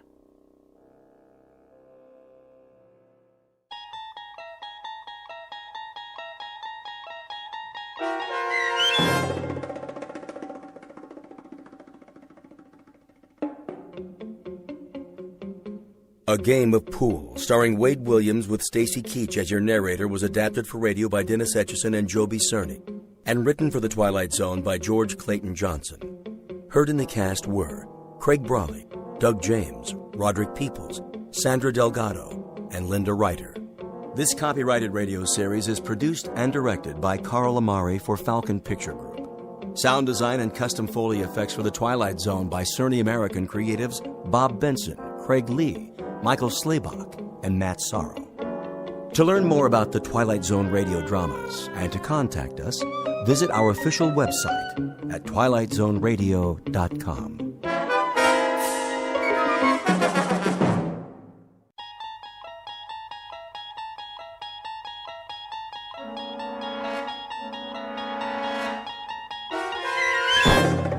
You're traveling through another dimension. A dimension not only of sight and sound, but of mind. A journey into a wondrous land whose boundaries are those of imagination. Your next stop, the Twilight Zone. Okay, honey, sit down. Okay. I got a little gift for you. Here Oh, it you is. shouldn't have. Oh, it's heavy.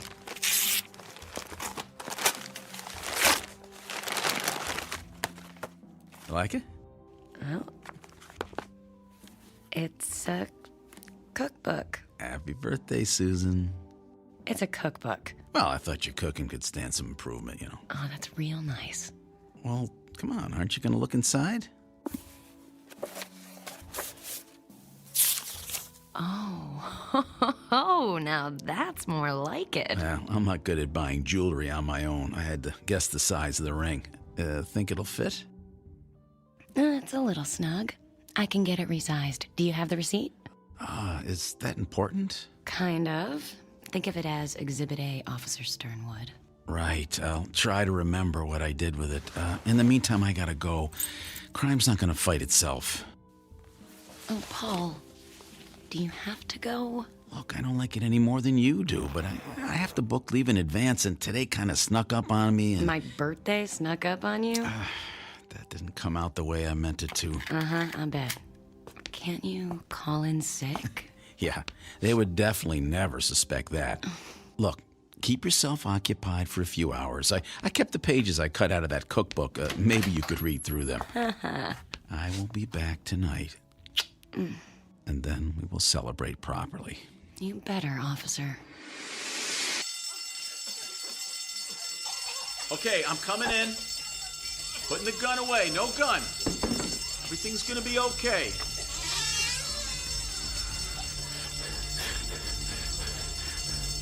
Now listen, Benny. Can I call you Benny? Look, I know you're not angry at these people, They haven't done anything to you. They just want to grab a burger and get on with their day. Now, whatever it is you're upset about, it's not right to take it out on them. Now, you're the one with the gun.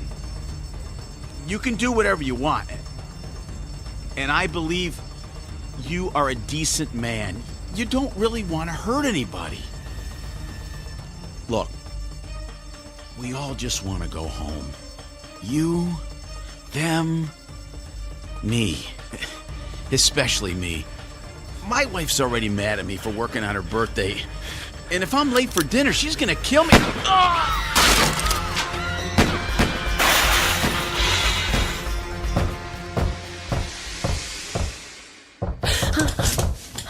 Susan! Susan! Hey, Susan, are you in there?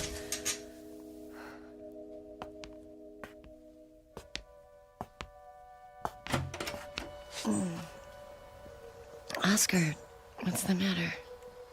Susan, your paper? It was on the porch. It looks like it might rain, and, well, I didn't want it to get wet. So, are you okay, Susan? Wow, you look awful. Oh, well, I was just... I overslept. Had a bad dream. Oh, man. Well, about Paul again? How do you know about that? Well, you told me. You know, on our date. We had one drink together, Oscar. That doesn't constitute a date. Well, maybe it should. Oscar, please don't do this. Look, Susan, Paul's been dead, what, 3 years now? 2 years, Oscar. Susan, we've all lost someone special to us. Oscar, I'm sorry about your mother. From what you've told me, she sounds like she was a lovely woman. Oh, she was. Yeah, she was everything to me. But I really think that... Hey, is that the phone ringing? I don't hear anything. Oh, yeah, that is definitely my phone. You better get inside before it rains. Bye now.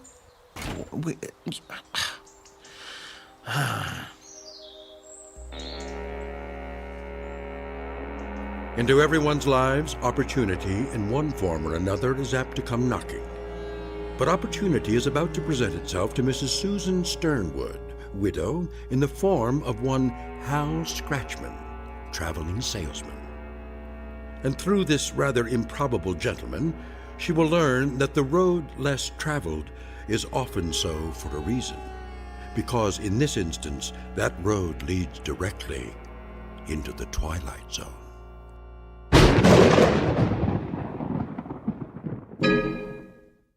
And now, The Twilight Zone and our story, The Time of Your Life, starring John Rhys Davies, with Stacy Keach as your narrator.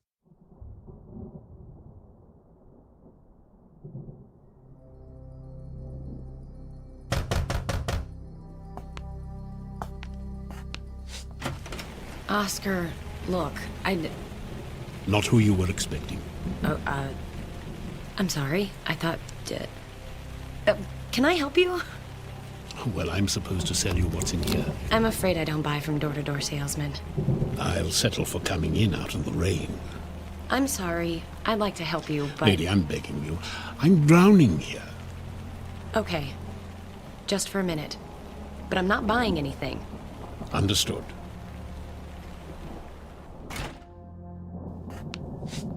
Thanks. Phew. Can't get used to the weather in this city. Oh? Not from around here? No, I come from someplace warmer. Can I sit down for a few minutes? Well, actually... Oh, I won't ruin your furniture. I'll just sit on this newspaper. Thanks. You're welcome, Mr... Scratchman. You can call me Hal. Like the Paul Simon song. Hal. Hal. Hal. Look, I know you said you're not going to buy anything. I'm not.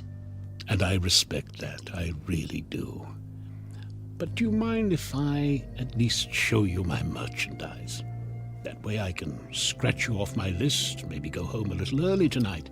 I guess. But I want you to understand that I'm... Oh, it's clear. I would never force anybody into anything they don't want to do. So what do you have in there? Watches? Clocks? Not clocks. A clock. Here, take a look. Horrible, isn't it? Ooh, it looks like something out of a horror movie. Black with a red dial. I think the man who designed it had issues. But it's so much more than just a clock. It's one ugly clock, and I'm not buying it, Hal. This is no ordinary clock. You see, it doesn't just record the passage of time. It is time. Look, Mr. No interruptions, please. This is a very delicate operation. I'll just set the dial back 5 minutes. Aren't you going to get it? Yes? Mrs. Sternwood, glad to see you again. Okay if I come in? It's raining pretty bad. But you were just over there. You sat in that chair. Yes, and in 5 minutes' time I will be again. Pretty cute, eh? It's impossible. Admit it. You're impressed. And I bet you're wondering... Take me back in time? Yes. And a little more than 5 minutes. How about to the day of your husband's murder? Paul. I guess a wife of a cop has to be ready for the possibility that a husband may not come home one day. But that doesn't make it any easier, am I right? And on your birthday, too. How do you know all this? I like to keep well informed. I have a file on you, but it's back at the office, so what do you say? Say about what? Going back? Back to the morning of Paul's murder. Say, just before he left for work. You could plead with him, lock him in the bathroom, whatever you feel like. I leave that part up to you. Anything to stop him from answering that robbery call on his way to the precinct. So what do you say? Yes. You might want to take a while to think it through. Yes. Okay, we have a sale. But before we start down this path, I think we need to discuss terms. Do I have to sign something in blood? Blood? Eee. No, I'm sorry. I just thought... No signing, and definitely not in blood. I'll settle for a handshake. A handshake? And what's the matter? My hands are clean. Oh, no, it's fine. A handshake is fine. Then put her there, partner. All right. Fine, good. There. What next? Now we turn back the clock. Be seeing you, Susan.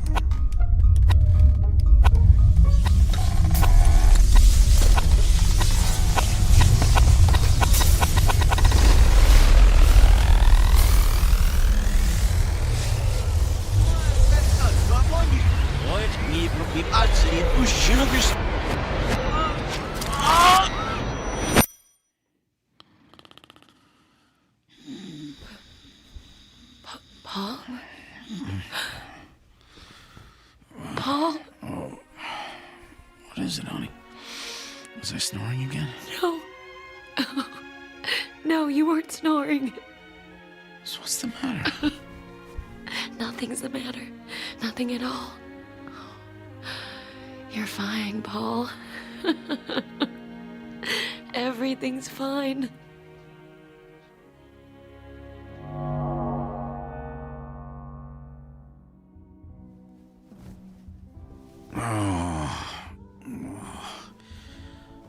What time is it, honey? Honey? Whoa! Honey, whose birthday is it? Seriously, there's some pretty strict rules about misuse of handcuffs. Come on, let me out. I gotta get to work. Honey? Susan?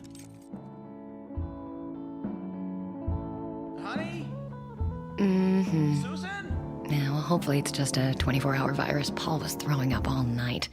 I really don't think he's fit for duty today. Susan? Okay, I'll tell him. Oh, and if you could pass the word on to Captain Roberts. Oh, thanks, Mike.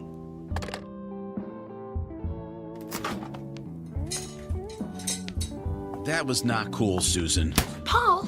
Do you know how late I'm gonna be? I am so dead. How did you get free? Think I don't know how to open a pair of handcuffs? Was that supposed to be funny? Because I'm not laughing here. What's the idea? Paul, I just don't want you to go to work today. Look, I don't like it any more than you do, but I have to book leave in advance. And today kind of snuck up on you. I wasn't going to say that. Look, it doesn't matter. You're not going to work today, and that's final. Honey, crime doesn't fight itself. Stop saying that. What? I just thought of it. You always say that. I hear it every time I sleep. Man, I don't know what's up with you today. I didn't forget your birthday, but it's too late to give you your present. I gotta go. We'll pick this up tonight. Too late, Paul. I already called and said you were sick. You did what?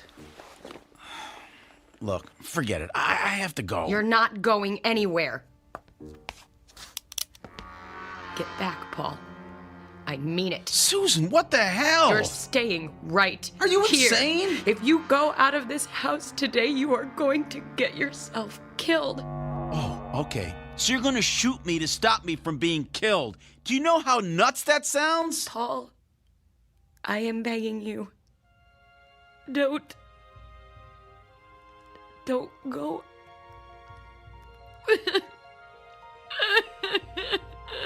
Hey, honey, look, it's okay.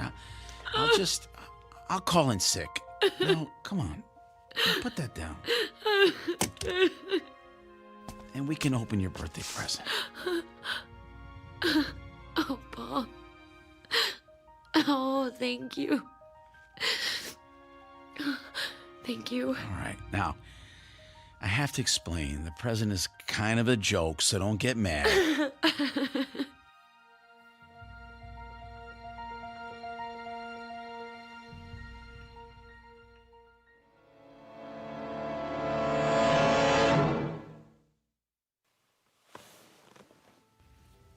I know I must have looked completely crazy. I've never acted like that around him before. I've never done anything like that before. I've had no reason to. But this... Well, and of course, Paul insisted I get some help. What could I say? Mm-hmm. I pulled a gun on him. That's why I came to you, Dr. Paxton. I can't tell Paul what I really think happened. That he was killed. That I lived 2 whole years without him. And that I somehow went back through time and prevented it. It has to be a hallucination. But the thing is... Go on, Susan. The thing is... I guess I went to sleep one night, woke up the next, and in the meantime, I accumulated 2 years' worth of false memories. Like when Victoria Principal got up and found Bobby in her shower. Oh, but why did I hallucinate that my husband was murdered? Why, Doctor? Uh-huh. It's certainly a delusion of an extremely lucid sort. And what about the salesman, this, Al Scratchman? Hal Scratchman. Uh-huh. It really doesn't matter, right? I just made him up too, I guess. But what part of my imagination he came from, I have no idea. I thought my memories of him would grow fainter each day, but I remember everything, down to the smallest detail. Every time I pick up a magazine, I feel like I've seen it before. Every time I turn on the news, I think I've already heard it. Fascinating. And that's the most frightening thing about it. How so? Because if I really do think that, the delusion isn't over yet. I must still be crazy. Paul thinks I'm crazy. Do you think I'm crazy, Doctor? I don't think that, Susan. I mean, if I didn't believe you, who would? It's you. Believe it, baby. It talks. So how have you been? Where's Dr. Paxton? Out visiting one of his more expensive patients. No offense. I came in here, saw you lying on the couch, couldn't resist taking his place, finding out what's been going on with you. Oh, this is a great office. Look at that view. That is $1 million view right there.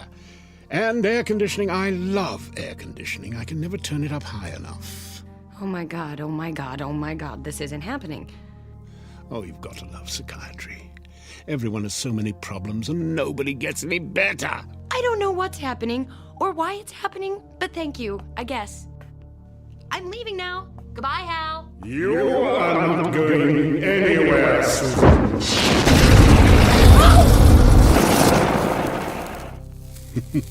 You like that? Sorry, did I send you a little then? I don't often do the fire-breathing thing anymore. It's hell on the lungs. Okay, I believe you. You're the devil. You can still call me Hal. I like to keep things informal, but at least we understand each other. I'm the devil, and you made a deal with the devil. But what is puzzling you is the nature of my game. Well, if you don't want my soul... Oh, again with the soul. Look, I gave you your husband back, correct? I thought the clock did that. Yes, my clock. You get 1 life from me, so I want 3 back in return. 3 what? 3 lives. Weren't you listening? It can be anyone you want. People you know and dislike, people you don't know and don't care about. Wait a minute. You want me to kill somebody? 3 somebodies. 3. I can't kill anyone. Now, how can you say that? I bet you haven't even tried. I'm not going to do that for you or for anybody. Well, I hate to bring this up, Susan, but we had an agreement. We shook on it. Remember? I'm begging you. If there's anything else I can do for you, anything at all. I'm sorry, Susan. It looks like our time is up.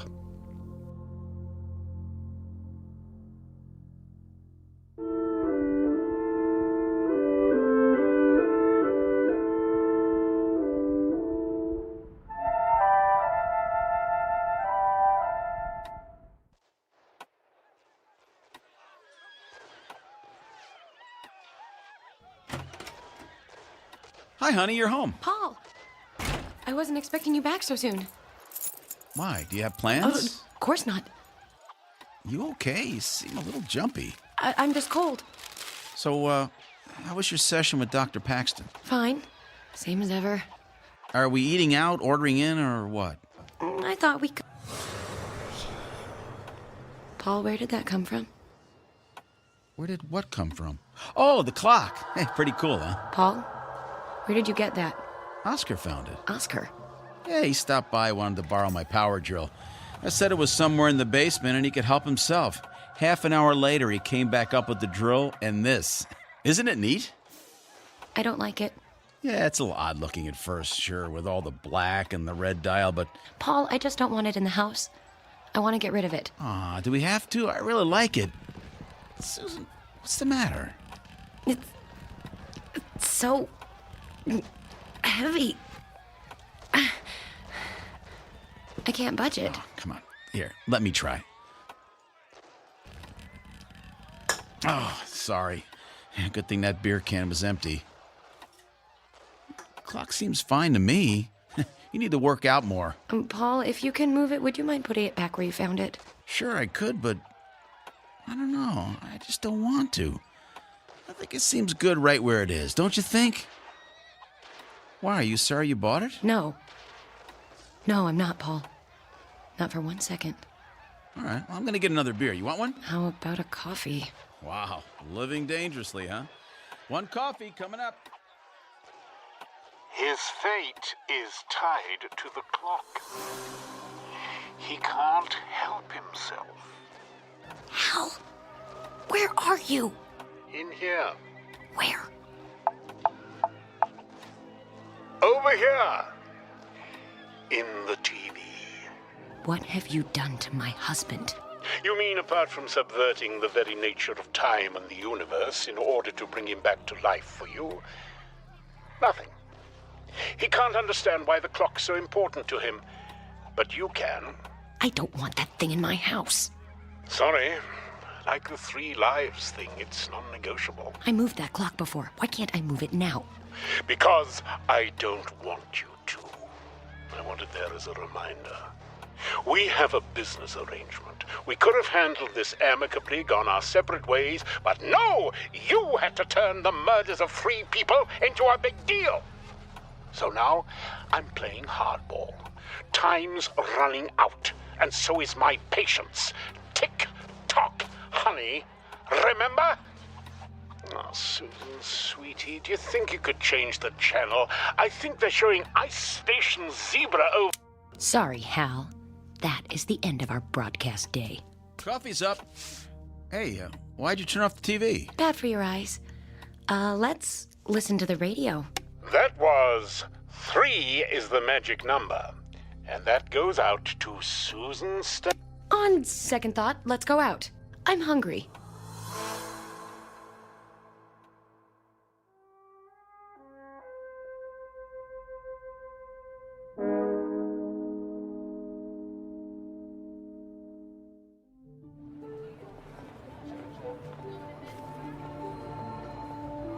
Hi, Susan. How was dinner last night? Did you go with the Italian in the end? You know, Hal, I'm not even surprised when you show up anymore. Pretty neat trick with the TV yesterday, huh? You see me on that late-night rerun of Northern Exposure? I don't watch late-night TV. Really? Well, that was a waste of time. Wait a second. If it wasn't you, who was that? Ah, who cares? Look, I think maybe we got off on the wrong foot. Don't you mean the wrong hoof? Oh, that's good. I like that. Just because your entire world could fall to pieces like that doesn't mean that you can't face up to things with a, what's the saying? A devil-may-care attitude? Atta girl! Atta girl! Now you're getting it. Listen, Hal, I was just on my way to get some lunch, but one of my girlfriends bailed out on me. I hate to eat alone, so... Care to join me? So you're telling me you want to dine with the devil? Well, it's just lunch. But why not?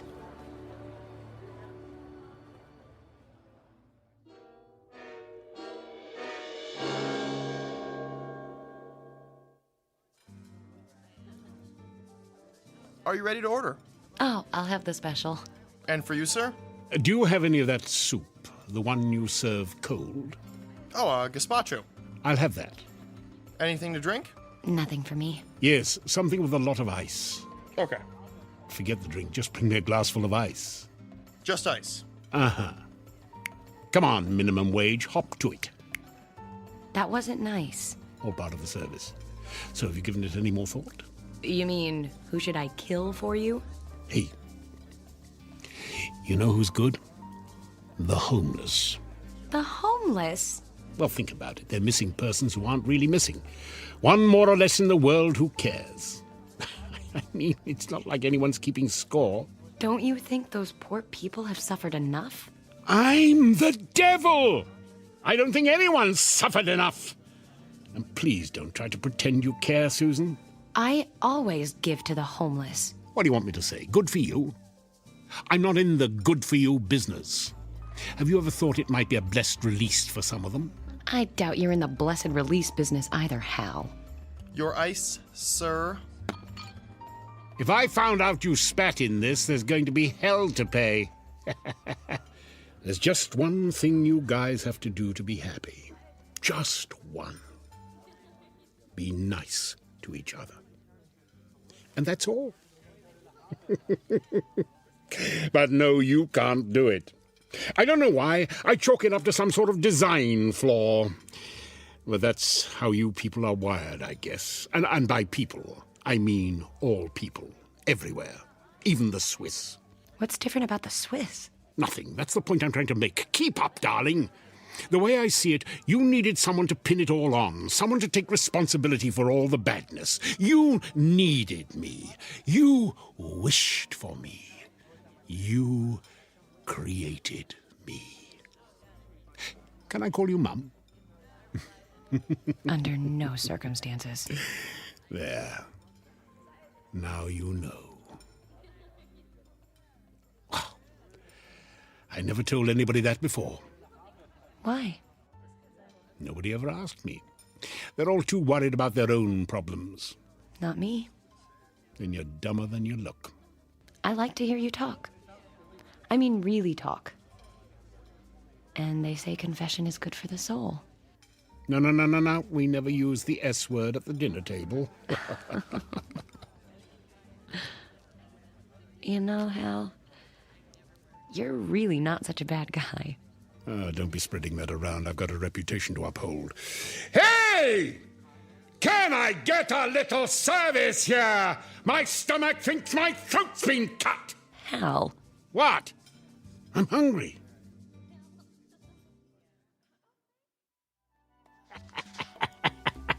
It's funny because it's true. Oh, that's a great story. I got 1,000,000 of them. Literally 1,000,000.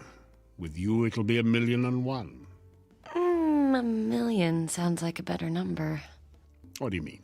Hal, I think we made a real connection here today.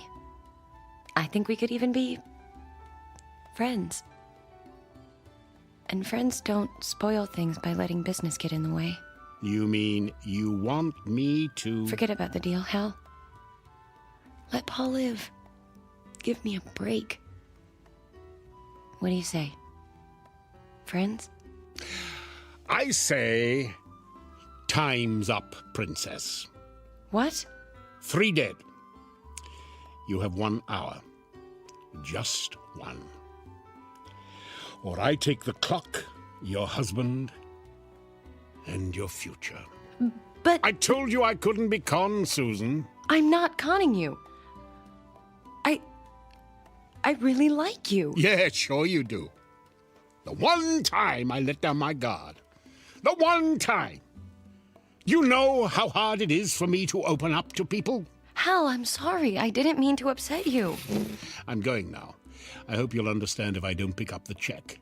And if there is a shred of decency in you, you won't touch my lemon sorbet when it arrives. Hal, are you crying? No. I just have some brimstone in my eye. I have to go.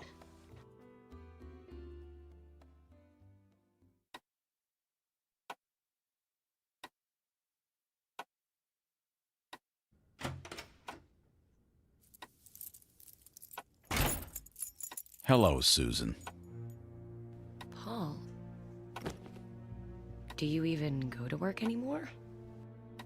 Who is he, Susan? Who is who? Paul, what are you talking about?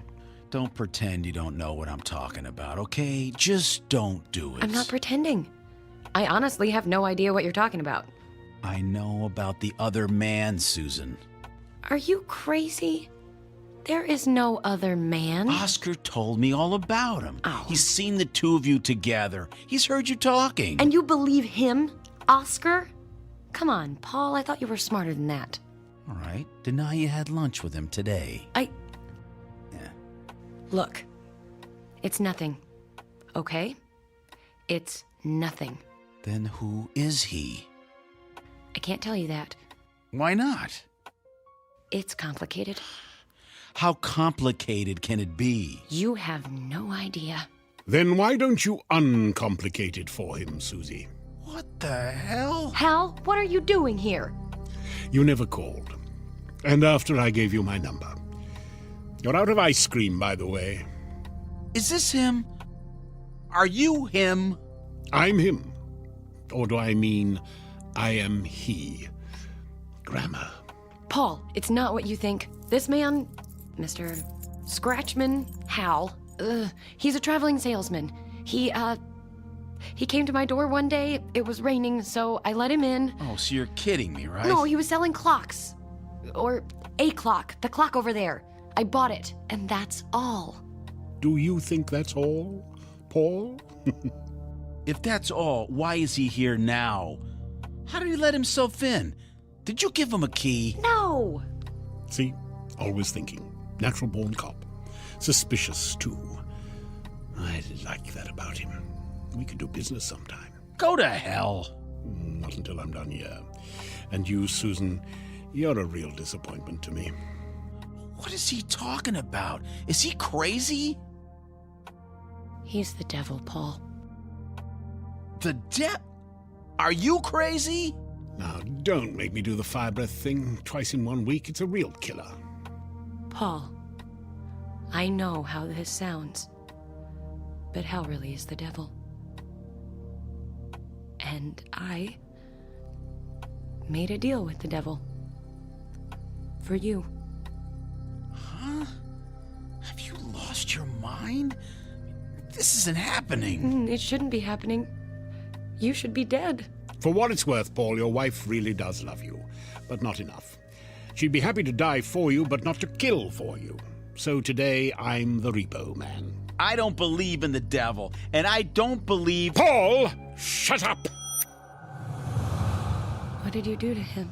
I stopped the clock, which stopped him. He was boring me. Paul? Can you hear me, Paul? He can't hear you. As far as he's concerned, there's nothing to hear. We're in a gap between seconds. Hal, we need to talk. I need you to understand.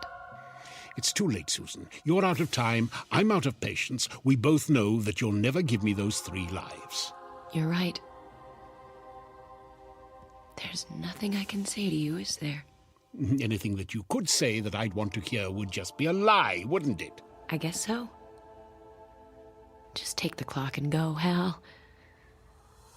Will I ever see you again? Probably not. Good. Now do what you have to do. I can't take this anymore. Do you just turn the hands forward again, or...? Something a little more final. Bye, Susan. Bye, Hal. Be good. Fat chance.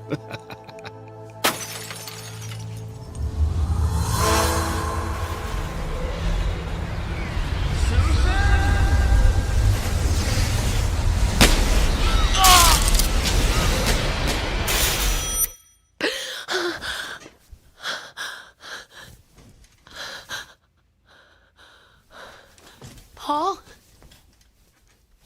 Paul? Paul?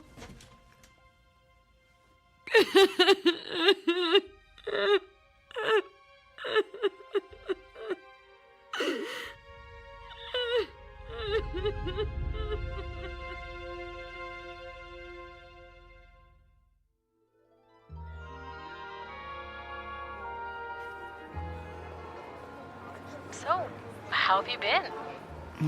I've been away for a while, Jan. Well, I mean, maybe not away, but not really here. Susan, honey, you're not making any sense. Oh, I know, sorry about that. Let's just say I've been on a journey of personal discovery. Ah, trying to get your groove back. Oh, believe me, Jan, I did not go willingly. Oh. But I found something out about myself. What was that? That I'm gonna be fine. Just fine. I knew that. We all knew that.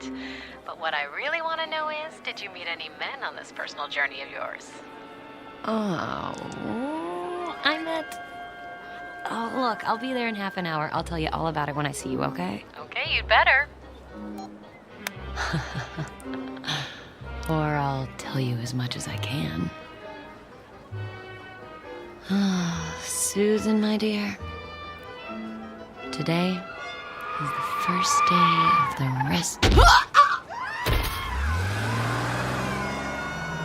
Oh, God! He hit her! I don't believe it, he just hit her! Oh, my. Oh, my. I can't believe I really did it. You did fine, Oscar. Just fine. You've only got 2 more to go, so let's get moving. Tick-tock, Oscar. Tick-tock. Okay, just tell me I'm doing the right thing. Oh, it is the right thing, Oscar. Remember, you're doing this for your mother. That's right. I did it for Mom. I did it for Mom. For Mom.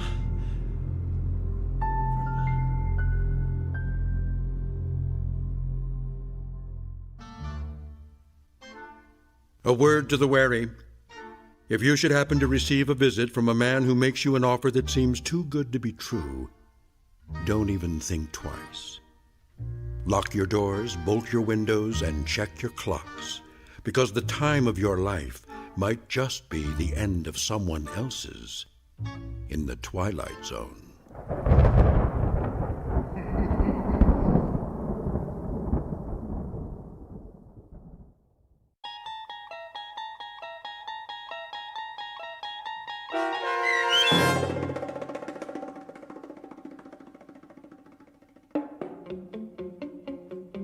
The Time of Your Life, starring John Rhys Davies with Stacy Keach as your narrator, was written for The Twilight Zone by Matthew Elliott. Heard in the cast were Anne Sonneville, Jeff Lupetin, Joby Cerny, David Darlow, Saskia Volkers, and Patrick Francis. The producers of The Twilight Zone wish to thank CBS Enterprises and the Rod Serling Estate for making this series possible. This copyrighted radio series is produced by Carl Amari and directed by Joby Cerny for Falcon Picture Group. Sound design, custom Foley effects, recording, and editing are produced in the Cerny American Sound to Picture Theater by sound designers Bob Benson, Todd Beyer, and Tim Cerny. Music for The Twilight Zone is provided by CBS and American Music Company Incorporated, New York. To learn more about the Twilight Zone radio dramas and to download episodes, including 6 free episodes on our homepage, visit our official website at twilightzoneradio.com. Doug James speaking.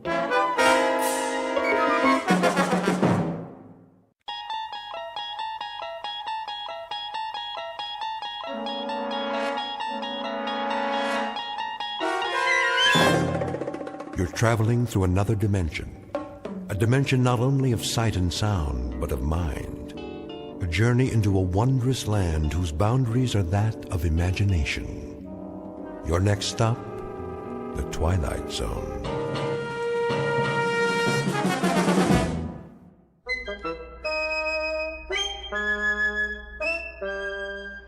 Go out for a pass. Okay. Fumble. Let's see now, Fairfield. Excuse me, boys. Hey, mister, get out of the way. Yeah, we're playing football. Surely, but first, that is, if you don't mind. Huh? Could you direct me to Yancey Street? What do you want to know for? Well, I've never been to that particular neighborhood, and, How come you're carrying that thing? Oh, this is the Hercules Mark IV, the finest device ever made for hearth and home. What is it? Some kind of an invention?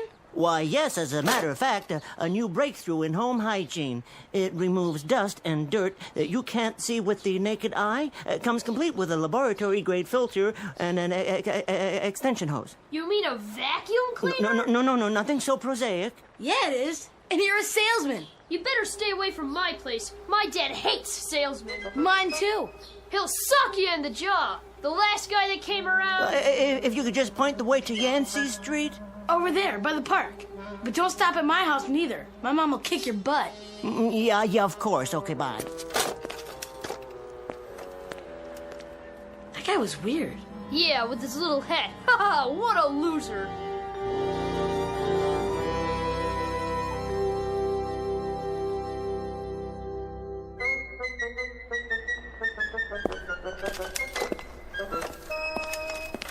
Well, here we are, Yancey Street. May as well try the first apartment. Yeah? Madam, may I have a word? Who are you? My name's Dingle. I have something for you. You a process server? No, ma'am. I'm here to, Social worker? No, not at all. I'd merely, A cop? No. You said you wanted to give me something? Oh, yes, indeed. Well, you can come in, I guess, for a minute.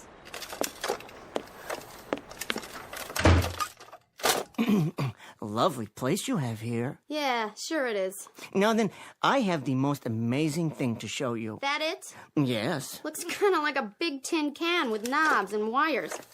Now, I'll just plug it in. Now, pretend, if you will, that this rug here is your brain, and this dirt... What are you doing? This dirt is all the messy thoughts in your head. You threw dirt on my floor? Now, watch what happens when I turn on the Hercules Mark IV. All that filth goes away in a flash. It's better. See? Suck, suck, suck. Gone, gone, gone. Get that thing out of my house.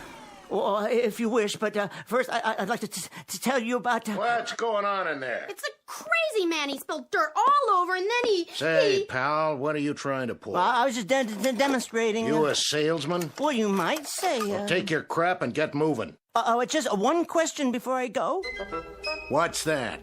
I don't suppose, that is, you wouldn't care to purchase one of my vacuum cleaners by any chance, huh? Get out now! You know, we have easy time payments.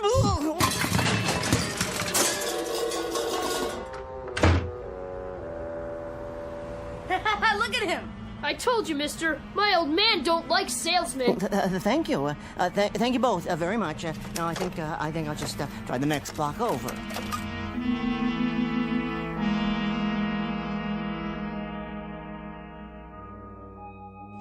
Well, Callahan, you heard the man. He says he's not gonna pay, so that's that. Yeah, you want me to pay on a bum call? Where I come from, a bet's a bet. You saw the play. The umpire's blind. Look, you shouldn't have took the bet. I set the odds and you took them. All I want is what's coming to me. Hello, Mr. Dingle. The usual? Oh, not quite yet, Mr. O'Toole. Just allow me to sit here and collect my thoughts.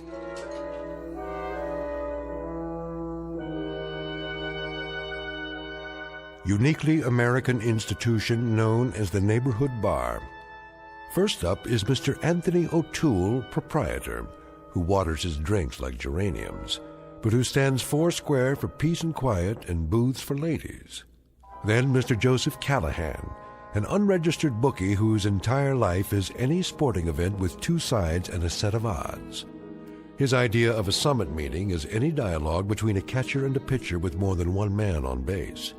And the citizen who wants his payoff is every anonymous bettor who ever dropped rent money on a horse race, a prize fight, or a floating crap game, and who took out his frustrations and his insolvency on any vulnerable fellow barstool companion within arms and fists' reach.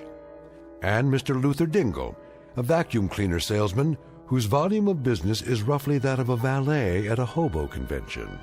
He is a consummate failure at almost everything. But soon, two visitors from outer space will arrive on the scene and alter the destiny of Luther Dingle by leaving him a legacy. In just a moment, a sad-faced punching bag who missed even the caboose of life's gravy train will take a short constitutional into that most unpredictable region, the one we refer to as the Twilight Zone.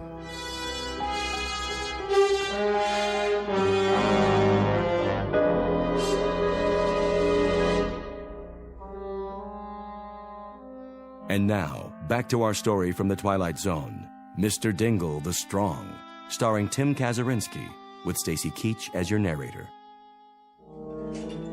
Don't give me that, Callahan. I told you before, I don't pay off on a bum call. 3 umpires called him out. I called him out. 11,000 fans called him out.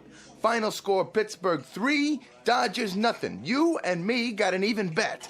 I got the Pirates, hence you owe me $5. I know a bum call when I see one. That ball was foul when it hit him. It don't matter what you think you saw. So instead of an out, it was a foul ball. Who's to say he wouldn't have got on base? So that after the single, he would have scored a run and like that. You're dreaming. And furthermore, Callahan, you're a low-down, cheating insult to American bookiedom. I'm gonna give you 5 seconds to take back that innuendo. Callahan, I told you once before already. Told me what? You start a brawling here again, and I'll fix that mouth of yours so from now on you'll be doing all your drinking through a tube stuck in a vein. Me?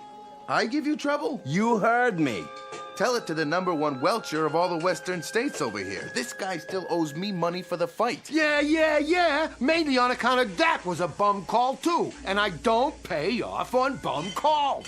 Hey, Dingle. Yes? You remember that fight? The champ's out of the ring, and the ref gives him a long count. Like everybody in the room could have gone out for a beer, engaged in some small talk, and then come back and still sat down before the ref has finished counting. Now, how about that? I'm asking you. Me? Yeah, you. How about that? You're asking Dingle? I sure am. I'm asking him. Well, I don't know. You see the game on television last night? Well, as a matter of fact, I did watch it. Yes. There you go. Now we'll settle this. You talk about bum calls. 9th inning, batter's up with 2 down, and we got a man on first and a man on second, and this umpire with no pupils in his eyes calls a foul ball and out. You see that? I believe I did see that particular play. Then you tell him. You just tell him what you saw. Yeah, go on. Exceptional defensive play. Abner Doubleday would have been proud. Never mind Abner Doubleday. I leave it up to you. Was that a foul ball, or was it an out?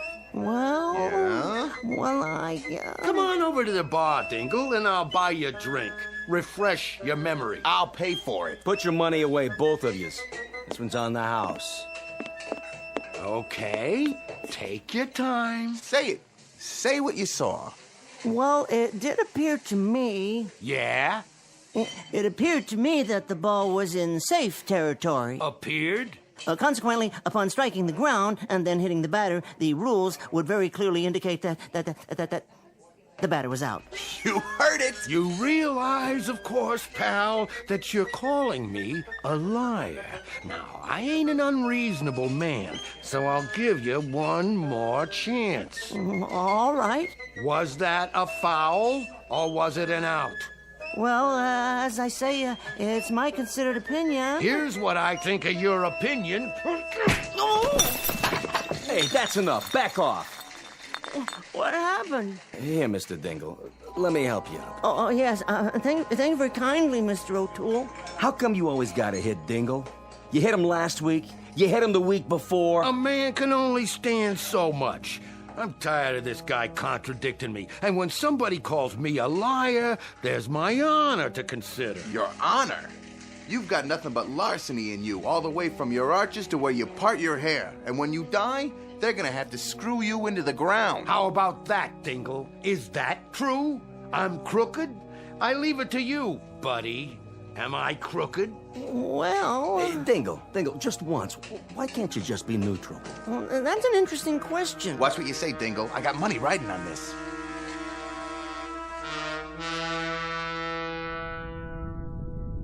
You are sure we are invisible? Beyond any doubt. This represents a typical gathering place for Earthmen? From the coordinates, yes. Did you ever see such primitive-looking creatures? Typical Earthmen.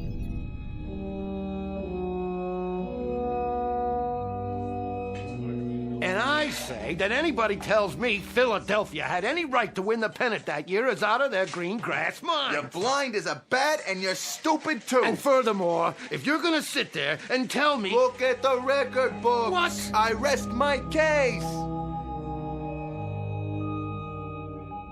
Not entirely typical. The one in the middle with the hat and peculiar neck adornment. In Earth terminology, I believe it is called a bow tie. He appears to have suffered physical damage. At the hands of his fellow humans. Appalling. This might be the perfect specimen. Does that compute? The very one we're looking for.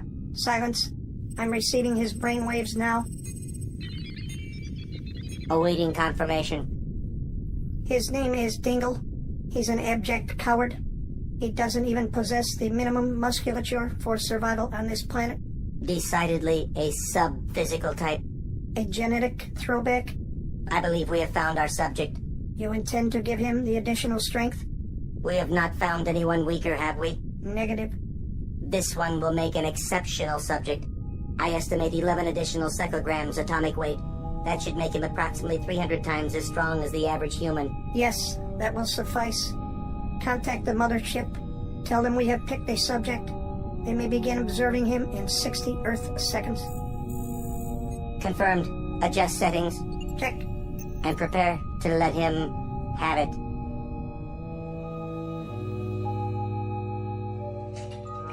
Look, Dingle, you don't gotta answer this guy at all. What do you mean? Just 'cause he don't happen to like the Phillies. Let him tell me. He's got a brain, don't he? Of course he does. You got a point of view, don't you, Dingle? All right, let's get historical. You follow the game, you know the stats. What did you think of the Phillies back in, say, 53? That was a big year. The Phillies in 1953? That's right. You tell me, for example, if you think Robin Roberts was one half the pitcher that Labine was that year. Oh, here we go again. Well, of the two, I'd be inclined to take Roberts. You heard the man. Buddy, why all the time you gotta fight me? Now, let's run through this one more time. You say that Robin Roberts had more stuff than Clem Labine? To be perfectly honest and candid, as to the two men, as good as they both were, all things being equal... So come on already. Hey, let the man talk. Who do you pick? Roberts? Oh! I'm telling you guys for the last time, you pull any more rough stuff around here and I ain't gonna let you in that front door. Now look what you done to this poor little fella. He's coming around. How do you feel, Dingle? Clem Labine was definitely superior. You see? All I'm doing is helping him see things clear. What was that? What was what? I don't know, but I definitely felt something for a second just then. How you doing? You all right? Definitely Clem Labine. All the same, I think you better go on home. Well, if you insist. But I feel quite well. Quite remarkably well, in point of fact. Here's your vacuum. Oh, very kind of you, but I can carry it. Dingle, do you mind, a word of advice? Oh, no, not at all. Look, there's some guys in this world that are, they're going to get punched in the nose no matter who they pick in a ball game, or who they vote for, or the color of the tie they put on in the morning. I quite agree, O'Toole, though I've always thought polka dots were quite stylish, personally. Yeah, well, look, you're one of those guys, Dingle. So, you know what I think you ought to do from now on? Don't talk. Just nod. If a guy asks you who you like in the third race, you just smile at him. Okay. If somebody asks you who you're voting for, you just nod. Okay. And if you're sitting in the bleachers for a doubleheader and you hear some guy yelling for the Dodgers, you don't go yelling for the Pirates. You just leave your seat and you go get a hot dog. You understand, Dingle? I believe so. A word to the wise and so forth, huh? Very considerate of you, Mr. O'Toole. I'll definitely give the concept further thought. Yeah. What's the matter? Well, that's odd. What is? I feel so funny. Funny how? Oh, nothing. I'm sure I'm fine now, but for a moment there, it was as if something passed over me or through me, and I heard a high-pitched sound. Very odd. Did anyone else hear it? I can't say as I did. What's he talking about now? Oh, well. No, what do you suppose caused that? Caused what? Well, this vacuum cleaner feels light as a feather. Not that the machine isn't light. It happens to be one of the lightest on the market. Give me a break. No, it's a handy-dandy Jim Cracker A1 piece of merchandise, guaranteed to lighten the labor and lengthen the life of that wonderful partner in the American home, the housewife. But I've never noticed it was this light. Hey, see you, Dingle.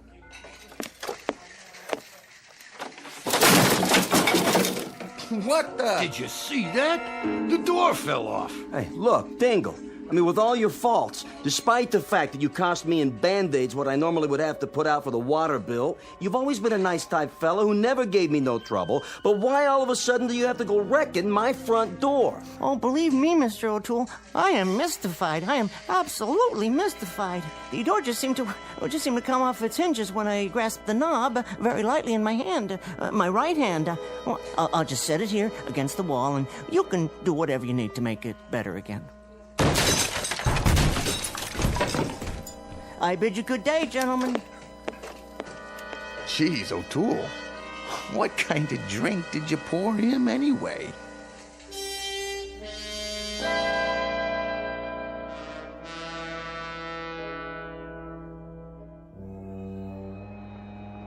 Look it, there's that dweeb again. Boys? Hey, mister, why'd you come back, huh? I told you my dad would sock you in the jaw, and he did. Yeah, you're really asking for it.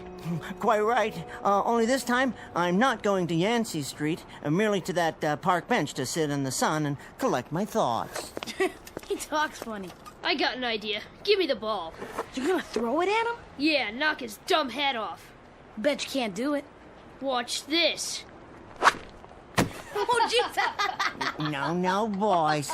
That's not the best of all possible manners, is it? Pretty funny. Go pedal your vacuum cleaners, you creep, and throw the ball back. Think you can catch it? He can't even throw it. Oh, is that so? All right. Go back for a pass. Sure. Let me see now. How does one grip a football? Yes, I think I've got it. Ready? Here goes. Whoa, look at it go! Right at that building. It's gonna hit the window. Here's your lunch, Arthur. You want some soup with that? Just let me read my paper here, okay, Lydia? I gotta go back to work. You're always at work. Don't you like being home no more? Too hot. The air conditioner don't work. If you tell the super to fix it.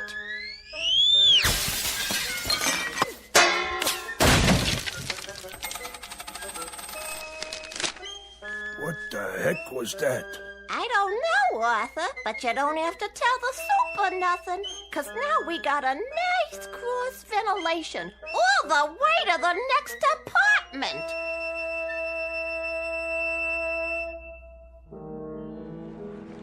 Hey, mister, where'd you learn to throw a ball like that? I really don't know. I don't know what's happening to me. What in the world is happening to me? Get those kids! Down there! They broke my window. We better get out of here. Yes.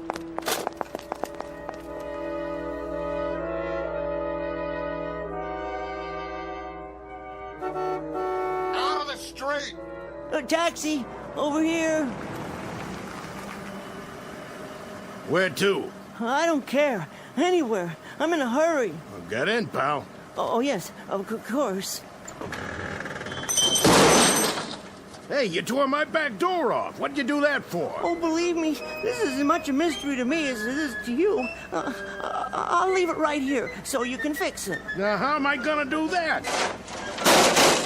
Just let me catch my breath. Hey, quit leaning on my car. You're tipping it over. Help! Somebody get me out of here! Oh, dear me. You're pinned under the steering wheel, aren't you? Well, give me a second. There. You can get out now. Did you see that? He lifted the car and turned it over. With one hand! I can't believe my eyes. Most amazing thing I ever saw. Who is he? He's a hero. What's your name? No name. I'm nobody. Nobody at all.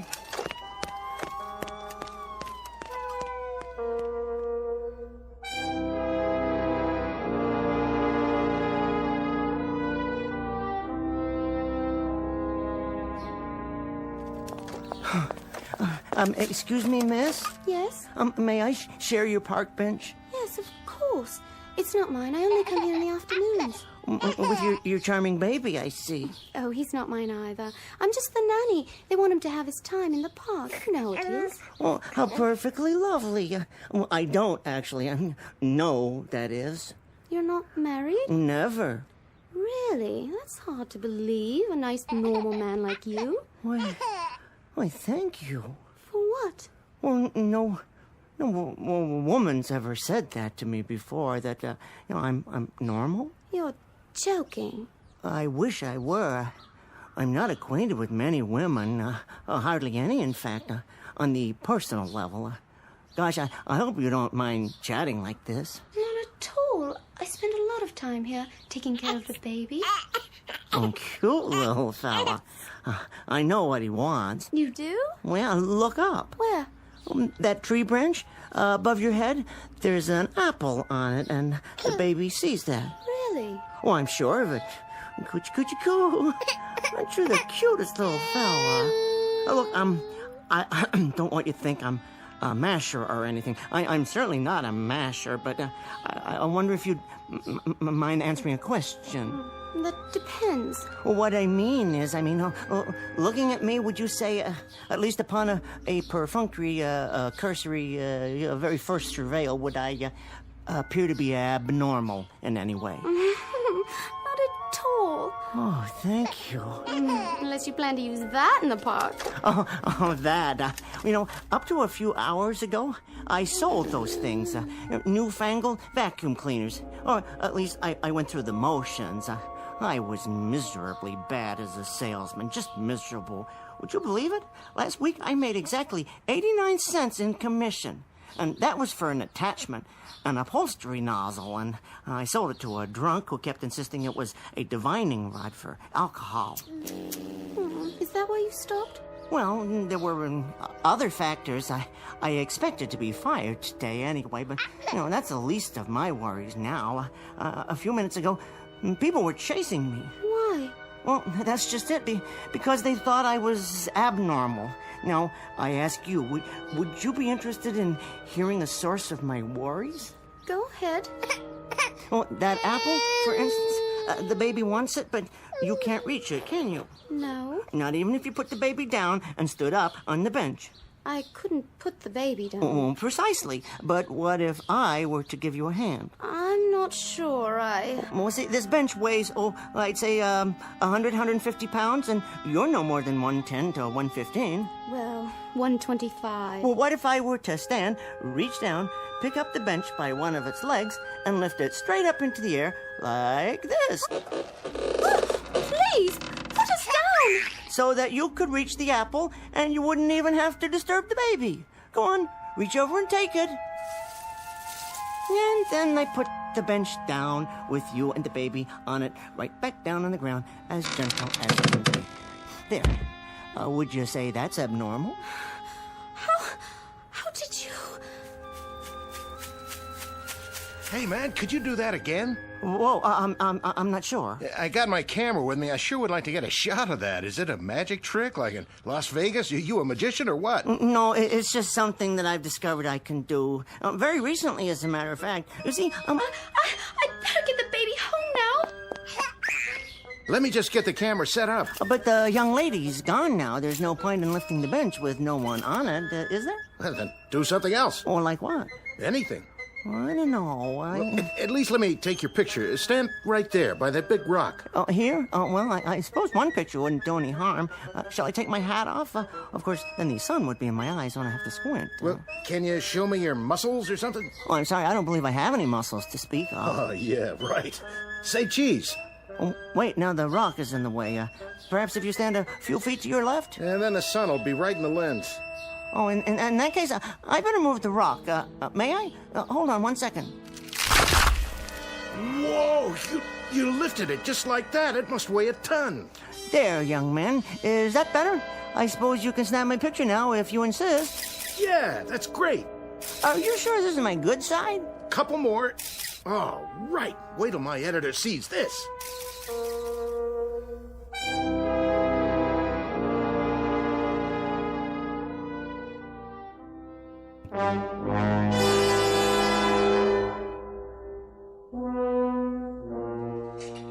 For the love of Mike, did you see this? What do you got there, Callahan? It's Dingle on the front page of the Daily Bulletin. Let me see that. Hercules? No, it's Luther Dingle, 20th century Samson. Good gravy, there's his picture. Picking up a giant rock. You mean this is our Dingle? None other, by the looks of it. And this is where I spend my afternoons, when I'm not working, of course. Dingle, my old pal. Hey, have a seat, buddy boy. Mr. Luther Dingle, his favorite neighborhood pub. A regular guy who leads a regular life when he's not busy performing miracles. This is Jason Abernathy, and I'm here to bring you the full story on my eyeball news report. So, who wants a drink? Step right up. Are you his friend? What's he really like? What was his first feat of strength? Did you always know he was special? What's his secret? Well, now, Mr. Dingle, Luther, is my #1 customer. Never goes to any other establishment. Ain't that right, boys? That's the truth. I knew he had it in him. We was pals all the way back to grade school. All right, who's next? Line up. Mr. Dingle, if what I hear is true, do you realize how much money you could make on a tour with my international circus? A circus, eh? I don't know. Vegas, Atlantic City, Branson, Missouri. Hey, don't listen to her. Hey, Dingle, your future's in television. You're the walking, talking embodiment of every American male's wish fulfillment. You're John Q. Citizen, you're Babbitt, you're Tom, Dick, and Harry. We'll develop a sitcom around those values. A spin-off. After several guest spots, of course. Well, I'm just not sure. All right, well, how about an infomercial? A simple across-the-board address by you with examples of your physical prowess followed by product endorsements. It's a natural for breakfast cereals, vitamin pills, anything at all. You mean like Jack LaLanne, the juice man, that sort of thing? Forget it, Dingle. I keep telling you, boxing is a piece of cake. You line up with me, I'll get you a couple of real easy setups, and inside of 8 months, I'll have you fighting for the World Championship. Or if you want to go with the WWF instead. All right, everybody. We're going on the air live in just a few seconds. Would the people around Mr. Dingle get out of the way, please? I don't want to. Okay, on the air in 4, 3, 2, 1, and... Hello, friends. Jason Abernathy here. Our unusual subject today is Mr. Luther Dingle, who, if what actual onlookers say is true, is the world's strongest man. Oh, well, I know. Mr. Dingle, would you give us an example of this fantastic, allegedly fantastic strength of yours? Well, I'd be happy to. Mr. O'Toole, is it all right? You know, the thing we discussed? What, are you kidding? I ain't done this much business since, well, I don't know when. Be my guest, Dingle. Well... yes? I'll start off with something simple. See this wall? Solid plaster. Supported, I believe, by wooden studs. I'll make a small X with my finger here and... You saw it! Mr. Dingle has just punched a hole through a solid wall with his bare fist! Now, for my second demonstration... Oh, dear, let me see. You've heard of karate. I suppose I could simply just line up the edge of my hand with the surface of this table, my open hand, mind you, and with a single blow...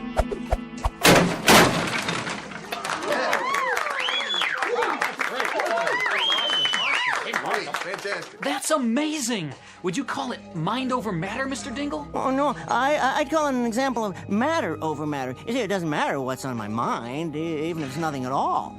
Okay, Dingle. You just don't go breaking all my tables in half, okay?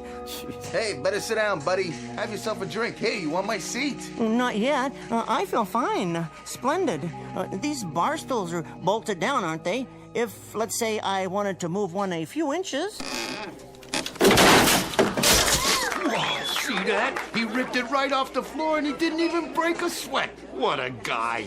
Go on. Take my stool if you want. Stand up. Sure, why? If you please. Why are you looking at me like that? Oh, no. Wait a minute, Dingle. Ain't you ever heard of bygones being bygones? Put me down. I see it, but I don't believe it. Ladies and gentlemen, the man at the bar is 160 or 70 pounds, and Dingle is lifting him like a rag doll, twirling him over his head with one hand. Oh, my aching back. That ain't funny. There. Now, that didn't hurt too much, did it, pal? You're good as new. Well, almost. Gonna give you a hand up, pal? Mr. Dingle, you're my hero. He can do anything. You better not pick a fight with that fellow.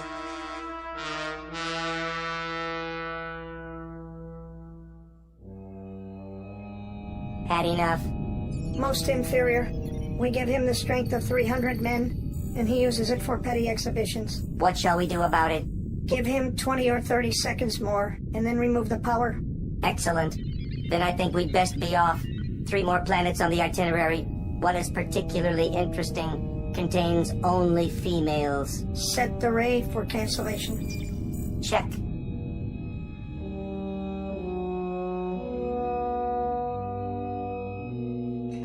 And now, ladies and gentlemen, for my next feat, I think I'll lift this entire building. Whoa! Well, at least the ceiling, and hence all the floors above it. Step aside, everyone. I don't know if we have a clear shot of this, but he's standing on his tiptoes, extending his fingers to the ceiling. Here we go.